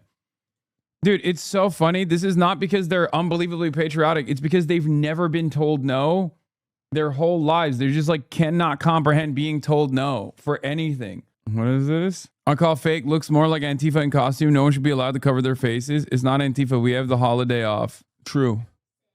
Kaya, sit. Okay. Don't shock your dog. No, I will. Bro, did you shock the Freedom 250? Yeah, I shocked the world. Yeah, January 6th, but in July 4th. July 4th, a day that will live in infamy. That's up to the Secret Service. Please don't evacuate. They're not doing nothing till after the rain. Please evacuate. Folks, stand up. Come on. Please evacuate. Oh, Fox News reporting from the shelters. For them to travel on individual trips if they can, and they just deserve it. We want them to know how much we appreciate them and what they did all those years ago. If somebody wants to help you, what do they do? If somebody wants to donate right now or help your cause, what do they do?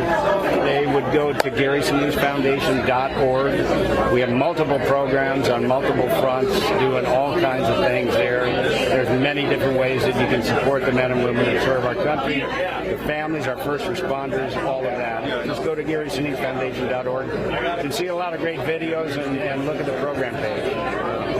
I'm hoping he gets on air tonight. I want to see him on stage. I know. We'll see. We'll see. You know, Mother Nature. We'll see. I think it's going to pass, don't you? I just when I look, it's going to pass. I hope. You know, I keep getting complete. I'm looking at every satellite image I can get my hands on. I can't figure God, he's looking crazy. Which means I'm not a weatherman. Well, we're ready either way. And Gary, thanks a lot. Gary, we'll raise a lot. Thanks for seeing you guys. Appreciate it, man. Thank you. Good to see you. We'll send it back to you guys in the studio. Great. We were on live TV. Wow. No idea. Unbelievable, Brad. That's so cool. I mean, like, what you've got everybody there. That's really great. It looks like a party. Yeah, Let's just be honest. Yeah. It's like yeah, when, you it's know, so good. a little bit actually. Like remember after the White House Correspondents' Dinner, once all the panic settled, everybody was sort of socializing, and in this case here, thankfully, it's just a rainstorm and some bad weather. But they got pulled into the perfect trailer, and they're just making the best of it. They're socializing with 103-year-old war veterans. War veterans. Yeah, a tanker.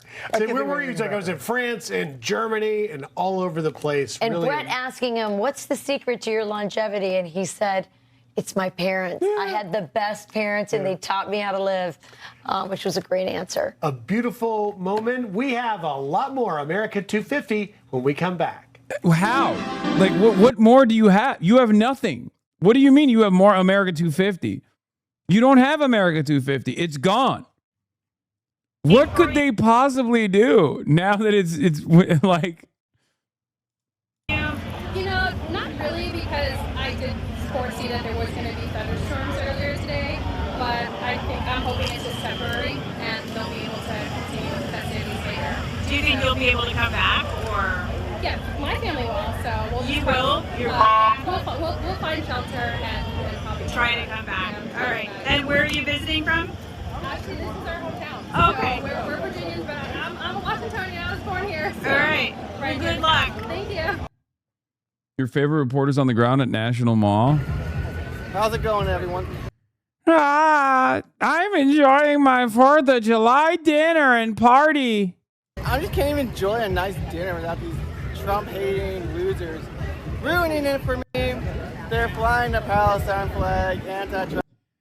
Do you think he knows how he comes across? Yeah, I fucking nailed it. I know. I'm a Charles Downhead, dude.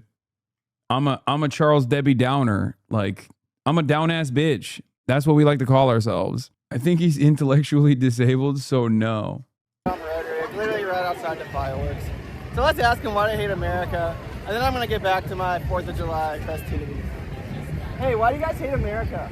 We don't hate America. Why do you guys Please stop sending American taxpayer money to Israel and instead fund American education. That guy American is not fun healthcare. terrorist, and you have all these like F-Trump stuff. What is he trying to say? I can't even hear what he's trying to say. I can't hear her. I can't hear him. God, we gotta... Laura, give the man a fucking microphone. Get him a road mic, Laura. Too busy spending it on dog food that you're eating. God damn. I want to be able to hear what my man Charles Downs has to say. That guy is not fun terrorist, and you have all these like F-Trump stuff.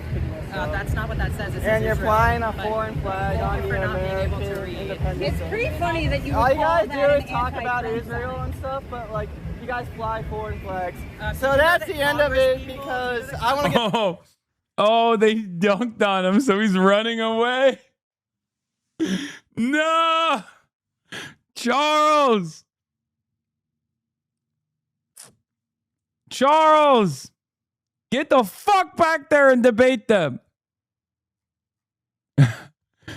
Yeah, losing a debate you instigated is good content. Yeah, and then he runs away. He's like, oh, all right.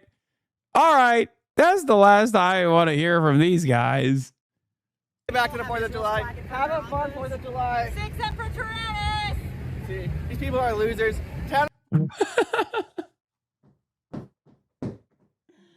Oh, no. I think it may be over. If you're going out on the Jefferson side, push to the Jefferson side of the mall. If you're going to the Madison side. Dude. It's so funny. The National Guard just like picking up trash and, you know, doing Trump's little 250 event, moving crowds around, engaging in arrests around the reflecting pool. It's such a funny state of affairs.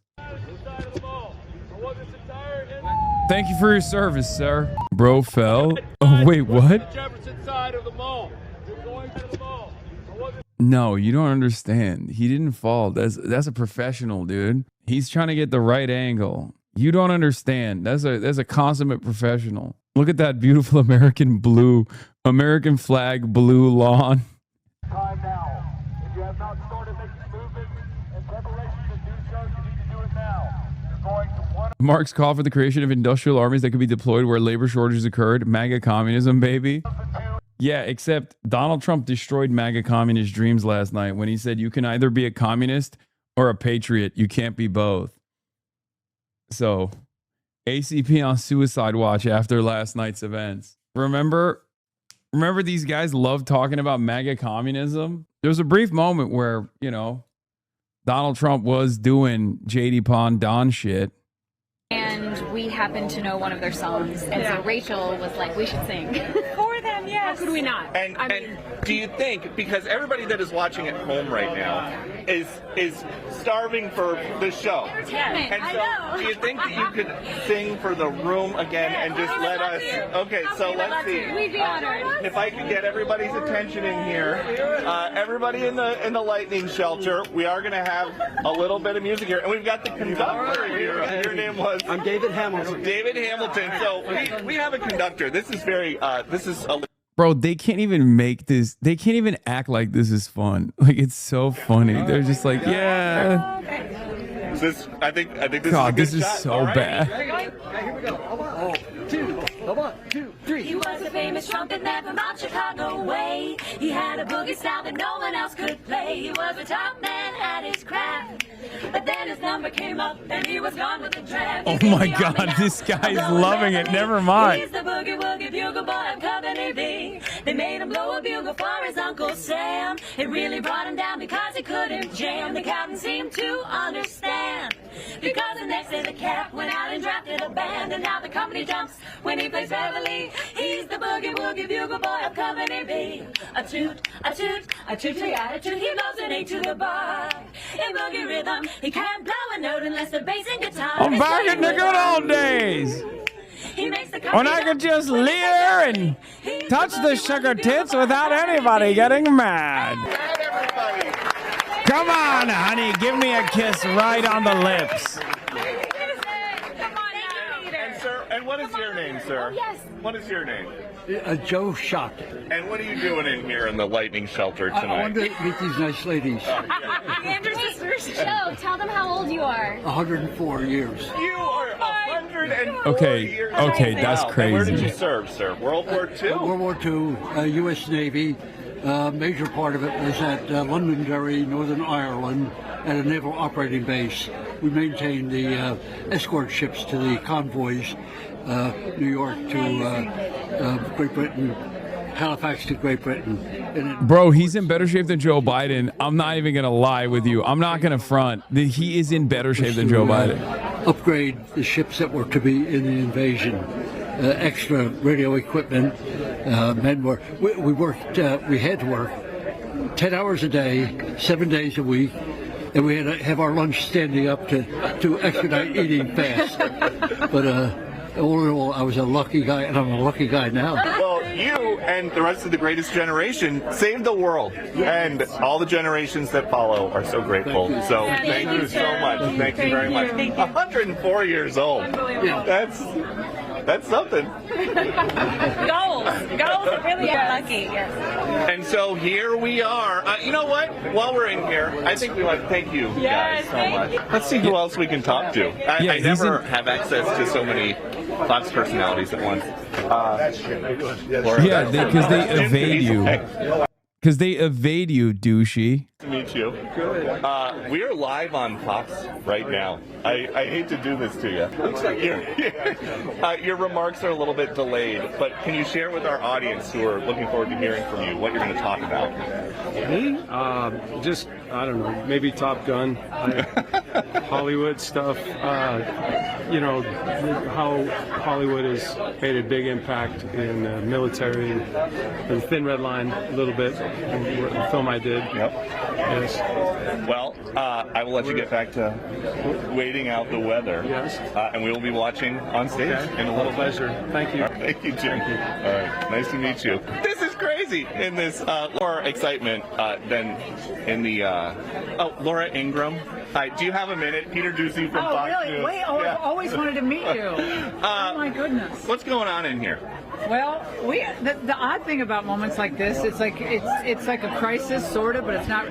And you're meeting great people. You're meeting legends, World War II legends, and most of all, we're remembering even in difficult moments like this.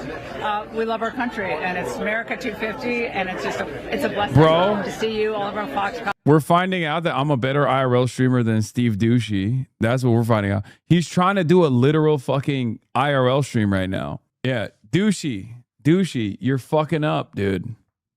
What makes her proud to be an American?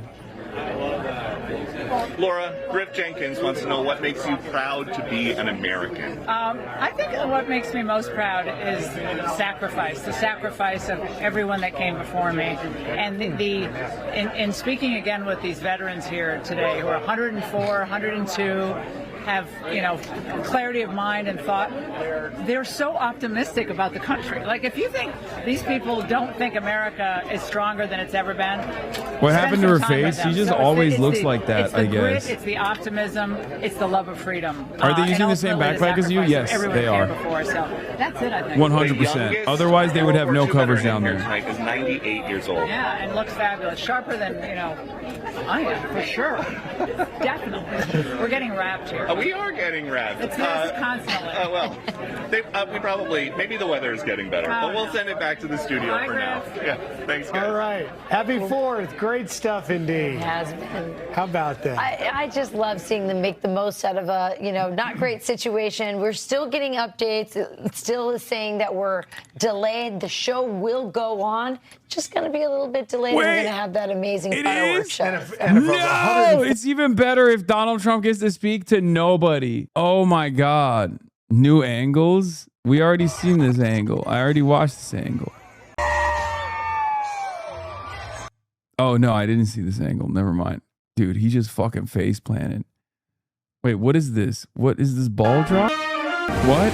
This summer, celebrate 250 years of freedom. Miriam Adelson being escorted out of the Freedom Fair.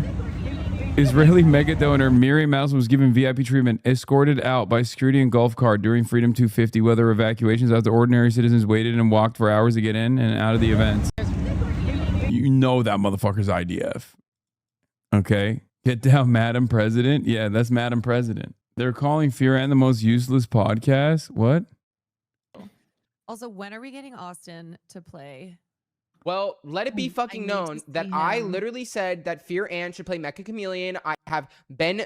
This is the thing. We don't get enough credit, Caroline, because the two of us together genuinely give them some of the best content ideas fucking ever. I said I was down. And they're like, oh yeah. I even got Hasan to say that he would do it. And I don't know, suddenly it's Friday and they still haven't done it. So... Also, when are...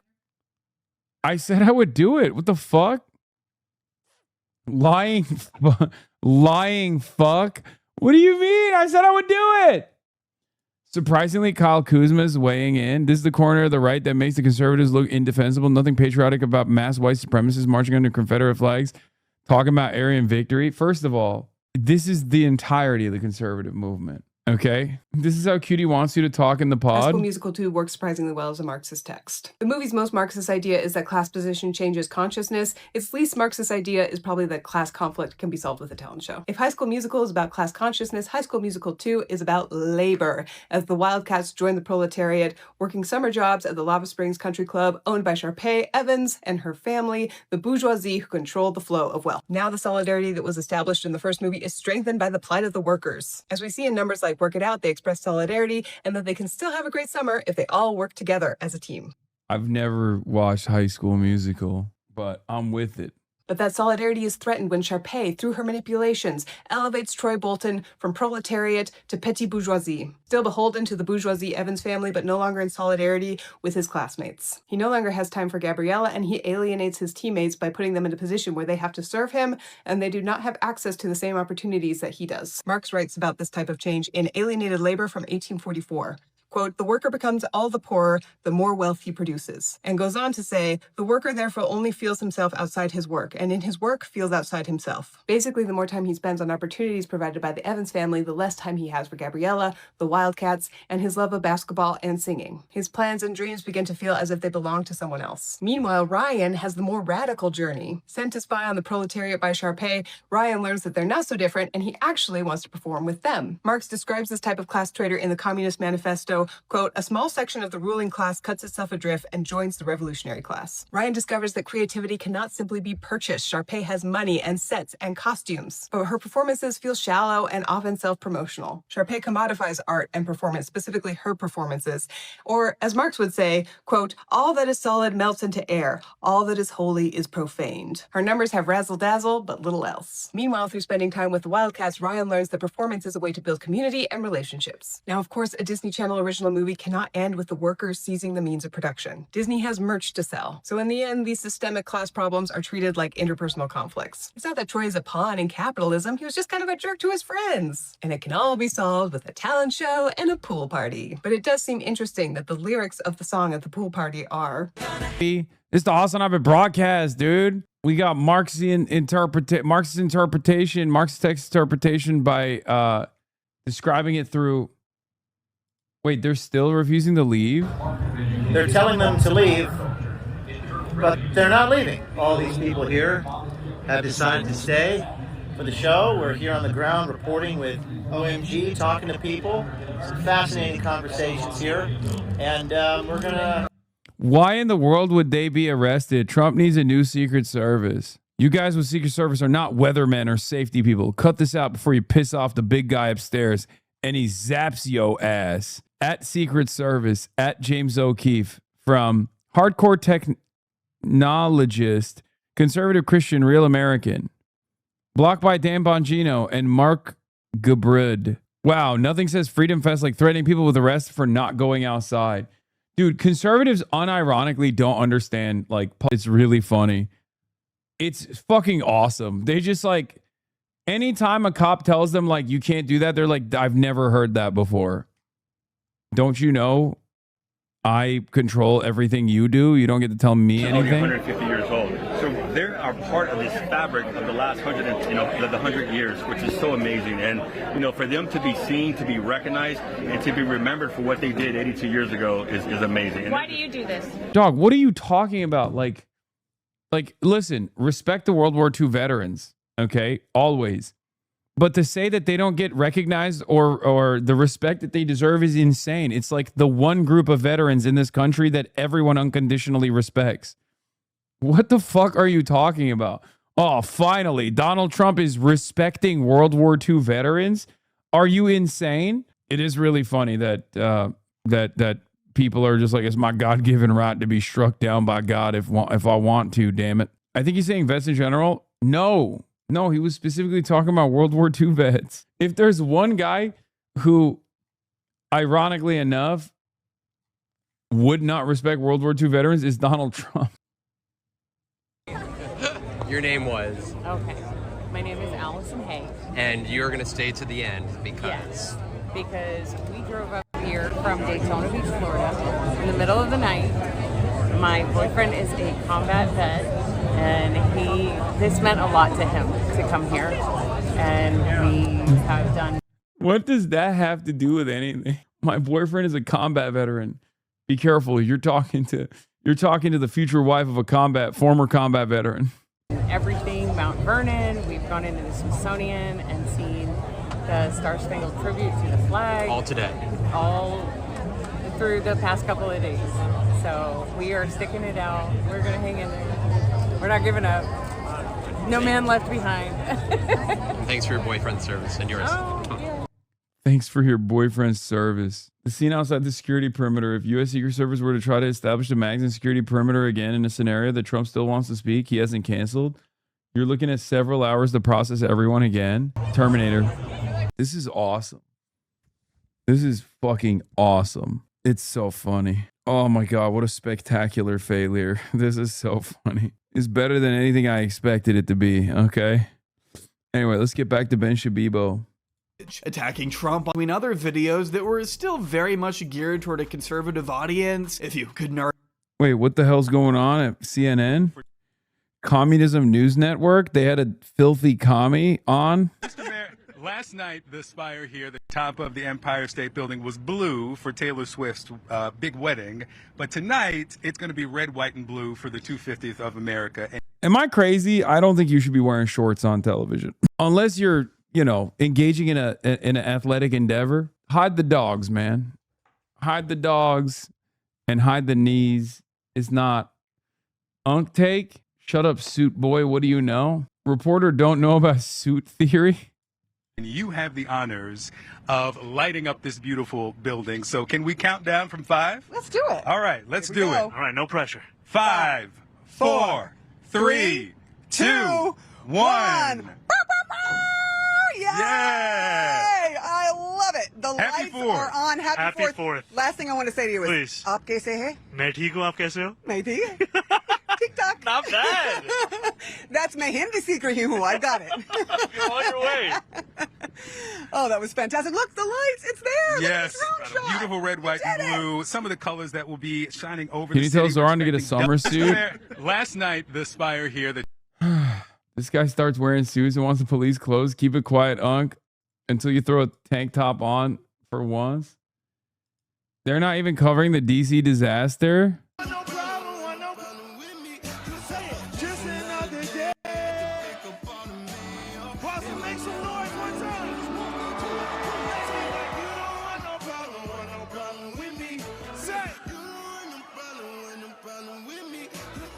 Just another day.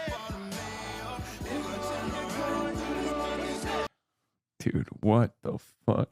Wait, why is Chance in Boston? Yeah. I don't even understand why he's performing in Boston. Money low? Hey, chill. He's woke now. Oh, Trump, I'll deliver a speech no matter what. Looks like how late it goes, but we're here. He is a guy who always likes the show to go on. But my question is, does everybody in this magical bunker want the show to go on? I mean, if you're 107 years old, you could be forgiven for, I don't know, wanting to, hit the hay at some point. I hear you. But these guys, I mean, I just talked to 3 of them. They're still raring to go, and so they're ready to get up on stage. And you know, Brett, you mentioned that in your call with the president, you brought up the part where the President Trump said, "Hey, those guys, those years plus." They went through a lot of bad weather. He can go through some bad weather and get through this. And it reminds me back just a while earlier this summer, you had a 98-year-old World War II veteran, David Yoho of Merchant Marines, signs up for service at 16 years old. He was just back on Memorial Day standing in a horrific storm down at the World War II Memorial, holding an umbrella. And his message was to young people. He said, "I came here and I'll stand through this storm to remind you that we gave up our yesterdays for your tomorrows." It's such an important. Oh God, it's like thank you for standing in the rain. This is a very, very important call. Brace, he's on the ground and won't leave like the patriot he is. I don't think he is. I'll text him. Let me see. I just texted him. Patriotism slop. Yeah. Oh, he said, I wish. He's not there. We're so glad that we're getting a little inside view into the, as Charlie's calling it, the magical bunker. The bunker filled with our heroes and a lot of good cheer despite the weather. Brett, you've been doing a fantastic job letting us sort of catch some of that energy. Happy 4th of July. Thank you, Brett. You too. All right. So, again, the America 250 events are postponed because of bad weather. You can see that out there on that shot. We're going to go to Bill Malugin, who's also live here with us in Washington, D.C. Bill, what are you hearing and what are you seeing on the ground with so many of the people you were interviewing not too long ago right there at the State Fair? Yeah, Rachel, good evening to you. Unfortunately, it looks like, at least for the foreseeable future, we're going to be celebrating America's 250th birthday all by ourselves out here. The National Mall has turned into a total ghost town. I'll step out, give you a look. How come Bill Malugin is still allowed? Bill McSplugin. How come Bill McPoopin is still allowed to be there? Themselves watching the nonstop military flyovers. Then we started getting these dark, looming clouds, big gusts of wind, isolated lightning strikes. They got on the loudspeakers, ordered everybody out, started clearing everybody out of here. They actually had National Guard and... Wait, it's even funnier that it's not raining anymore. Sammy Gold found Randy fine. Gross. Dude, I don't know what's going on. But I feel like if Trump actually delivers this speech, something crazy is going to happen. Okay, this is bedlam. This is chaos. I feel like this is divine retribution. I don't know why. I would look, if I was in his shoes, I would probably not do the speech. Hogs are singing through it. Hold on, let's get the weather report. Army Gold. And then a lot of people were excited for tonight. Supposed to get a B-1 Lancer turning on its afterburners, doing a nighttime flyover here. We don't know if that's going to happen either. So we're kind of in a wait and see pattern right now. But you can see behind us, this was packed just a couple of hours ago, and more people were coming in, and there is not a single soul left in here. It is just us. And then on the back side of our camera, which you can't see closer to the U.S. Capitol, there was that FIFA fan zone where everybody was watching the FIFA matches. That has been completely cleared out as well. So you are talking thousands upon thousands of people who are in town for America 250, who waited in line to get into these events, who are now out on the streets of D.C., not really sure where to go, what they should do, go back to the hotels, go to the bars. Is this going to open? What's going to happen with the president's speech? So we're just kind of in a big holding pattern right now, guys. And again, we are starting to feel some more raindrops starting to come down here. Bill, I'm not sure. Gonna get an FBI call if something happens now? Oh my God, dude. I'm just saying, like, there's a lot of fucking warning signs that something ominous is afoot. Especially paired up with the reality that not one, not two, but 3 different presidents have actually passed away on July 4th in the past. I want Trump to be protected. I don't want my goat to be in harm's way. I'm telling him, don't do the speech, sir. If these veterans can survive, bad weather and storm the beaches, I'm going to. That's not a secret, by the way. That's like actually real. Yeah. Thomas Jefferson, July 4th, 1826. John Adams, July 4th, 1826. James Monroe, July 4th, 1831.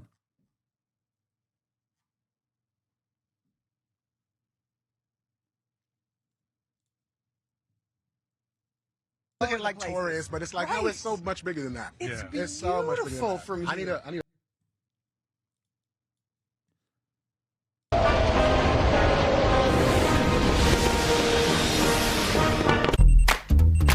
Every great day starts with your gut. Try new Dulcolax gummies. Bro, it's not going to clear until 10 p.m. I'm looking at the Doppler. So what does that mean? Does that mean he waits until 10 p.m.? Because he can't speak in front of a large crowd if he just even starts at 10 p.m.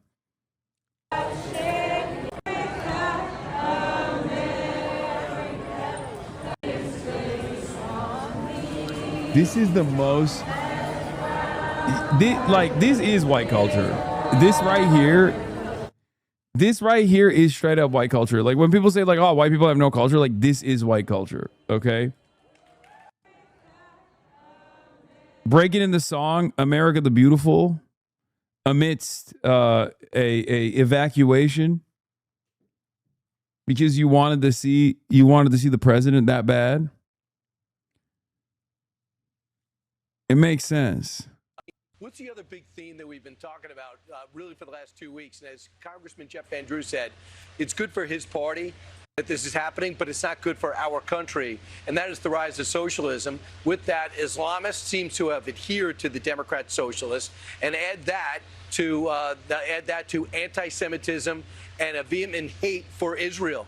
You got this guy, Abdul El Said, who just got endorsed by AOC, a socialist from New York, who's come out and can't answer the question, should Israel exist? Right. And if you say taking money from AIPAC as a Democrat, which is a lobbyist group, the Israeli lobbyist group. Dude, Brian, he's so in the tank, man. He is, dog, give it a rest. It's America's birthday, man. Can you take Israel's dick out of your mouth for one day? Really? On America's birthday, Brian? It's America's birthday, Brian. It's not Israel's birthday. You're basically done as a candidate. That's where this party is right now. What's the other big theme? God damn.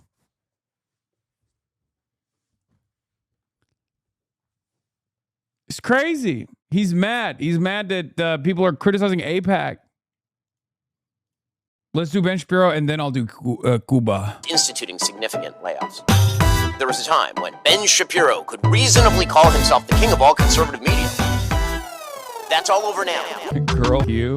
I'm not even kidding. I'm a little worried that because the UK banned me, I'm worried that the Commonwealth is going to do the same. And I plan on going to Australia in the upcoming year. A girl shower is hours long where we wash our hair, shave our whole entire bodies, exfoliate and wash our face and every crevice. Gosh, Hasan, have you ever talked to a woman? Oh, that's the girl shower. It's the opposite. It's not short. It's long. I can't help but notice that the online world has become increasingly into politics lately. You will be, in the not too distant future, running for political office. And you have my complete and total endorsement. Influencers who once had nothing to do with such polarizing issues have since flung themselves headfirst into the most contentious political matters of the day. Whether driven by clout or by ideological purposes, the fact is, more and more influencers are beginning to play a larger role in the events that shape our history. I want to thank the Nelk Boys, Aiden Ross, Theo Vaughn. If you had told me 5 years ago that Kyle and Steiny of the Nelk Boys would have had a hand in whitewashing a genocide by granting a war criminal a softball interview on their Happy Dad sponsored podcast, I probably would have had some kind of severe medical episode. I mean, even now it's hard to comprehend that being a real thing that happened. Burger King. I like Burger King more. What's your go-to at McDonald's? No, I'll tell you Burger King. We did the double, Whopper? The double. I haven't ripped Burger King in a long It's time. not. Burger King kind of sucks. Yeah. No, the, you're wrong. the BK Lounge can hit. I disagree completely. You like Burger King over McDonald's? That's your worst take, I think. Absolutely. That's a crazy take. Damn, such a hard-hitting journalism from the same That's your guys who worst brought take. you Nelk picking up hot girls in Miami and taking a virgin to the club. Because as refreshing as it might sound to have more people engage directly with the governments and policies that shape our existence, I can't help but think we're sort of being led down the road to hell by some of the least qualified grifters to walk the planet. You openly admitted you never do research or read articles outside of Twitter. How can you shamelessly tell others to read more? I don't need to understand whatever article you want me to read. This is one of the most goated Asmongold quotes where he's like, I don't need to read, bro. I know everything. I don't need to read your little special book or your Wikipedia article or anything else besides that. None of that stuff matters. Yeah, somehow one of the largest political commentators on Twitch, by the way. That's not discouraging or terrifying at all, is it? Wash hands? Why don't you shut that up? I washed my hands 3 weeks ago. Yeah, I'm fine. What are you talking about wash my hands for? The idea that an official Twitter account of the US military would be using words like low cortisol and lethality maxing just weeks before launching a regional war in the Middle East is a bone-chilling reality, but it's the one we're living in. Awesome. The political landscape is shifting underneath us as we speak, which can come with serious consequences, especially as online punditry moves further into the extreme. Women are made to be literally. That's what it is. Women are either mothers, whores, or nuns. No other options. Last time I was in Korea, I was tired of them pretending they were not Chinese. You're all slanty-eyed. You're all Chinese. Japan, Korea. You give me the pass. I give you the pass. Pass. All the time. We've talked a lot on this channel about these guys. The loose ensemble of kick streamers and other online provocateurs ushering in a new era of reactionary politics, united not by a single outward ideology, but by a shared desire to build and maintain a personal brand. In their quest to create viral moments that keep themselves at the top of everyone's feeds, they've increasingly resorted to saying and doing more unhinged things. These guys are mostly funded by their audiences, meaning they're far less dependent on advertisers than traditional mainstream personalities, and have little to no Brian Kilme just called you a champagne socialist on Fox 250. That's amazing. Rather a champagne socialist than champagne fascist like Brian is. Yeah. I'm Brian Kilme. I'm Brian Kilme. I'm Brian Kilme. I'm Brian Kilme. Dan told me he now wants a guest list Northern Lion for one of their shows coming up in the winter. We're gonna fly out and fangirl and hype mog him. Northern Lion? Brian killed me. No, I didn't. I don't even know if I'm allowed back into Canada. So, dog, it sounded like you said that with their pinky out. Northern Lion mogs you every day. I mean, I can hype mog him though, like Dan Beckner did. Why are they talking about you on this special occasion? Is it to distract from the event being postponed? Yeah, it's pretty crazy that Brian Kilme's talking about me on the America's 250th birthday on the patriotic channel.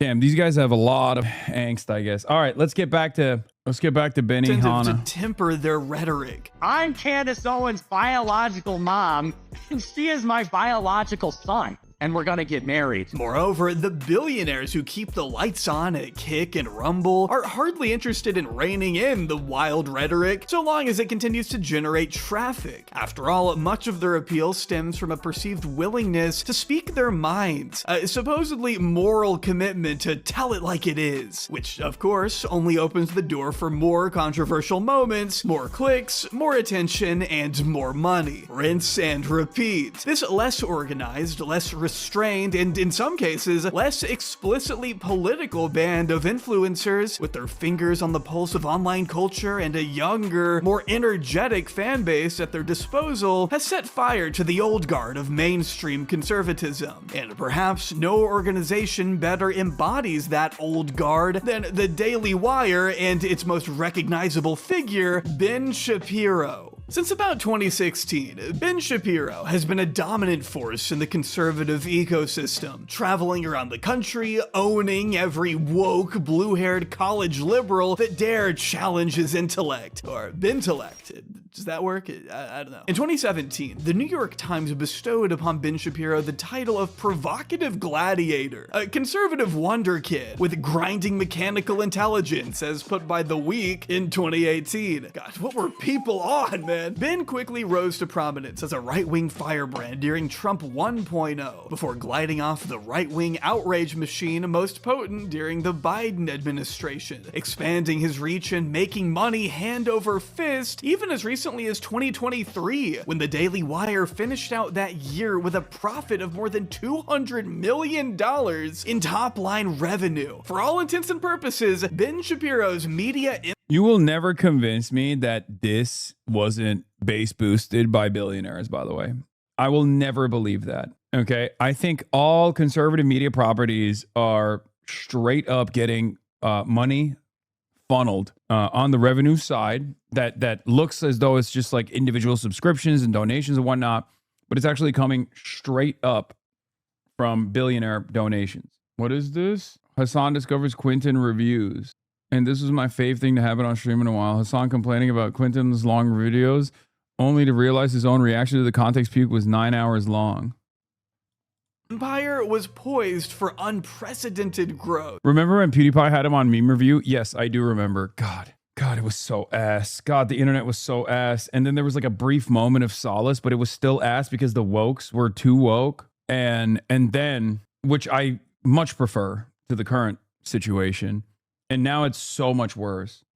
But today, those prospects look a little different. One glance at Ben Shapiro's 7 million subscriber Gonna girl shower to this stream right now? Hell yeah. YouTube channel will tell you that Ben has seen some better days, some much better days. The Washington Post just reported in May that Ben's views have plunged nearly 70% 24, triggering a wave of mass layoffs amidst the inner turmoil. A Daily Wire spokesperson, Brad Bishop, told the Post they had to cut 13% of their employees since the beginning of this year alone, which comes after a previous round of layoffs the company was forced to enact last year, shortly after their co-founder Jeremy Boring stepped down as CEO. Now they've even lost the guy who replaced him, meaning the future of the company is now less certain than ever. This also comes as Ben's former friends and allies are running circles around him. He now finds himself outpaced by the likes of Tucker Carlson, Megyn Kelly, and even his former acolyte Candace Owens, who continues to siphon views from her one-time employer, making for a particularly personal thorn in the Daily Wire's side. Do I have your consent to girl shower to your gym pics, King? Okay, now it feels like you're not girl showering. Now it feels like you're saying something else, which is definitely confusing me about girl shower. Online conservative ecosystem is changing rapidly, and if Ben can't turn things around soon, he may just become a has-been. You get it? Cause Ben, you get it? I mean, some of these videos have less than 20k views. The man is having to play Fortnite and react to TikToks, for God's sake. He is paying to run full broadcasts of his show as a pre-roll advertisements on other videos, hoping that the viewer just falls asleep and watches the whole thing on accident, I guess? Not sure that's a winning business strategy long term, but you do you, Ben. I've contemplated a video on Ben Shapiro for years at this point. It's not like he he hasn't given me a potentially endless trove of content to latch onto and attack. But as Cody Johnston said a few months ago in his video, we're at a point now where this might be the last time Ben Shapiro is even relevant enough to talk about. His predicament is a very real one, and I think it's worth examining how he went from such a rising star to a complete dud in a little under a decade. I think it speaks to the wider conservative movement that in the world of Republican politics, so-called principles aren't gonna get you as far as simply reading the room. Looking through this lens, Ben Shapiro's demise seems all but inevitable, and I hope this video can serve as a cathartic look back on one of the most putrid careers of one of the most repulsive men on the internet. Join me for the unprecedented rise and satisfying fall of Ben Shapiro. But first, I want to talk to you about today's sponsor, NoCD. NoCD is one of my absolute favorite companies to work with because it gives me a chance to talk about something that for too many years I felt I couldn't talk about at all, honestly. And that's been my experience with OCD. I've had it for about as long as I can remember. Even back when I didn't know what it was, I had already become painfully aware of the symptoms and had grown accustomed to feeling trapped by my compulsive behavior. Ethical reacts. He's talking about his OCD. It can be hard to describe OCD to someone who's never had to deal with it, but I remember being in 6th grade feeling like I had to obsessively wash my hands over and over again until my anxious feelings went away. I would force myself to think of quote-unquote good thoughts whenever I took a test, or else I had convinced myself that I would fail. I would have to touch every light switch of every room I entered, or else I felt like I would lose someone I cared about. Obviously, there was never any real connection between my anxiety and these rituals. Doing them wasn't going to change the outcome of something, and I knew that, but there was still this part of me that said I had to carry them out in order to feel okay. And sure, giving into them would help for a little bit, until there was another one I had to do, then another one, then another one. It was just a constant in my life for way too long. All these extremely rigid rituals began to consume me. It felt like I was being truly controlled and trapped by my compulsions until I found NoCD. NoCD is the world's leading treatment provider for OCD. All of their licensed therapists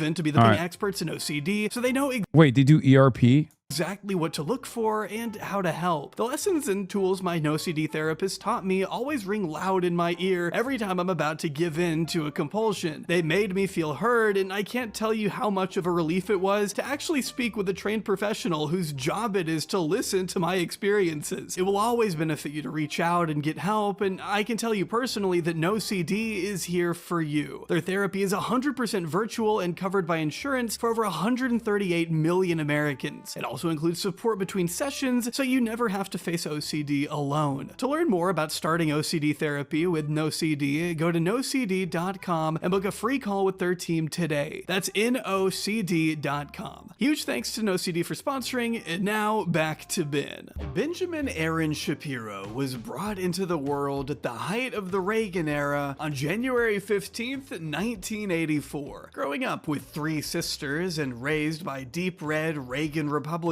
in the predominantly liberal city of Burbank, California, Ben's parents both enjoyed careers. Literally violinist. Father's a violinist. Ben's a violinist. He is just like, he is a liberal in every way, shape, and form. Except he just chose to be a conservative. Years in the field of entertainment. His mother being a top executive at a television company, with his father David working as a composer. Meaning that even from a young age, Ben had a healthy exposure to the arts. He was described as a child prodigy by Spectator in 2018, skilled in both violin and piano, which you can judge for yourself by watching his appearance at the Israeli Bonds Banquet in 1996. Benjamin Shapiro is 12 years old. He will play for us the theme from Schindler's List. Ladies and gentlemen, Benjamin Shapiro. It's almost kind of sweet to see a young Ben Shapiro so passionate about something that doesn't completely suck and make people's lives worse. You know, if you ignore the glaring fact that this performance was done to benefit a fascist ethno-state, of course. But if we know anything about Ben Shapiro, it's that his love of artistic expression has never once faded, as he's continued to sharpen and refine his musical chops over the years. Kind of makes me wish he had just steered clear of politics altogether and gone the route of a musician, a classical musician, okay? Not whatever the fuck this is. Let's look at the stats. But if a streak of creativity ran through Ben, so did a sense of unwavering patriotism. So much so that he had dressed up as John Adams every year for Halloween since the age of 5. Oh my God. Okay, never mind. I take it back. He was fucking unbearable from the start, dude. And John Adams is dope. I'm just saying that, like, doing that as a 5-year-old, you are a turbo dork, okay? It was already predestined that he was always going to be a fucking dweeb. Political discussions around the dinner table were far from uncommon in the Shapiro household, as David made sure that Ben, along with his sisters, were sufficiently engaged with the pressing matters of the day. But that doesn't mean Ben Shapiro always wanted to pursue a career in politics. Anyone who's seen his questionable takes on the Barbie movie or One Battle After Another knows that aside from music, Ben has long displayed a passion for film and television. I like his mug. Did you see his?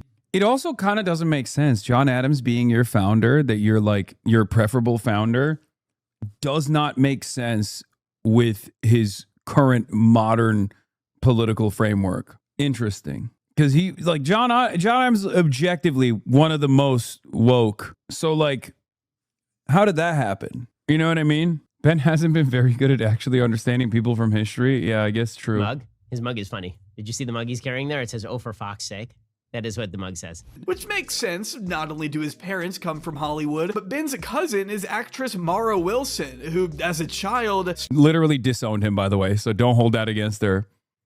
Actively dunks on Ben. starred in such films as Matilda, Mrs. Doubtfire, Miracle on 34th Street, and perhaps the film that most resonated with me as a child, Thomas and the Magic Railroad. It's peak, honestly. Of course, it's worth noting that Ben and Mara aren't exactly on speaking terms these days, what with her political convictions being the polar opposite of his. But if you look closely at Ben Shapiro's career, you may just find a thinly veiled desire to follow in the footsteps of so many of his family members. Take, for example, this particularly cringeworthy interview he gave in 2011. Oh my God.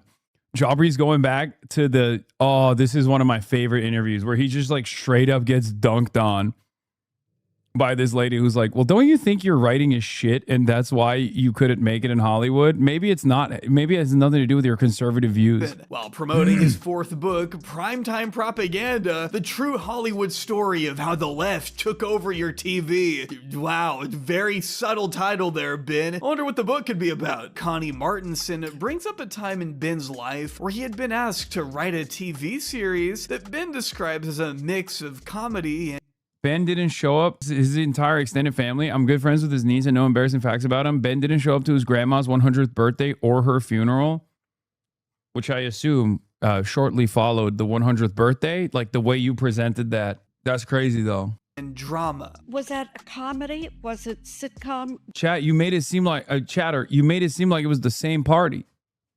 Was it drama? It was more of a dramedy. It was based on Harvard Law School. It was a dramedy. I've written a couple comedies, kind of hour-long dramedies for, spec script. And have they been bought? No, because no, and there are a couple reasons for that. Okay. So what do you think was the reason, Ben? One is that it's hard to sell anything in this town. Yeah, thank you. Period. Regardless of political viewpoint. And the other is that, and especially a breakout series right from the get-go, right? I mean, it's hard to sell a spec script. You start as a baby writer. I mean, you know the process. Yeah. And the one thing above all that Hollywood does right now that is utterly despicable is that they keep people who are not of their political ilk out of the business.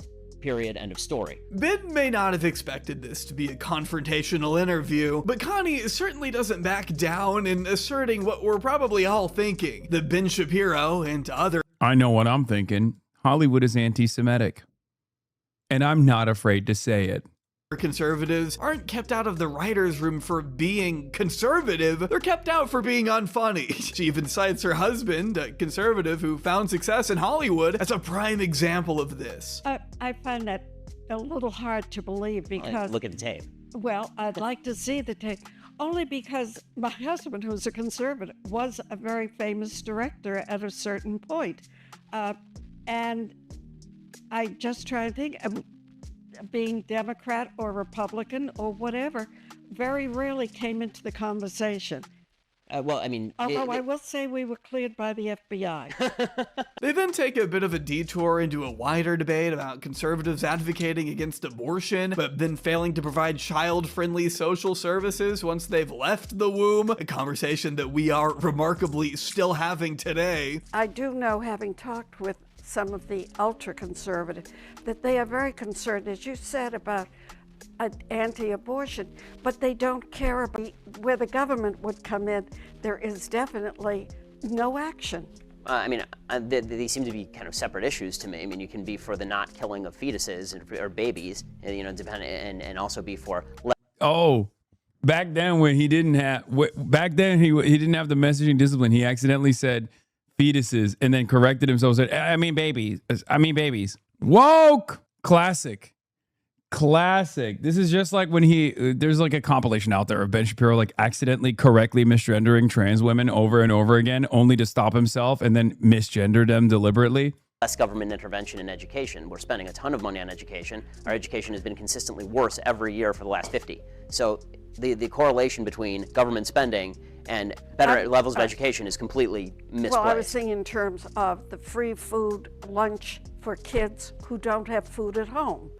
Anyhow, let's get back to television. They spar some more over the politics of shows like All in the Family and MASH. Ben suggests that Hollywood was much more moderate in the 50s and 60s, before, in a sinister turn of events, becoming liberal sometime in the 1970s, as if it were some carefully coordinated conspiracy or something, and not just a reflection of where the country was politically at that time. But I think it's fascinating that Ben essentially admits here that he had tried to get a television show off the ground at one point, only to be turned away because, in his words, his politics were too unsavory for Hollywood. Now, what I wouldn't give to actually read any of what he wrote for that TV show that never made it to production, but I think there's ample evidence.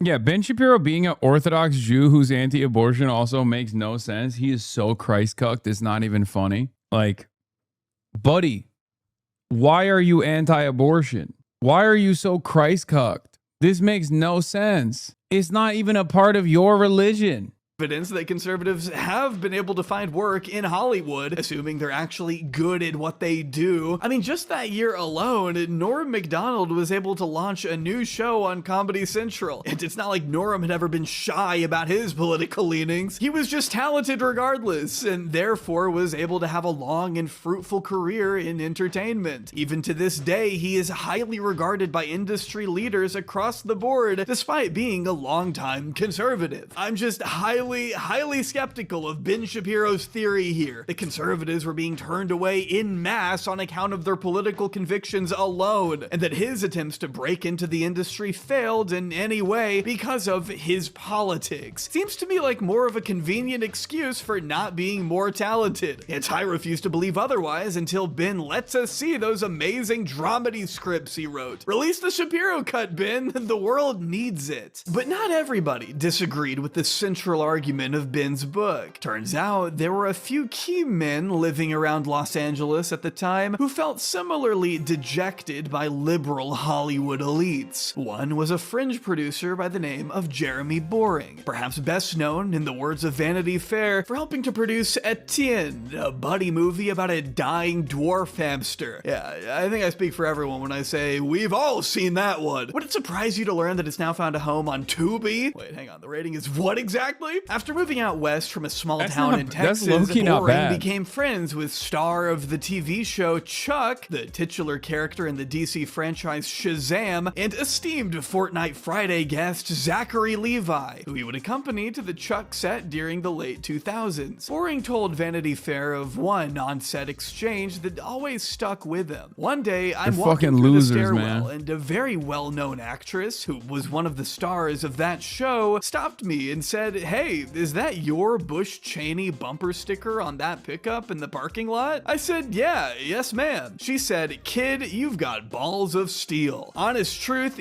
That's a real story that happened. That's a real, dude. God, conservatives and perceived victimhood. Name a better combo, dude. Oh my God.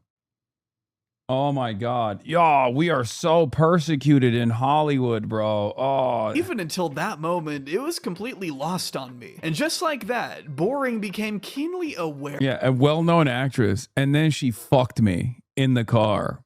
And then we high-fived after. It's a real story.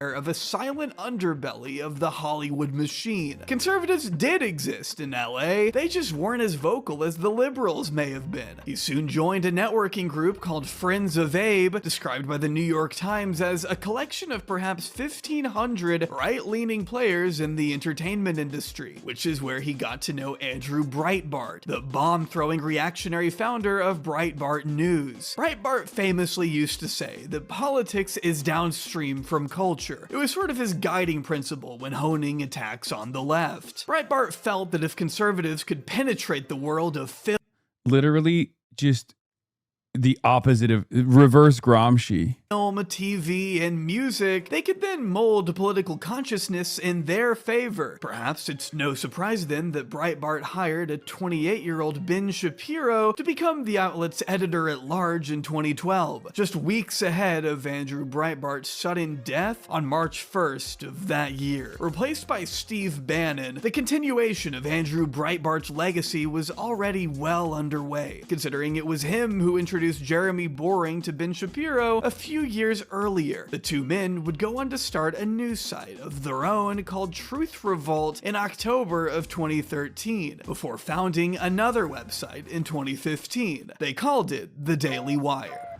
Within just 14 months of bursting onto the scene, Ben Shapiro and Jeremy Boring, who I Never forget when Ben Shapiro was working at Breitbart, Breitbart had a black crime tab.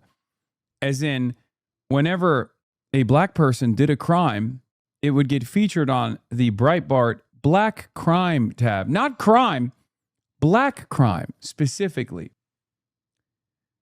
Ben Shapiro later left Breitbart after Breitbart hired, Steve Bannon hired Milo Yiannopoulos to lean into the Gamergate stuff to make gamers even more reactionary, which inevitably led to the likes of Asmongold.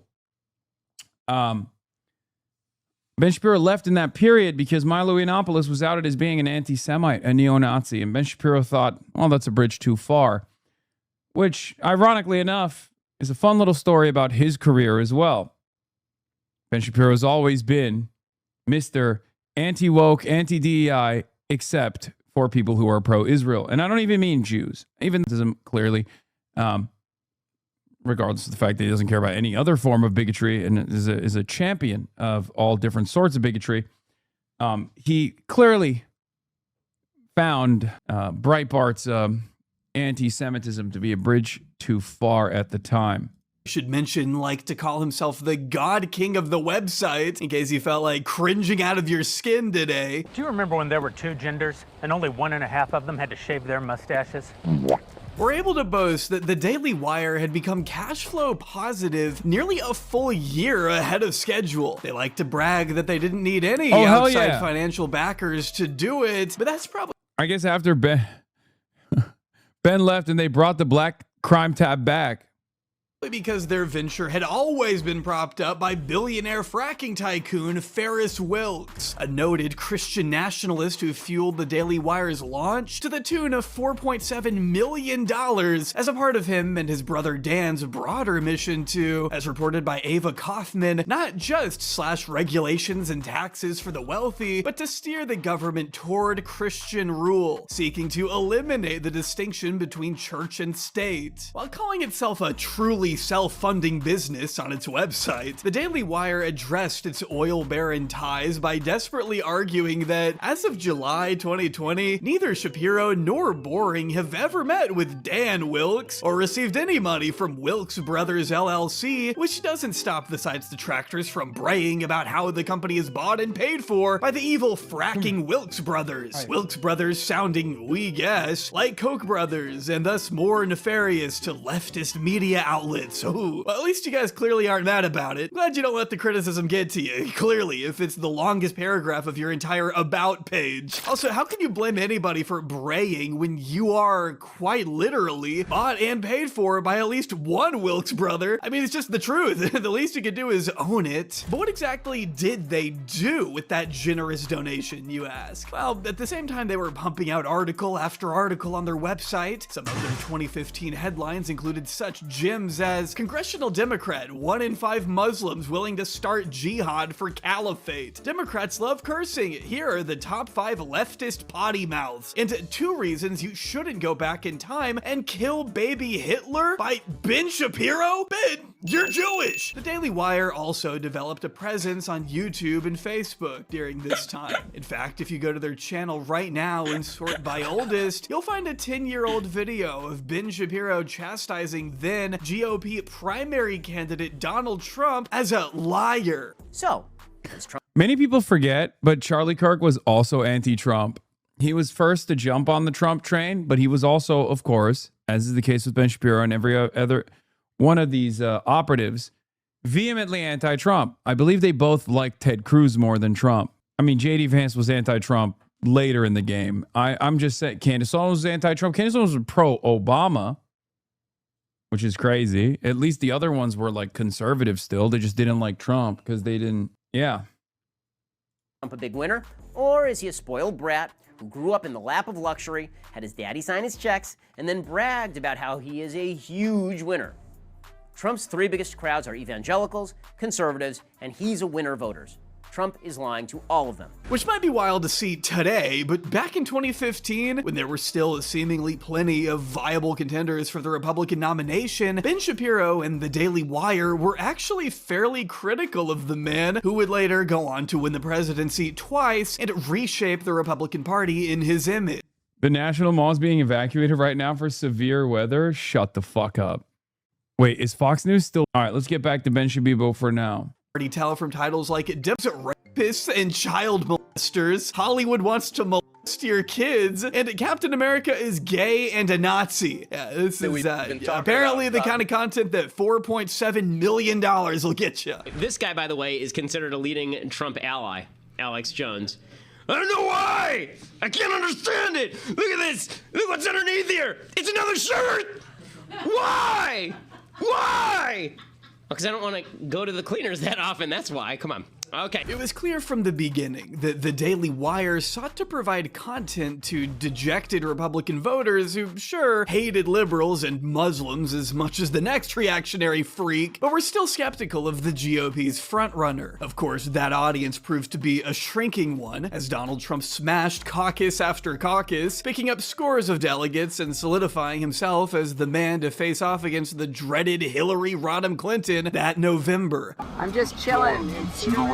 Grappling with a Trump presidency on election night, Shapiro and Boring may very well have positioned the Daily Wire to go belly up, if it weren't for a new niche they were early to tap into. It's not that they were simply pro-Trump, but they also definitely weren't anti-Trump either, as Ben Shapiro was about to learn the value of becoming anti-Trump in 2017. Donald J. Trump is now president of the United States. Darth Vader, no, from this lady. Okay, well that was forced as no way was that a genuine laugh, Ben. Come on. I know it may feel like another lifetime ago, but Donald Trump's first term in office provided plenty of material for mainstream liberals intent on demonstrating their hashtag resistance to a president who they, quite correctly, identified early on as a fascist warmonger hell-bent on ushering in the American century of humiliation. I mean, I think we can say now they were pretty fucking vindicated. You had the women's marches immediately after the inauguration, a day without immigrants on February 17th, pink pussy hats were flying off the shelves, though obviously not all of America was on board, since they did go on to elect him again just 8 excruciating years later, and there were figures in the media ready to capitalize on those who looked at the resistance movement and said, huh? Ben Shapiro understood quite well that while some Americans had voted for Trump, plenty of others had had voted against Hillary. They may not have particularly cared for Donald Trump the man, but they certainly hated what Hillary Clinton represented. And unfortunately, those early years also provided plenty of material for red-pilled servants of the billionaire class to traffic in their cancerous ideology through the means of smearing the left as a bunch of hysterical crybabies that were simply too immature or uneducated to understand such foundational concepts as facts and logic. People were wearing what they were calling pussy hats, like pussy cats, but hats, okay? And these were supposed to protest Donald Trump because Donald Trump is such a sexist. If you want to drive Americans out of your camp, a quick way to do it is just keep saying things like pussy hats over and over and over, and then talking about female anatomy. A lot of these signs are super obscene. There are a lot of kids who showed up to this thing, and there are a lot of really obscene signs. The name of the game was to hammer the left on their supposed weirdness to get as many non-political people in the door as possible. I mean, this video alone got close to 1 million views, and that was before the world had really learned who Ben Shapiro was. As liberals were pushing back against Trump, Ben was pushing back against them, laying a new foundation from which right-wing figureheads would go on to launch their attacks. A classic strategy in the world of politics is to paint the other side in the most unfavorable light imaginable. If you can show an example of one leftist being crazy, you can smear the entire left as crazy, thus drawing a distinction between them and you as the reasonable, level-headed adults in the room, especially in the eyes of normies. A cursory glance at Ben's overall channel will show you that his most popular videos don't even have Trump's name in the title. What really got him the views were his reactions to woke SJWs, his attempts to debunk woke ideology, and of course, the debates. The many debates of Ben Shapiro. I think there could easily be an entire video devoted to Ben Shapiro's disingenuous debate tactics, but that's not really what we're here to do today. Ben's debates haven't been relevant for a hot minute anyway. Did you fall? Wait, what do you mean? Why did you scream? It was in the video, wasn't it? There was a scream in the video? And you guys thought it was me? No, I was washing my hands after I fucking put my dishes away. Heard you take a tumble? You guys are so stupid. But if you've watched any of it yourself, you'll quickly notice a pattern. The overwhelming majority of these smackdowns took place on college campuses, meaning this Harvard-educated, heavily politically engaged debate lord was facing off against well-intentioned college students who, unfortunately, were a little too underprepared to deal with such a weathered professional. Now, does that fact alone make Ben's positions correct?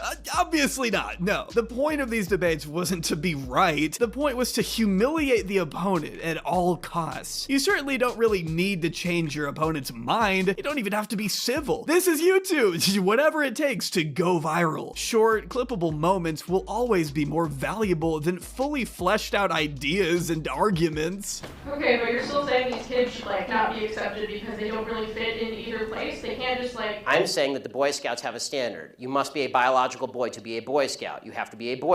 Fucking God! Let's go! Sorry, I got excited. When I see my goat thriving, you know what I mean? When I see my motherfucking goat thriving, it's hard. It's hard for me not to get excited, you know? To be a Boy Scout. In the name Boy Scouts. Ben knew his role, and that role was to refurbish the old, dusty, conservative talking points that had been thrown around. Dude, that was fucking so sick, dude. You fucking own that libtard, dude. God, oh my God, one day I want to do an epic ownage compilation like my goat Ben. Oh God. Fucking destroyed with facts and logic. You want to know why Ben Shapiro's career fell off? Not just because of Israel. Israel was the fucking final straw that broke the camel's back. You want to know why his career fell off? Because straight up, everyone on his side was just like, wait a minute, why the fuck do we care about facts and logic? No, the fuck we don't. Actually, no. My feelings matter far more than facts. Facts are woke. Facts are gay. Facts are libtarded. That's what happened. Everyone straight up was like, why are we listening to this fucking nerd? I don't want to debate. I don't want to debate libtards. I want to call them pedophiles instead. The appetite for facts and epic ownage and wanting to feel smart about destroying your interlocutors in the marketplace of ideas fell by the wayside. And it makes sense. It was living on borrowed time anyway, because Ben Shapiro never actually demonstrated facts. Unfortunately, I know this is a cliche, and I will repeat it, but truth does have a little bit of a bias on the liberal side, okay? For all of liberals' faults and failures, for the many different things I yell at them about, they are, by and large, on the right side when it comes to, I don't know, empirical evidence. Or at least they will generate the empirical evidence necessary. Republicans don't care.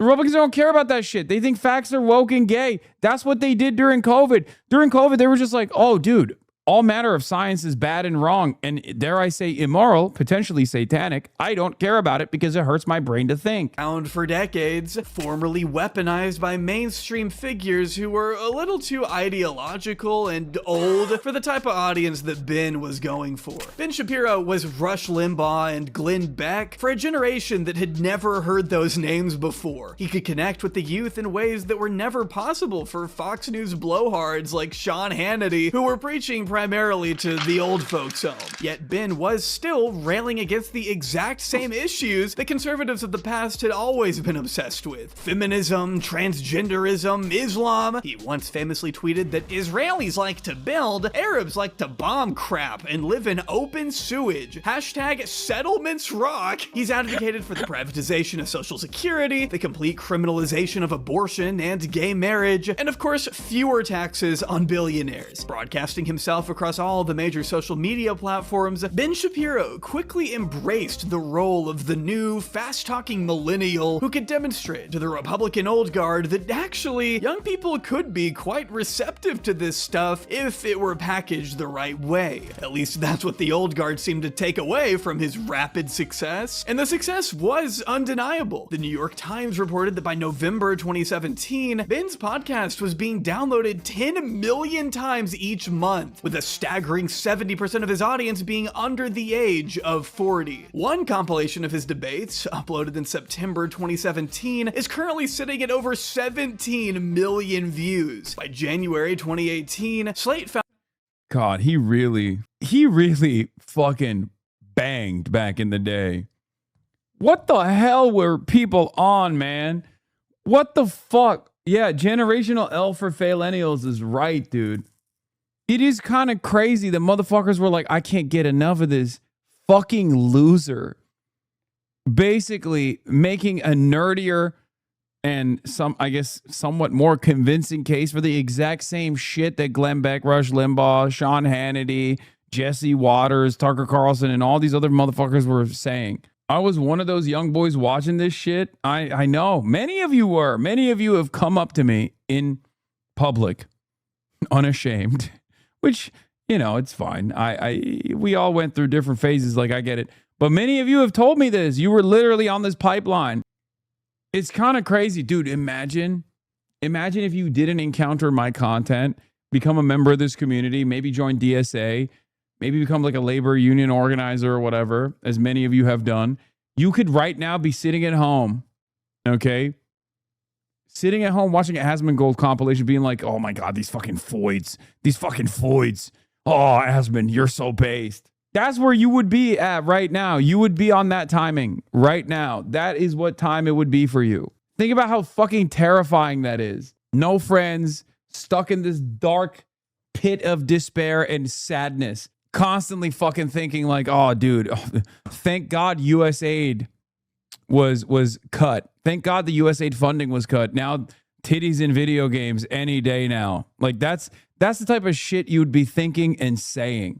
Found that Shapiro had more Facebook engagements in December than any other conservative site or personality except for Fox News and Breitbart. He was outpacing the Daily Caller by 2.5 times and received 6 times more engagement than Sean Hannity, 11.5 times.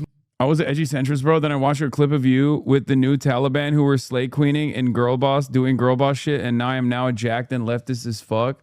Lamau, the rest is history. It is pretty crazy to think that like the Boo Boo Bennett video might have straight up saved the lives of hundreds of thousands of people. It's the one that a lot of people point to, But it is always funny to think like, what was the one clip that you saw of me that clicked? But I guess also at the same time, there's the opposite of it, because there's a entire industry dedicated to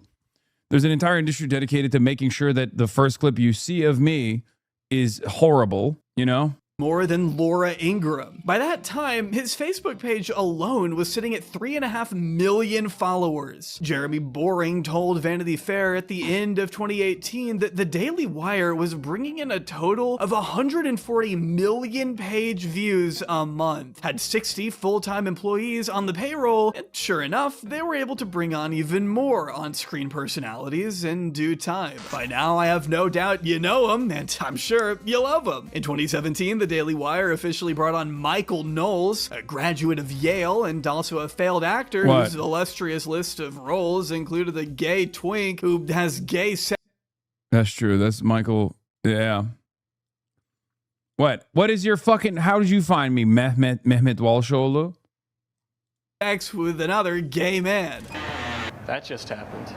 Dog, you didn't have to wear that. That's not a Speedo. That's a thong. On COVID lockdowns. The only reason I bring that up is because Michael Knowles, if you didn't know, is a raging homophobe who's declared that same-sex couples are unfit to have children, that their families are pretend, and has compared surrogacy to purchasing a luxury item, stating that even if they go to the baby store and purchase the eggs from one woman and rent the womb of another woman and create a child as though the child were a handbag to be purchased at Ferragamo or something, they're not fit to raise a child. He's argued that women understood the world a lot better before feminism, has decried anti-white racism, and has advocated for the eradication of transgenderism from public life entirely. So, you know, perfect candidate for the cool kids philosopher to take under his wing. 2017 was also the year that Matt Walsh joined the Daily Wire as a columnist. Before I started watching when Trump got COVID and you were openly celebrating it while CNN was praying for his safety. I would never do that. Why would you say that? Why would you say such things?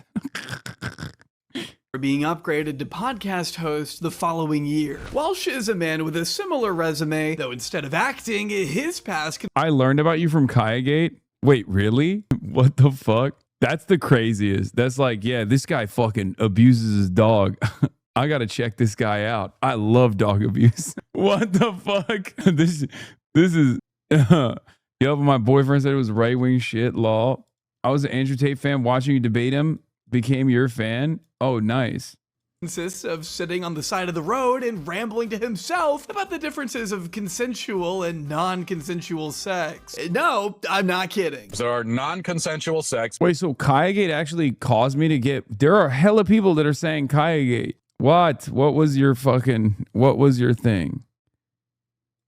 Last guy who did these owners compilations at college campuses died while arguing the racially motivated false statement about gun violence. I told a friend that America deserved 9/11 and he said, have you heard of Twitch? That's what you said. I broke from watching Brian Tyler Cohen, all the same scripts he used for his videos. Man's got hella catchphrases. Kayagate was only 4 months ago. Kayagate was October 7, 2025. Which is bad. And then we have consensual sex, which we think is always good.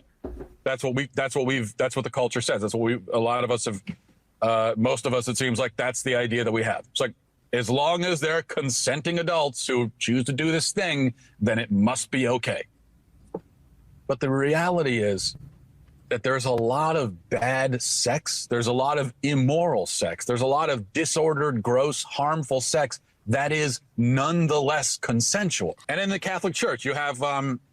Wait, he's mad about... Wait, I remembered this car rant because I think this is where he advocates to fuck minors. Okay, I'm almost certain that this is the car rant where he talks about like fucking 16-year-olds.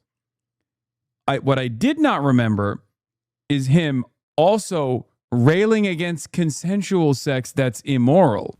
You have some cases where, like cases involving Cardinal McCarrick. You hear about Cardinal McCarrick and the controversy surrounding him. Now, there are accusations that he molested children. So, you know, that's in that category. But then a lot of the accusations you hear about McCarrick and also with other, you know, some of these other things as well. These are, in some cases, he's having sex with seminarians. These are grown men who he allegedly lured into bed and then had sex with. But as a grown man, if you let another man lure you into bed, does that belong in the same category as the 12-year-old kids? Would you believe me if I said this was also the same guy who defended teen pregnancies so long as the teen is married and that girls are technically, quote, most fertile at 17? Teen pregnancy is a new problem. Yes. In the sense that it's only recently that we decided that it is a problem, even biologically. And this is. Oh my God, oh my God, oh my God, oh my God. America, it's time to celebrate it. President Donald J. Trump's direction, gates to the National Mall will reopen at 9:45. Let's fucking go! The Salute to America celebration will move forward with the president delivering remarks at 11 p.m. 11 p.m.? Oh my God. Rain or shine, the American people deserve a celebration worthy of our nation's historic 250th birthday. Dude, there is no shot he makes it to 11 p.m. He is not going to make that speech. Oh my God, that is way past his bedtime. With the weather conditions, this is going to be sweet, dude. For 250 years, Americans have overcome every challenge with grit, resilience, and determination. A literal rain will never diminish our pride, our patriotism, or our celebration of the greatest nation in the history of the world. Yeah, dude, that's the same. It's the same as those guys that are just like, those guys that died while fucking building tunnels and shit, you know, versus the fattest 65-year-old combat veteran sitting in the rain waiting for Donald Trump. A National Guard member just showed it that folks would be let back in. Security checkpoints not screening anyone yet.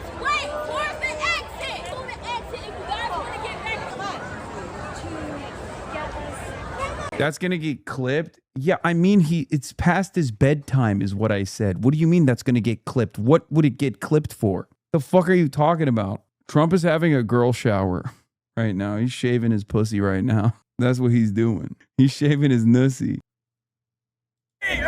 Fucking Washington crossed the Delaware when half of his fucking men had frostbite on their feet in a blizzard when a quarter of his men died from fucking smallpox, and they don't want us to get wet? What the frick? Hell yeah, dude. I'm fucking torqued to see my octogenarian president deliver the same exact fucking speech he's delivered 750,000 times. Yeah. I wish I loved anything like this guy loves Donald Trump, man. Seriously. The mind of a hog is phenomenal. I mean, they're just cattle, dude. They're fucking straight up cattle. But they live life so much better than we do. Let me fucking live in the mud. I don't give a shit.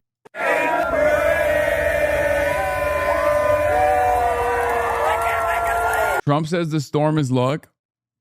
Storms, wait, what? After the heat and storms force evacuation, Trump's now urging supporters to stay anyway, saying he doesn't care if his speech starts at 2 a.m. Storms bring luck to whatever the occasion. They also make events a little bit more exciting. We will wait it out. I don't care if it's 2 o'clock in the morning or in 1 hour from now. Looks like it's going to pass. They always do. I will be there no matter what. But the what usually turns out to be a good thing. It's Saturday night. Let's have some fun. Even if we're out late tonight. They say 11 o'clock for the speech. Who cares?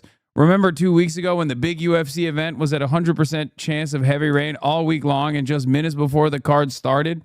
Well, there wasn't a single drop, and the fights turned out to be among the greatest in history. An event for the ages. Our great veterans, especially the old timers, many of whom are there, went through hellfire and it didn't stop them. It's not going to stop us either.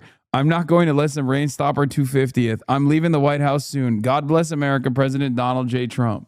God, amazing. Can you give us a history of presidents who gave speeches in the rain? I mean, I don't know. I mean, didn't Teddy Roosevelt get shot and then continue delivering a speech? So, you know. Caroline's fingers are bleeding after typing that long-ass bullshit. FDR did one in the rain in Yankee Stadium. Chance of TSA begin as TSA enters back through the gates as apparent attempt to reestablish security screening prepares to start with Trump saying he's still coming.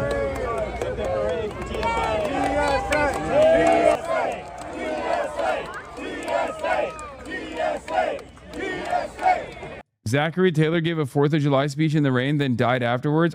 What? Shut the fuck up, dude. President Zachary Taylor did not die while giving a speech in the rain. On July 4th, he attended the groundbreaking for the Washington Monument on a sweltering day where he ate a large quantity of cherries and iced milk. He died 5 days later, likely to gastroenteritis or cholera. What? How many fucking presidents has 4th of July taken out? What the fuck? What the absolute fuck, man?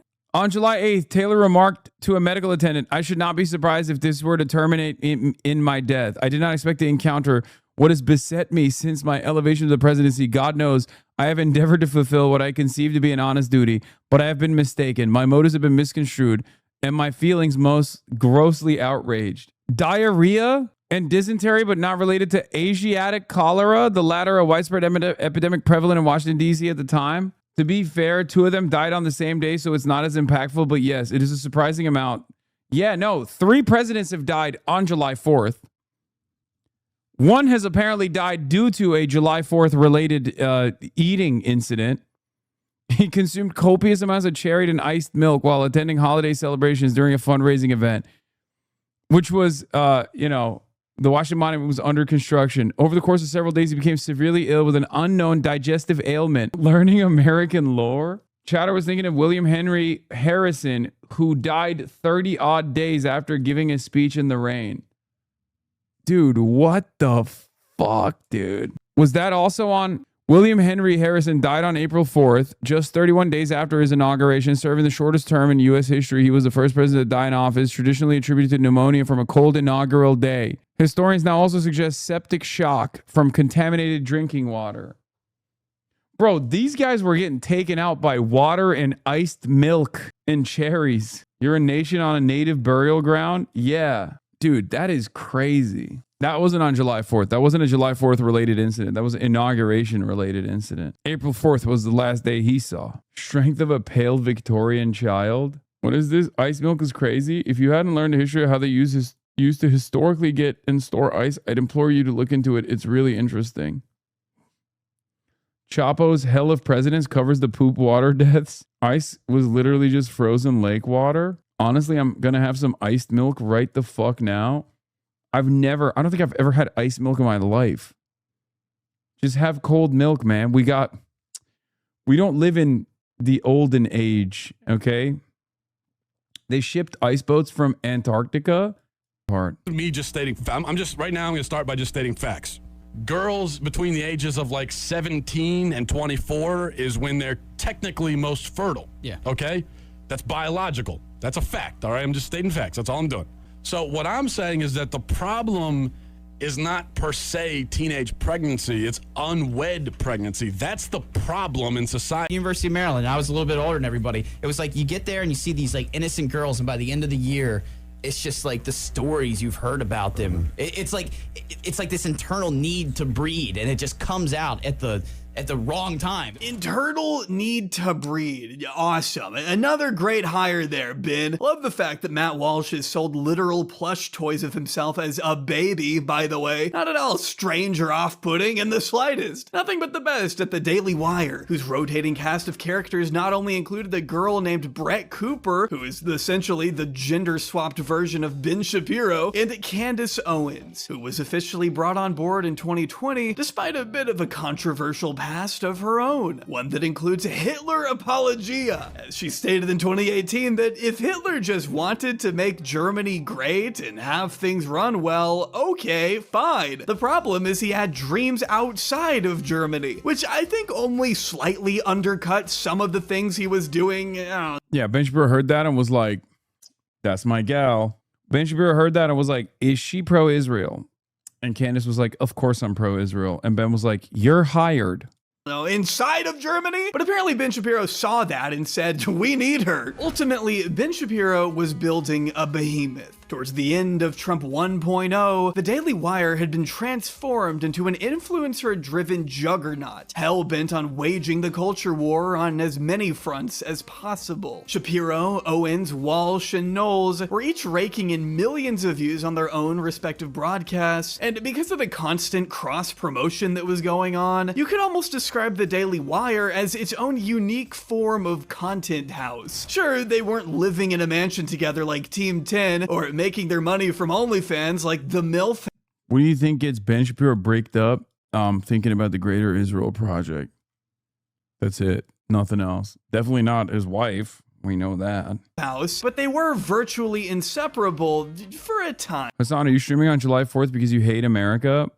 I love America. Because there was one glaring issue with the way the company had been organized. If one of the on-screen talents got big enough and decided they no longer needed the Daily Wire for support, they could simply walk away at any time and take their audience with them. A harrowing prospect that Ben Shapiro and Jeremy Boring would have been wise to take into account. But that wasn't exactly what they were concerned with at the time. After all, they had much more pressing matters to attend to in the era of Biden. With Donald Trump officially out of the White House, Ben Shapiro and Jeremy Boring found themselves in a more advantageous position than ever. For 4 years, Ben was, more or less, having to put up a front to defend a president who he had always despised on a moral level. Now, the president was a Democrat, an old senile one that he could openly and viciously trash without having to worry about even the slightest pushback from his audience. In fact, it's what they expected him to do. And of course, Ben wasn't about to let them down. Not a good look there, Joe. Not a great look at all. He's completely asleep. So, this guy is a fail. He is a giant fail. And I've loved kids jumping on my lap. What the f? This guy is a giant fail. Oh my God. Give him $4 million right now. Give him $10 million. That's a great meme. Did you know that every single like creates one additional leftist tier? I just don't understand like what people, I mean, I guess like this is the content equivalent of doing like anti-woke razors. You know what I mean? Where it's just like a more dog shit version of something you could get that's readily available, but this time it's got, you know, you're also doing it political style. Like there's also a political movement that you're a part of. Like who the fuck will be like, "Oh my God, I can't wait to watch this guy go epic fail on another Joe Biden compilation." That is just science. What's going on with this guy? Trust me, the hogs were eating good. It's not like Joe Biden didn't give him any material to work with. When it came spring, I mean, it came the fall, this is the God's truth. And you get in the car, and there's a little frost on the window, turn on the windshield wiper, there'd be an oil slick. I have asthma, and 80% of the people who, in fact, we grew up with have asthma. That's what you call a fence line community. This is the kind of person who's president of the United States. In January of 2022, Boring announced that the Daily Wire's 12-month revenue had hit $100 million for the first time ever, up roughly 65% from 2020. Having just moved their headquarters from Los Angeles to Nashville, Tennessee, the company was prepared. My favorite Ben Shapiro tweet about you at all time. Rare W in the Ben Shapiro Book of Takes. As a gay man, I have been reliably informed that in order to truly be in a slut era, Hasan the Hun must show hog. That's real. He did say that back in May 4th, 2022. Where did you find this? Like, this has got to be your own tweet, I assume. To put their massive war chest to good use by introducing a wave of new and expensive projects. And I'm not just talking about overproduced commercials for anti-woke razor blades and pronoun chocolate. I'm not really sure actually, and I don't care. In June, they announced the Daily Wire Plus, an obvious spinoff of Disney Plus, though Disney Plus never offered commentary from a doddering old transphobe who has beef with Elmo for some reason. So if that's your thing, I guess it could be worth the $7 to $21 they make you cough up. I don't know. They also announced another paid streaming platform called BentKey that featured content exclusively for kids and sought to answer the age-old question of what if Bluey were a homeschooled chinchilla voiced by washed-up reactionary comedian Rob Schneider. Yeah, nothing screams family values like that guy. Full disclosure, I haven't tried watching Chipchilla yet and probably never will, but everything I've read about it indicates it was a pretty standard children's show with an emphasis L for you, because that's There's great lessons to be learned there. On respecting your parents and loving your country, I guess. Apparently, Boring didn't want to make this one as explicitly political, though he did explain that the point was to push back against what he saw as the worst excesses of the woke left. Okay. Kids go to school for 40 hours a week, and then they engage in pop culture for 40 more hours every week. That means for 80 hours of a child's week, you are turning them over to the left. Oh no, the exposure to new ideas and differing perspectives, God, anything but that. A good parent might spend 15 minutes a day in meaningful conversation with their kids. A great parent might take their kid to church for 1 hour or 2 hours or 3 hours a week. The other 80, they're watching Disney. They're online. They're in public schools. Oh my God, the horror. I would never allow my kids to endure the satanic dogma espoused by Disney Channel and Oh yeah, my famous Ben Shapiro ratio. Masculinity and femininity exist. Outward indicators of masculinity and femininity exist in nearly every human culture. Boys are taught to be more masculine in virtually every human culture because of the role of men is not always the same as the role of women. To which I responded with, Ben, you're 5'3", can't grow facial hair, and weigh 100 pounds soaking wet. If we can both be considered men, you should probably be a bit more open-minded about gender expressions. It's clearly not as rigid a binary as you try to imply. It is 118,000 likes. Yeah. This was back in the day. This is pre-Elon purchase Twitter. So you look at the fucking replies and it's like all real human beings. I'm almost certain this caused Ben Shapiro to grow a beard, by the way. Zoran aura farming again? Hey, our nation. Okay, we're not going to do this right now. Okay, we got to finish this. public school teachers. Do conservatives ever get tired of being scared of literally everything? But not all the new Daily Wire projects kept their politics ambiguous. They also released a number of films, including, but tragically not limited to, the brazenly transphobic Lady Ballers, which was about a group of men getting into women's basketball by claiming they were transgender. Jeremy Boring, who has always wanted to be taken seriously as an actor, in the same way Ben Shapiro has always wanted to be taken seriously as a screenwriter, played the main character himself, and features cameos from the nation's most universally revered lawmakers. Excuse me, are these seats open? Never mind. Don't you have a fucking job to do? Though perhaps one of their most successful ventures to date is Matt Walsh's equally transphobic documentary, What is a Woman? Or as I like to call it, the final boss of coworker movies. The goal was to showcase the supposed absurdity of gender ideology, but at least 3 people who appeared in the film say they were tricked into being a part of it, and that the producers had misrepresented how it would portray transgender topics. Apparently they had promised doctors and advocates that the documentary would explore the challenges the transgender and LGBTQIA face in today's culture, as well as advancements in transgender care and gender affirmation surgery. Obviously, the film wound up doing the exact opposite. As NBC's Preston Ganaway pointed out, nowhere in the film did Walsh even use the phrase transgender care, instead opting for terms like chemical castration. Since they hadn't heard of Matt Walsh or the Daily Wire before, these interviewees had more honest, pure intentions, and were surprised to learn their words had been weaponized to further a political agenda they didn't agree with. What I didn't know until researching this video was that the Daily Wire had also established a conservative book publishing imprint in 2021 that helped publish propaganda,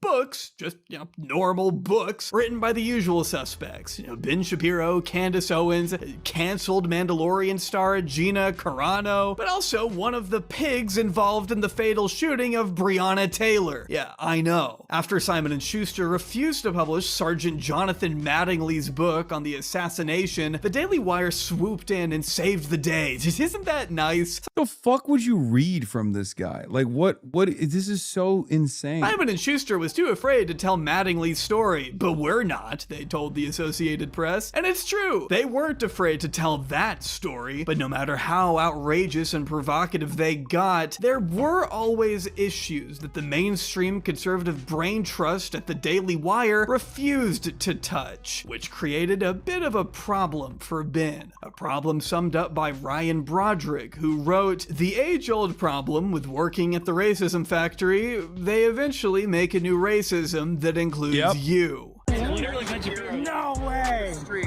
I'm here with Andy No.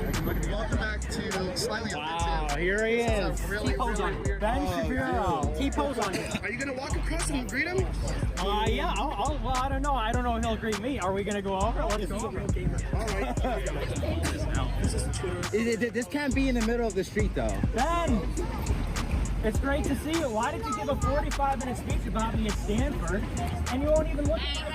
Hey, he's with his kids. Come on, I know you're with your family, but I can't get anywhere else. I shouldn't have to spell out for you why Ben Shapiro, one of the right's most prominent Jewish commentators, and Nicholas J. Fuentes, an ardent neo-Nazi Holocaust denier, would hate each other. They've been trading blows for almost a decade. Fuentes sounds like old Shapiro, same tone.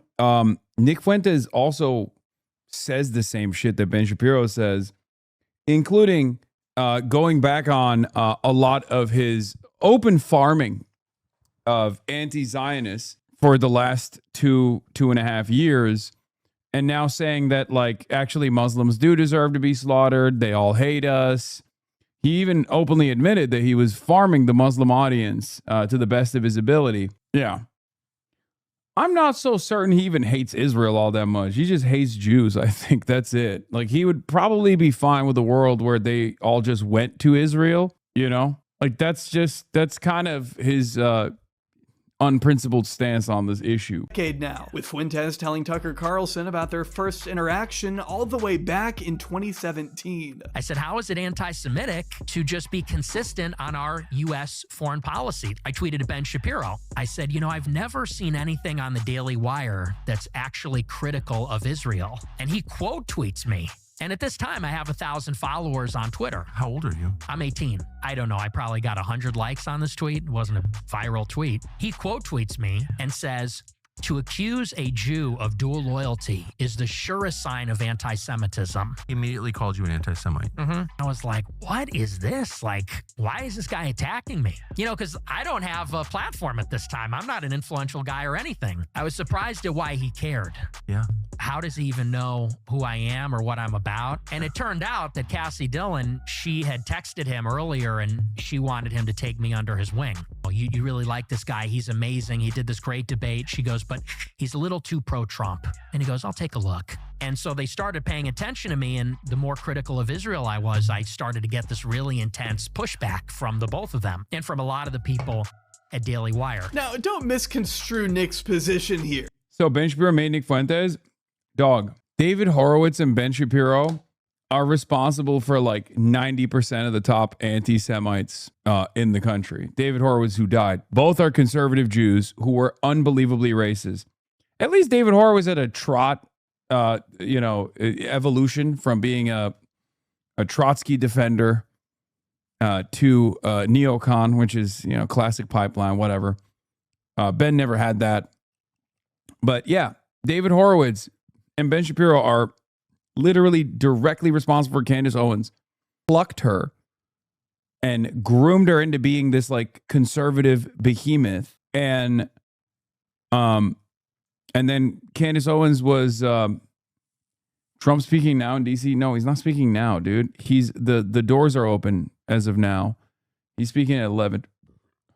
Mark Levin also is up there as well, another conservative Jewish man. Nick Fuentes openly admits in this video, in this interview, that he learned about the Great Replacement conspiracy from Mark Levin. His criticism of Israel does not mean in any way that he's a friend of the Palestinian movement, or any non-white group for that matter. Anyone with even a basic understanding of who he is should know immediately that Nick's opposition to Israel has nothing to do with a selfless, progressive dedication to human rights, and has pretty much everything to do with a burning hatred for Jewish people. He's never exactly been one to hide his appreciation of Adolf Hitler and his questioning of how many Jews were really killed in the Holocaust, with his painfully unsubtle and nauseating comparison to cookies baking in an oven. Max says, if I take 1 hour to cook a batch of cookies and Cookie Monster has 15 ovens, working 24 hours a day, every day for 5 years, how long does it take Cookie Monster to make 6 million batches of cookies? I don't know. That's a good question. It doesn't really sound correct to me. Wait a second. It takes 1 Edgy boy, so edgy. hour to cook a batch of cookies. And you have 15 ovens, probably in 4 different kitchens, right? Doing 24 hours a day, every day for 5 years. How long would it take you to make 6 million? I don't know. It certainly wouldn't be 5 years, right? The math doesn't seem to add up there. This is beside the point, but I watched this clip play on Rumble next to an ad for 30% off ivermectin. So anyway, the fact remains that Ben Shapiro is and has always been, since the dawn of his career as a columnist at Breitbart, a raging Zionist, a defender of fascism who will back Israel and all of their violent, depraved, and sick behavior to the hilt without even a second thought. We already saw his tweet from over a decade ago, lauding illegal settlements in Palestine and slamming Arabs for bombing crap and living in open sewage. His opinions have hardly changed since then, and all you have to do is take one look at his coverage in the days and weeks following October 7th, 2023. And Tucker, by the way, then continued along these lines. He did an interview with Vivek Ramaswamy, and he likened what just happened in Israel, the kidnapping of women and their rape. He compared that to drug overdose deaths in the United States. People who are addicted to fentanyl, sticking needles. Cucumber Skin Harvester, shut the fuck up. Trump is not delivering a speech right now, okay? Jesus Christ. Oh my God. Oh my God. Cucumber Skin Harvester was just trying to debate me and got fucking clapped because he's not subscribed. In their arms and overdosing is. He was aggressively trying to spam to poop suck me and then got fucked because he's not a subscriber. A moral blight. It is a moral atrocity and a moral evil for people to kidnap women, rape them, and drag them back to the Gaza border. Those are not the same thing. And Tucker knows that. But this is a cheap way of telling you not to look. Nobody is calling for America to go to war with Iran. The entire purpose of having an aircraft carrier in the Mediterranean is to avoid that. Of course we should care about what happens with fentanyl. Of course we should care about, we should close our border. Have I been unclear about this? Of course America should have closed borders when it comes to this sort of stuff. I'm on the same side as Tucker on that. I just don't understand why he's not on my side when it comes to Hamas has to be wiped off the face of the earth. The rift between Shapiro and Fuentes reflected a much deeper divide taking place on the right as Israel responded to the Hamas attacks of October 7th by waging an all-out assault on the 2.2 million men, women, and children then living in the Gaza Strip, cutting off food, water, and electricity to the inhabitants and bombarding countless residential areas with attacks that persist to this day in what just about every international body considers a genocide. Benjamin Netanyahu and other members of the regime are officially wanted by the International Criminal Court of Justice for war crimes, yet they continue to be protected by the United States, first under Joe Biden and now Donald Trump. The horrifying images of Israel's siege being plastered across everyone's screens in the intervening 2.5 years have hardly improved the country's standing in the West, so it shouldn't be much of a surprise that about 60% of all adults in America now have an unfavorable view of Israel. Pew Research found in April 2026 that 80% of Democrats and Democrat-leaning voters of Israel, and although only 41% of Republicans currently hold an unfavorable view of the apartheid state, that's still a very significant chunk of the base, one that didn't exist prior to October 7th, and one that Nicholas J. Fuentes is in a better position to take advantage of than our friend Benjamin Shapiro, who considers even the slightest criticism of Israel to be flatly anti-Semitic, no questions asked. If you in any way disapprove of Benjamin Netanyahu's open bloodthirst and warmongering, then you obviously hate Jews.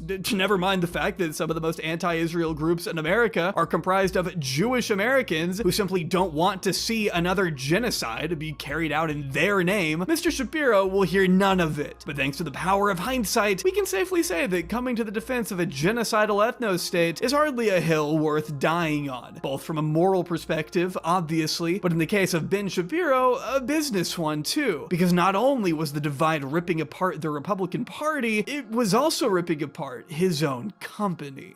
On the morning of March 22nd, 2024, Candace Owens shocked the world with a tweet that read, "The rumors are true, I am finally free." She had officially parted ways with the Daily Wire and was already promoting her own site, which promised premium content that exposes truth, shatters assumptions, and breaks boundaries. She presented the news in a way that made it seem like the Daily Wire, aka Ben Shapiro and Jeremy Boring, had been holding her back from speaking truth truth to power or something. But really, for anyone paying attention, this revelation hadn't come out of nowhere. She had been taking not so subtle shots at her bosses as early as November 2023, when she tweeted that no one can serve two masters. Either you will hate the one and love the other, or you will be devoted to the one and despise the other. You cannot serve both God and money. To which Shapiro responded with, Candace, if you feel that taking money from the Daily Wire somehow comes— God, he's so fucking, he is such a whiny little bitch. between you and God, by all means, Trump quit. live in 10 Candace minutes. fired back. When mom finds the poop sock, oh my God. Let me click on that real quick. Just kidding. Here's a 5-minute timeout, bitch. You have been acting unprofessional and emotionally unhinged for weeks now, and we have all had to sit back and allow it and have all tried to exercise exceeding understanding for your raw emotion. But you cross a certain line when you come for scripture and read yourself into it. Ugh, I hate this. Like, oh, I'm mad at you, Christian style. Just, this is one of those situations where it's just like, I don't like any of the parties involved. So I've always taken a let them fight attitude on it, and it's been great so far.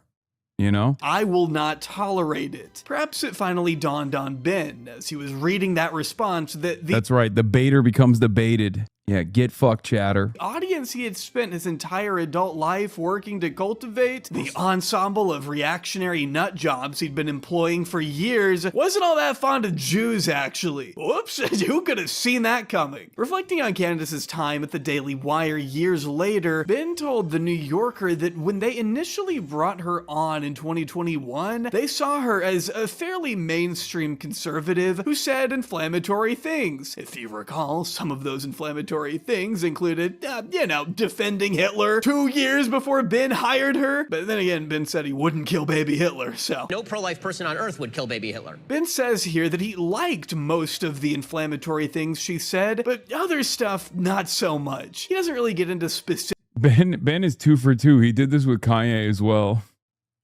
He did this with Candace and with Kanye, and both of them turned maximum anti-Semitic in the process. 2 for 2 for Ben. Awesome. Ethics, but he does maintain that by 2023, she was spouting anti-Semitic conspiracy theories, which, by the way, she most certainly was and still is. I mean, come on, she held up a copy of the Talmudic Jew. Also, she at the Daily Wire, it was only when she became anti-Israel on top of her anti-Semitism, that's when Ben got mad. Never forget that.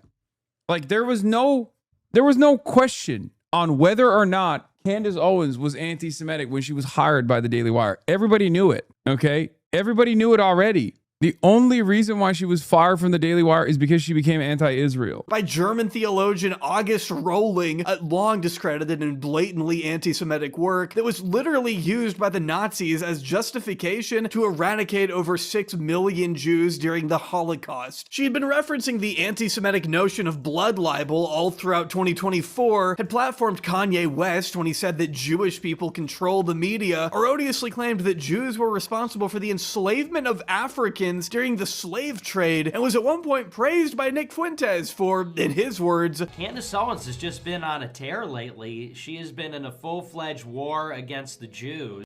It's really funny because she also cooked Nick Fuentes' chances, stole a bunch of Nick Fuentes' audience because his audience was looking for maximum anti-Semitism, which she was delivering at a time when he could not.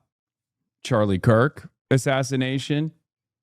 Never forget, Candace Owens, for all of her faults and failures, straight up almost single-handedly destroyed the narrative that transgender Antifa killed Charlie Kirk. She came in hot and was like, it was Israel. And everyone was like, that makes so much sense. Why are you guys... Stop spamming this shit, please. She did that shit. And that's why I'm spiritually a clandinista no matter what. A clandestine operator. I understand this can be a difficult conversation. Is Candace pro Epstein like Nick? No, she's not pro Jeffrey Epstein like Nick Fuentes is. She's pro Harvey Weinstein, which is somehow just as weird. I don't know, man. These guys are such fucking freaks. I don't even know what they're doing half the time. Felix and I have spent tireless hours trying to figure out what the fucking Harvey Weinstein situation was even. Like, it was That was such a weird one. Because at least with Nick Fuentes, like, yeah, he's edgy boy. He's just trying to be edgy. I don't know. That's why he's like pro Epstein, because he has to say like increasingly unhinged shit, right? But with Candace Owens, like, she didn't just take a pro Harvey Epstein stance. She also went and visited Harvey Epstein in prison and was like trying to declare his innocence. Yeah, I saw this. How it feels to click on Ben Shapiro's YouTube channel and see still uploading dozens of reacting to woke TikTok videos every week. He may be old, but he still loves to dig a hole on the beach. Crushing it. 36K. Finally, good news from TikTok. 46K. What's his problem? He's not a fan. Is Coca-Cola the fountain of youth? Did I say Harvey Epstein? I meant Harvey Weinstein. Sorry. Yeah, look. It's a banger. Harvey Weinstein has been incarcerated since 2020. Candace Owens did that shit on May 20th, 2025. Like, that was recent, bro. You know, looking back at it. And I want to thank you, Candace, for giving me the opportunity to... Like, how are you anti-Israel? And then you're trying to fucking clear the image of Harvey Weinstein, who famously used a Israeli PSYOP service to harass his victims and the journalists that were fucking covering his story and uncovering his sexual misconduct. Like, literally, Black Cube is the service that he used. You might know the name of the service, Black Cube. Former Mossad agents made it. It's an intelligence agent. It's a private security company. Okay. Black Cube was recently in the news a couple months ago because it turns out they were trying to intervene in elections in France and also the mayor election in New York. That's the company Harvey Weinstein used. And Candace is out here being like, oh, I hate the Jews. I hate Israel. And then she's like, also at the same time, Harvey Weinstein is innocent. The fuck? But yes, Ben's channel is dead. And it's awesome. Go check out Ben's YouTube now. He gets like 10K views. Yeah, it's fucking dope. Episode 1, Diplomat, Thomas Jefferson. Episode 2, The Pessimist, John Adams. America's too important to hand over to idiots. Democrats are abandoning moderate leaders for extremists, 15K. The socialist sweep continues, 21K. Americans don't like open borders. Here's why. I cannot begin to tell you how fucking washed this man is. They want to cancel Jonathan Majors again, 19K views. Democrat meltdown over SCOTUS ruling. Democrats just declared Hasan Piker just declared America communist, 23K views. He can't even crack 23. He can't even crack 100K views on a video slandering me. That's how fucking washed he is, bro. Like, think about that. More Pegaslop is doing 10x his viewership, cutting the same video every day. A 45-minute rant being like, oh, this guy Hasan, he is such a loser. He is such a hypocrite. Oh, more Pegaslop is teabagging him, bro. It's crazy. Yeah, Trump wins SCOTUS, says send them home, 407K views. Now, the disparity here could probably be explained by the fact that they're probably bumping some of them with ads. They're probably buying a shit ton of ads to reboost the channel, and it's not working. That's why some of his videos get 400,000 views and most of his videos get 30,000. It's crazy. These clips of Democrats don't want going viral. Yep, don't worry. It's not going to go viral anytime soon on your channel, buddy. To have when even the mildest criticism of Israel gets misconstrued as anti-Semitic. But make no mistake. Please do the Matt Maroney, Trump's biggest donor. This bridge behind me is by Matt Maroney, Trump's biggest donor. That's the Ambassador Bridge. Paid for by Matt Maroney. What gives? What gives? Trump's biggest donor. Oh, sorry. It's not Matt Maroney. It's Matty Maroon. What gives? Candace Owens is a raging anti-Semite and was one before Ben Shapiro hired her. He had to have known how hateful she was, and yet he continued to employ her for years until just a few months after October 7th. And while Candace may have a lot to say about the genocidal, fascist state of Israel today, correctly criticizing Benjamin Netanyahu for killing children and condemning the Holocaust being perpetuated in Gaza, Candace has historically never been one to champion the rights of Arabs or Muslims, considering she was specifically mentioned in the Christchurch mosque shooters manifesto in 2019, where he wrote that the person that has influenced me above all was Candace Owens. Each time she spoke, I was stunned by her insights, and her own views helped push me further and further into the belief of another case where, like, right wingers get away with everything. Can you imagine if any fucking shooter's manifesto mentioned me this clearly? Oh my God, every liberals would be like, we have to kill this guy. They would be like, free the shooter, kill Hasan instead. You know what I mean? And so would the Republicans, of course. I'd be in fucking jail. Violence over meekness. And yet, Ben Shapiro hired her anyway. The idea that she was just gonna play along and never turn against his identity as a Jewish man is a silly one that Ben should have anticipated long before spending so many years building her up. He created this monster, and now she's gonna swallow him whole. Candace spent the next 2 years steadily building up an audience, daring to go where the Daily Wire never could by actually criticizing Israel. In the case of Candace, it was coming from an anti-Semitic place, but it nonetheless resonated with those who saw the most heinous atrocities imaginable being carried out in the name of a flag bearing the Star of David. Being anti-Semitic and being anti-Zionist are two very different things. One can rightfully call out Israel's war crimes while also recognizing the reality that Jewish people are not a monolith and are not collectively to blame for the crimes of a nation state. But Candace seeks to conflate these things, and frankly, so does Ben Shapiro.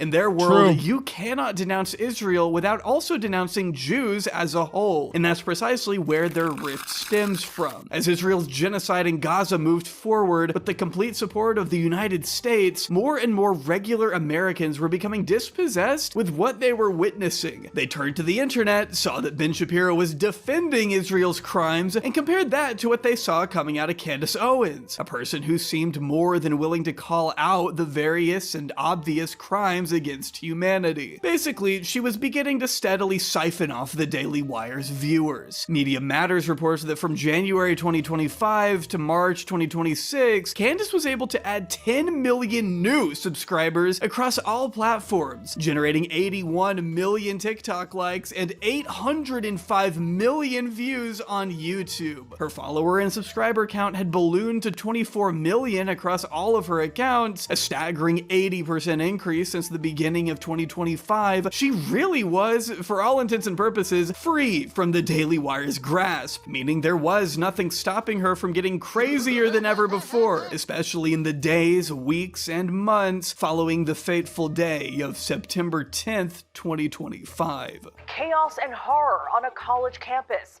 Conservative activist Charlie Kirk gunned down in front of a crowd at Utah Valley University. With the assassination of Charlie Kirk at Utah Valley University in Orem, Utah, Candace Owens coped with the loss of her friend by ramping up her trademark conspiracy theories to a whole new level. It's true that the investigation surrounding Charlie's death was suspicious. I'm sure you all remember those oddly written text messages the gunman was said to have typed out in the immediate aftermath of the shooting. Candace not only got to work pointing out the various inconsistencies in what the authorities were telling the public, but she was also quick to conjure up some theories of her own, even if they didn't make the most sense. First, she said that Israel had killed him, since he was supposedly coming around on his views on the country. His allies dispute that he was. She went on to assign blame to the French government, since she was, after all, in the midst of battling the Macrons in court after slandering the First Lady of France as transgender, even going so far as to say that Tyler Robinson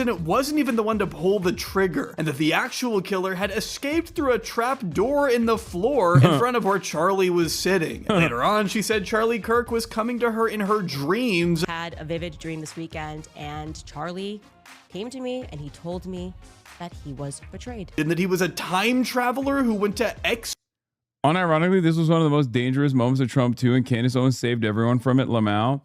I think she played a major role, but I think it was also because they were so heavy-handed. They were so heavy-handed in like martyring Charlie Kirk that people got annoyed. And then Erica Kirk was so that people were like, oh, dude, nobody cares about this. What the fuck? Your wife doesn't care about this shit? Why am I supposed to care about it? I didn't even like the guy.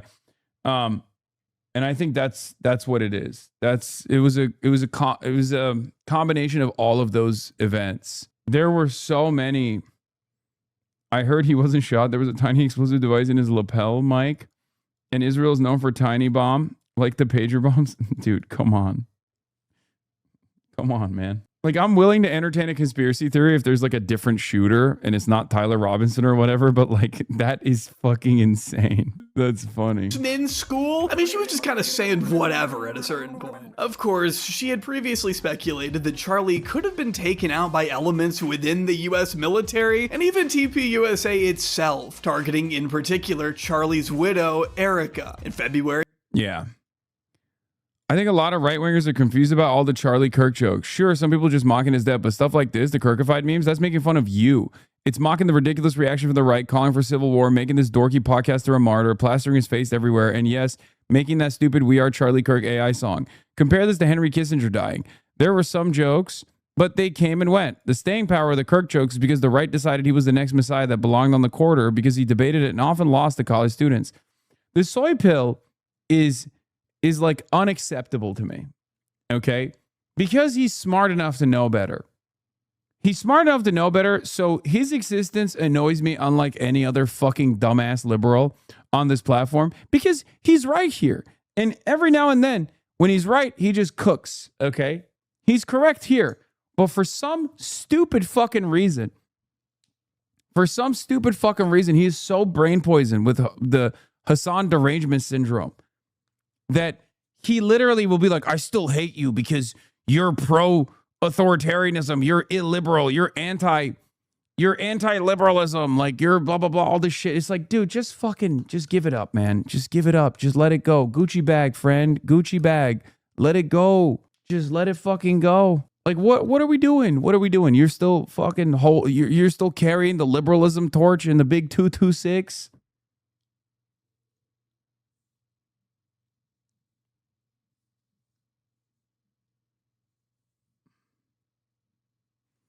Check logs, extremely important. Ban me if not. Let's see. It's a ban coming. I can tell. I would sell my soul for Candace. I can change her. God, Candace is hot. I would change her. Take an hour off, dude. You're in horny jail for an hour. Bro said he would support Epstein over you in a hypothetical race. Wait, no, he did that too. I thought that was Hutch. Yeah, you guys are confusing him with another Destiny orbiter. Anyway. The soy pill doesn't hate you like Hutch does. He and Pissock would have a normal convo with you. No, he is like tweeted. He has tweeted like recently something in the replies. I just don't understand it. To me, it comes across as like insane. You know what I mean? I forget where it was, but he recently, like maybe a week ago or something, he's a huge deorbiter. Fuck those guys. Don't ever give him oxygen, please. Yeah, I think he's still very much I can't tell if he's like a skeptic now. You look tired as well. I am tired. Some of these guys are not as insane, right? Like some of these, I think Hutch is as insane. Like when you say you'd rather vote for Jeffrey Epstein instead of me for president, or if you think that I'm like worse than Donald Trump, you're an insane person, right? I don't think this guy is one of those people. Oh, here it is. This is what it was. These guys fucking hate me and call me a liberal, then subscribe to actual liberals because I was making fun of Commie Turk. And he said, I'm a big tent guy. I just exclude social democrats. Fucking idiot. You're a big fucking idiot, Commie Turk. Anyway, maybe that's why everyone's calling me a secret commie because I hate you too. Do you ever explain why? Serious, because I can't understand why someone with largely sensible content wouldn't hold less contempt for someone with also largely sensible content. He used his platform to spread voter apathy, and when faced with the most obvious trolley problem in the world, threw up his hands and said, no, I won't use my millions of dollars and hundreds of thousands of fans to try and stop Trump from winning. Give it up. Give it up. Brother, give up the fucking Kamala dead ender shit, please. Please. It's the dumbest analysis anyone can ever engage in, okay? Like Taylor Swift couldn't get Kamala Harris to win. What the fuck are you talking about? If you still think I'm the one causing voter apathy, you're a fucking baboon, okay? Beyonce couldn't generate enough excitement for Kamala Harris. Why the fuck do you think I'm capable of doing that? And better yet, how have you not comprehended that at the end of the day, what matters is the policies? You can't outflank the fucking policies, okay? It was Kamala Harris that created voter apathy. He has signaled this year that he would not promote Gavin Newsom over J.D. Vance in 2020. I actually commend him for promoting these DSA candidates and putting his time and money where his mouth is, but it's ridiculous he wouldn't do the same to stop a fascist from winning. Oh my God. People like him are smart enough to know the true power they have, regardless of the party's shortcomings. This is what I mean. No, you know what this is? I think it's narcissism. Okay? I think it's narcissism because he is a content creator. So in his mind, he thinks he has like this tremendous power. Okay? It's got to be that. I don't think that way. Okay? I guess you could say I'm narcissistic on other shit. Never said he changed the outcome. I said, I hate that he has enormous resources and didn't use them. One vote doesn't matter. Why should anyone vote? Why advocate for good things if you won't change anyone else? You could easily say the same thing about him pushing for DSA policies that won't pass. He has signaled this year that he won't, that we would not promote Gavin Newsom. Oh my God. No, you're awkward as fuck in person. I know I've been within 6 feet of you. What? I think you got your power dead on, level of power dead on. Your laser focused on close Senate and congressional primaries is huge. Yeah, exactly. Soy Pill is just kind of a moron who could have been on the right side of this if he wasn't brain broken by whatever experiences ruined his ability to understand average/independent voters. He thinks he's so far left of the average voter, but that's only because he's convinced centrism is the norm because of the dumb fuck bubbles he operates in. Yeah, I think these guys have tunnel vision. I think these guys have like tunneled themselves into thinking that like Neera Tanden actually is dead on. You know what I mean? That mentality is fucking dead on.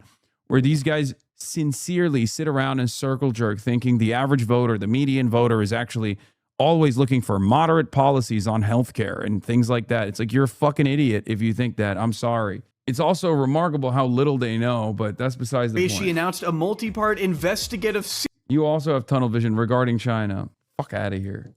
series titled Bride of Charlie that generated about 23 million views on its own and was described by The Hollywood Reporter as Candace delving into Erica's family background and advancing insinuations about her role in his death that were widely condemned across the conservative spectrum, with Ben Shapiro being among the loudest critics. Candace Owens is an evil, twisted human being. Because Candace Owens is either going through the throes of mental illness. How old is Soy Pill? That's the last question I have. I'm willing to bet he must not be old enough to remember 2016 or wasn't like as active politically in 2016. Right? Because that's what it is. These guys don't realize that they're reheating the same fucking DNC nachos from 2016 when they say dumb fucking bullshit like that. We're like, Hillary Rodham Clinton would have won if you supported her hard enough. Like that's what it is. Yeah, if this is your like second election cycle where you've been sentient, if this is your second election cycle where you've been sentient, you saw 2020 and then 2024, then you don't realize that you're literally doing the same thing. Neera Tanden and I have been duking it out since 2016, okay? We've been there. We've motherfucking been there. We've been there, done that. These are things that the things I'm hearing about Abdullah Syed, about Graham Plattner, about all these candidates, about us in this movement, the DSA. These aren't new lines of attack. These are the oldest lines of attack. We've eaten that fucking dog shit and that poison over and over again. Oh my God, Warren. What is this? Please look at the picture. He's in the propeller hat. Oh my God. So they were pro-Shoycott? I don't get it.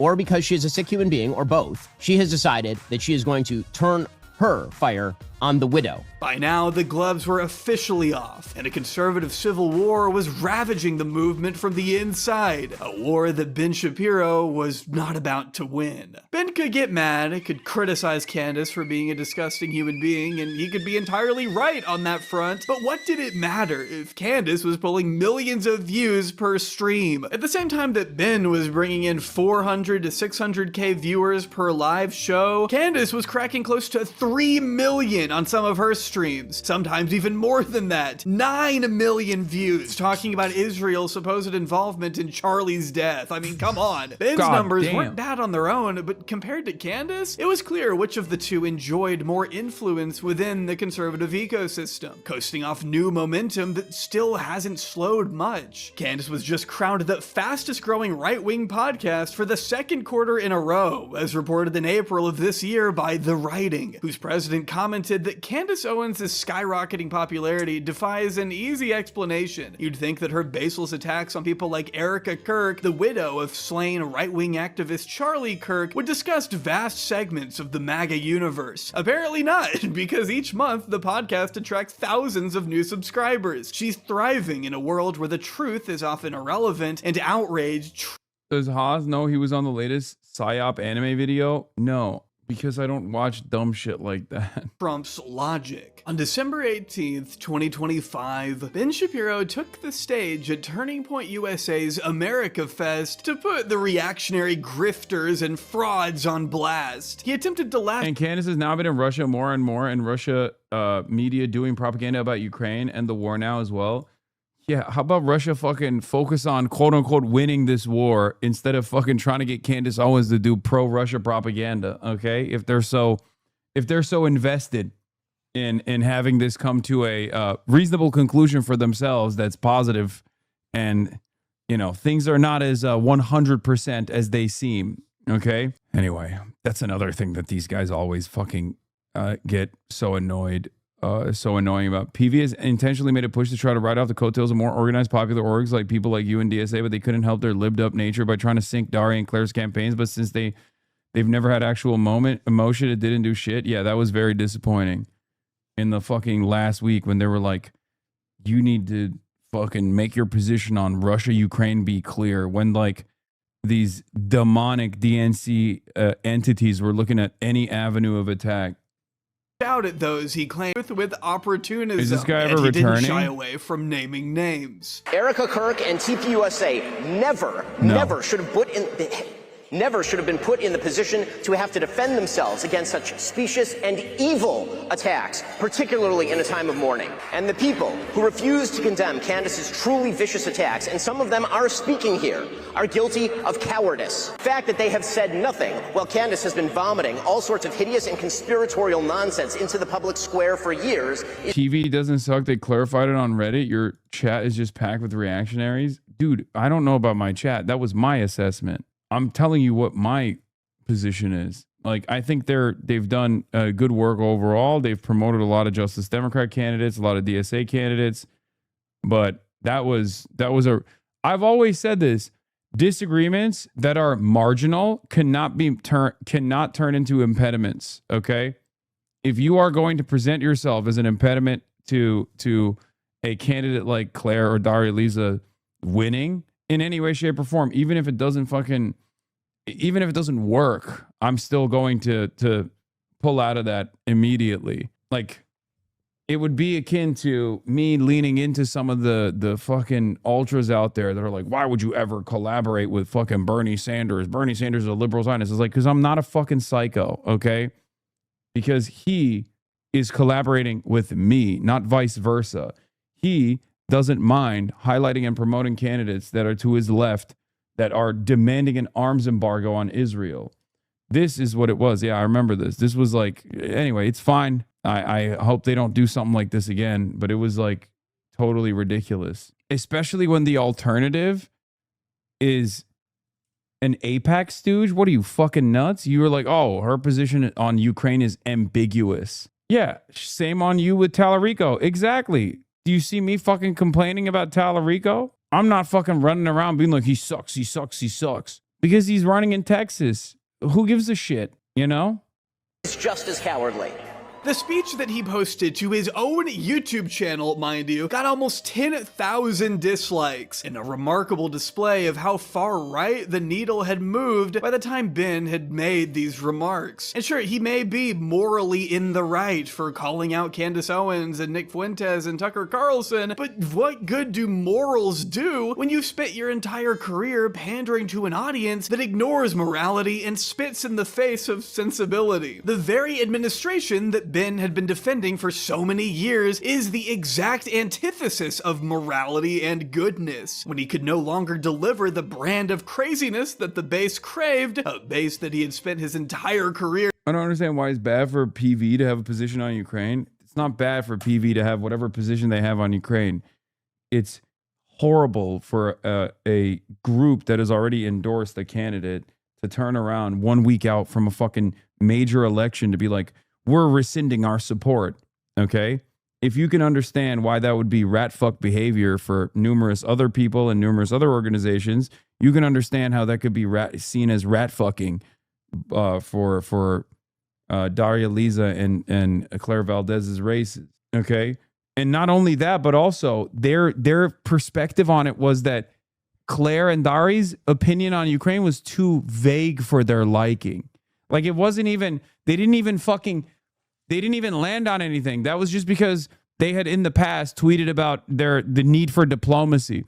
Remember wasn't it the Congressional Progressive Caucus that also wanted to force Biden to push for diplomacy at some point with Ukraine, and then they clamped that down, or was it a ceasefire? Like that's crazy. PV is also floating the idea of requiring a pro-Taiwan position. Oh my God, dude. This is what I mean. It's like, it's unbelievable. Like that's an unbelievable demand to make. What do you mean pro-Taiwan? You want fucking nuclear first strike option on China? Like who? Again, give it up.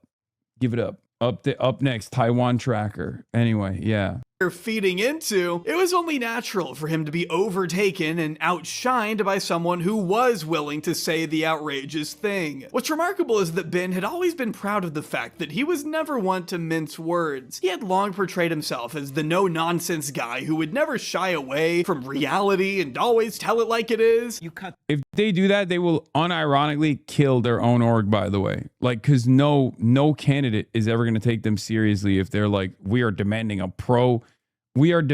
a defend Taiwan position. Like if that's something that they're track Taiwan. You give up on Taiwan just like you give up on Ukraine. Sad. I haven't given up on Ukraine. What are you talking about? Also, guys, I need you to understand something, okay?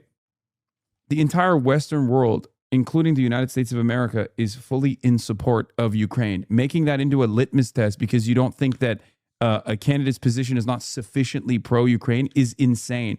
Can you not comprehend why that would be different than Israel, considering that 90% of Congress is pro-Israel unconditionally, whereas 90% of Democratic voters are against Israel? Do you not understand that one is an adequate litmus test? The other one is just like, how fucking pro-America can you get? Do you not get that? The Taiwan one is even more insane than that. Because now you're like demanding a further right, more militant position than like what most American politicians are even comfortable with.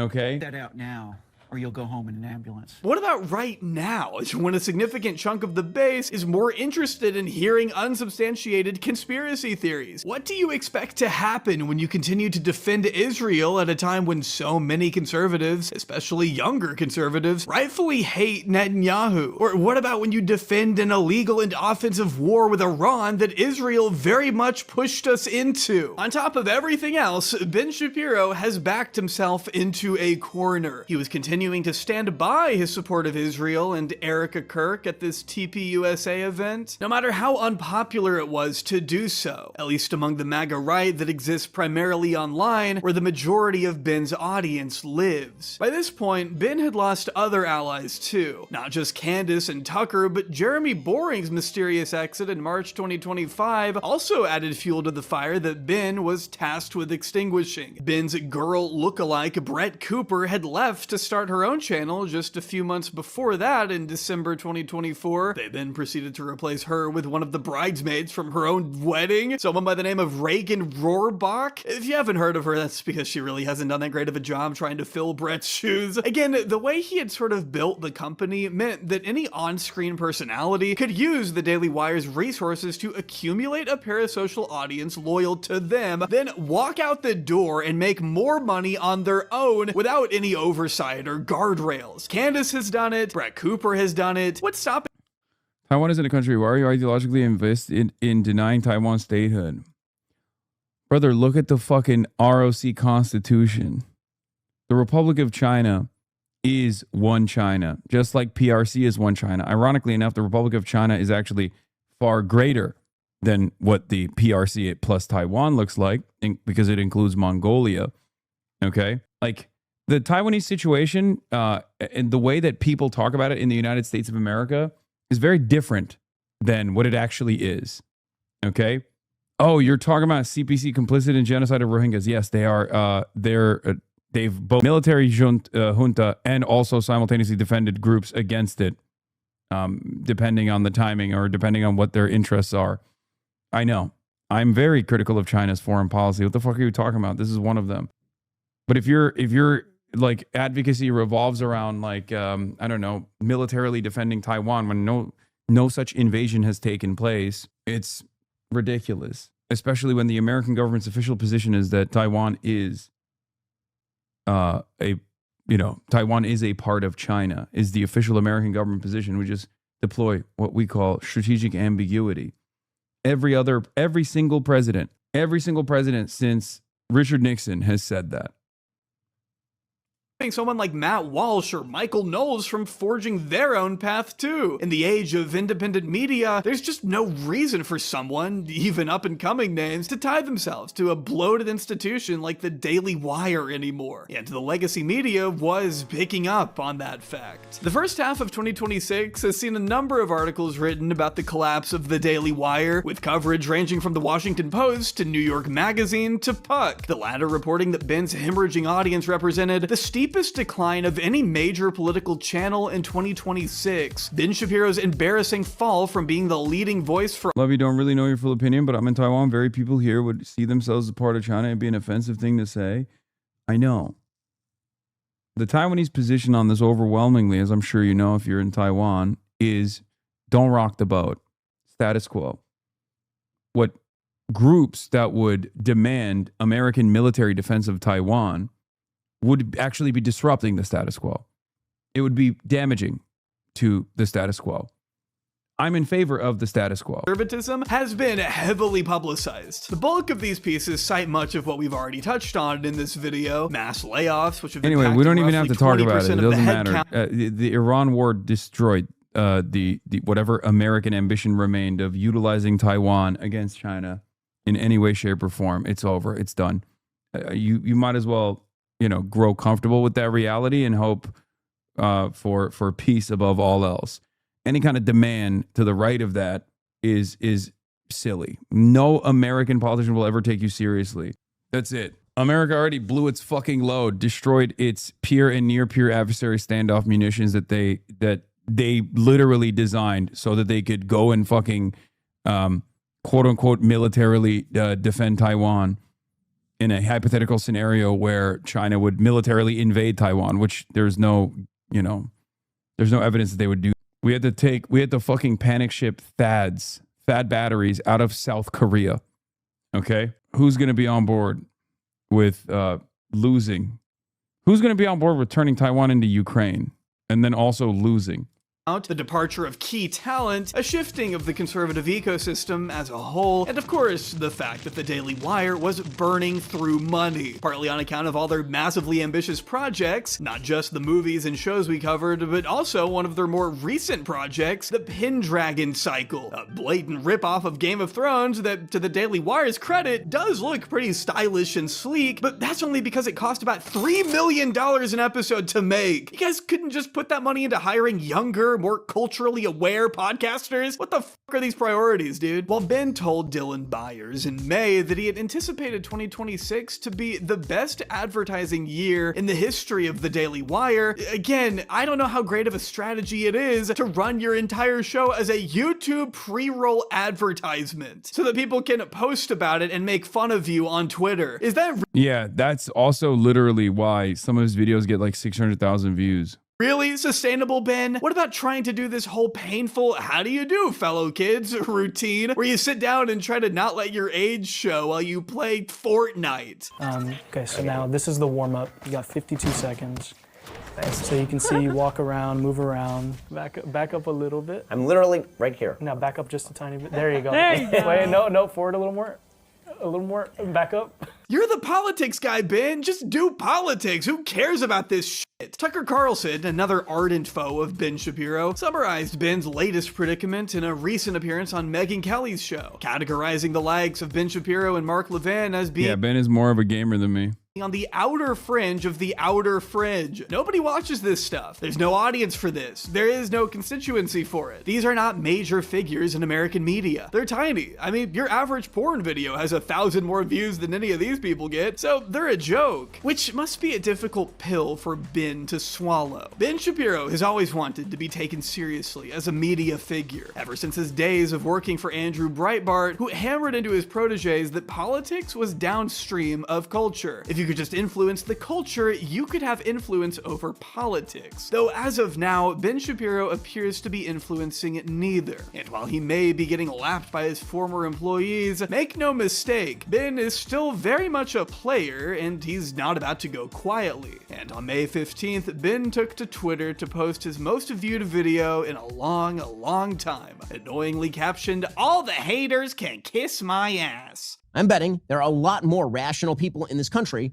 than conspiracy-mongering nut jobs. And this, ladies and gentlemen, is where Ben Shapiro finds himself in mid-2026, completely alienated by a swath of his former allies, holding on to a decaying business that's leaking money by the day, an audience that constantly demands more blood than Ben can give them. He's tied himself to a sinking ship, and he appears to be willing to go down with it rather than break for a lifeboat. I will tell you exactly how it works. On the left, in independent media, the more resilient you are with your worldview, the more, people trust you. And if you're lucky enough, and if you push through, and if you're successful enough in like getting people to understand your worldview, maybe one day you can have a large enough audience, and your audience will continue growing. On the right, it's the opposite. If you have any real moral conviction, even if it's an immoral perspective, on the right, if you maintain that position as the audience is moving, you're fucked. Okay? Tomi Lahren was an up-and-comer. She was everywhere on the Republican side. And then one day she made the mistake of speaking out against abortion bans. She said, I don't think that we should be, restricting women's access to abortions. That was it. Okay? She came out as pro-abortion, and that was it. Her career was fucking over from that point on. It took her like basically 6 years to recover from that moment. She got clobbered for it. They backpocketed her on Fox News. And it took her like literally 6 years to come back to the front office. Okay? Same with Ben. Ben cares about Israel. And for the longest time, it didn't matter. Because for the longest time, the Republican Party was openly pro-Israel. The independent side was pro-Israel. They didn't care about it too much. They didn't know about it too much. We now live in a very different media environment. So Ben can't stop being pro-Israel because he actually cares about it. Everything else he can, cast aside. But this is the one thing he cares about. He cares about anti-Semitism growing to a certain degree. Obviously, it's fine if they're pro-Israel, even if they're anti-Semitic. And he cares about defending Israel. So his audience was like, fuck you. The world of online conservatism, or really the world at large, has mostly passed him by, as evident by the numerous replies that read, if it wasn't for Candace Owens trending, I never would have seen this hilarious video of you. Israeli spies can kiss my ass. You're telling most of America to kiss your ass. A very Jewish message, says Dan Bilzerian, a name I haven't heard in a very long time. This reply alone got 29,000 likes, signaling clearly that perhaps Ben's entire mission was futile from the start. He spent his career attacking almost all minority groups, incorrectly assuming that his following of racists and bigots would simply overlook the one group Ben never criticized. I'm betting that there are way more people in America who believe in truth and virtue and freedom than people who revel in grievance and demoralization and stupidity. You're talking to racists and bigots, Ben. You think they aren't going to come for you and your people too? By going hard in the direction of anti-Semitism and Hitler apologia, Candace Owens and Nick Fuentes are, in a weird, depraved way, actually presenting a more consistent worldview than Ben Shapiro is. Now, it's a worldview that sucks and is incredibly harmful, but it's one that doesn't exempt a whole group of people the way Ben's does. A classic example of, well, I didn't think the leopards would eat my face. They were always gonna eat your face, Ben. No matter how you feel about it, that is the fact of the matter, which I'm afraid leads us to an uncomfortable truth, one that can be summed up in a phrase coined at the height of our subject's influence and popularity that still rings true today more than it ever has. Facts don't care about your feelings.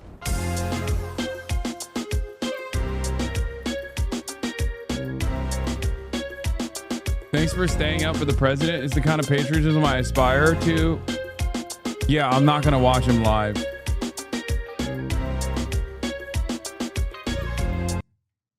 ironically enough.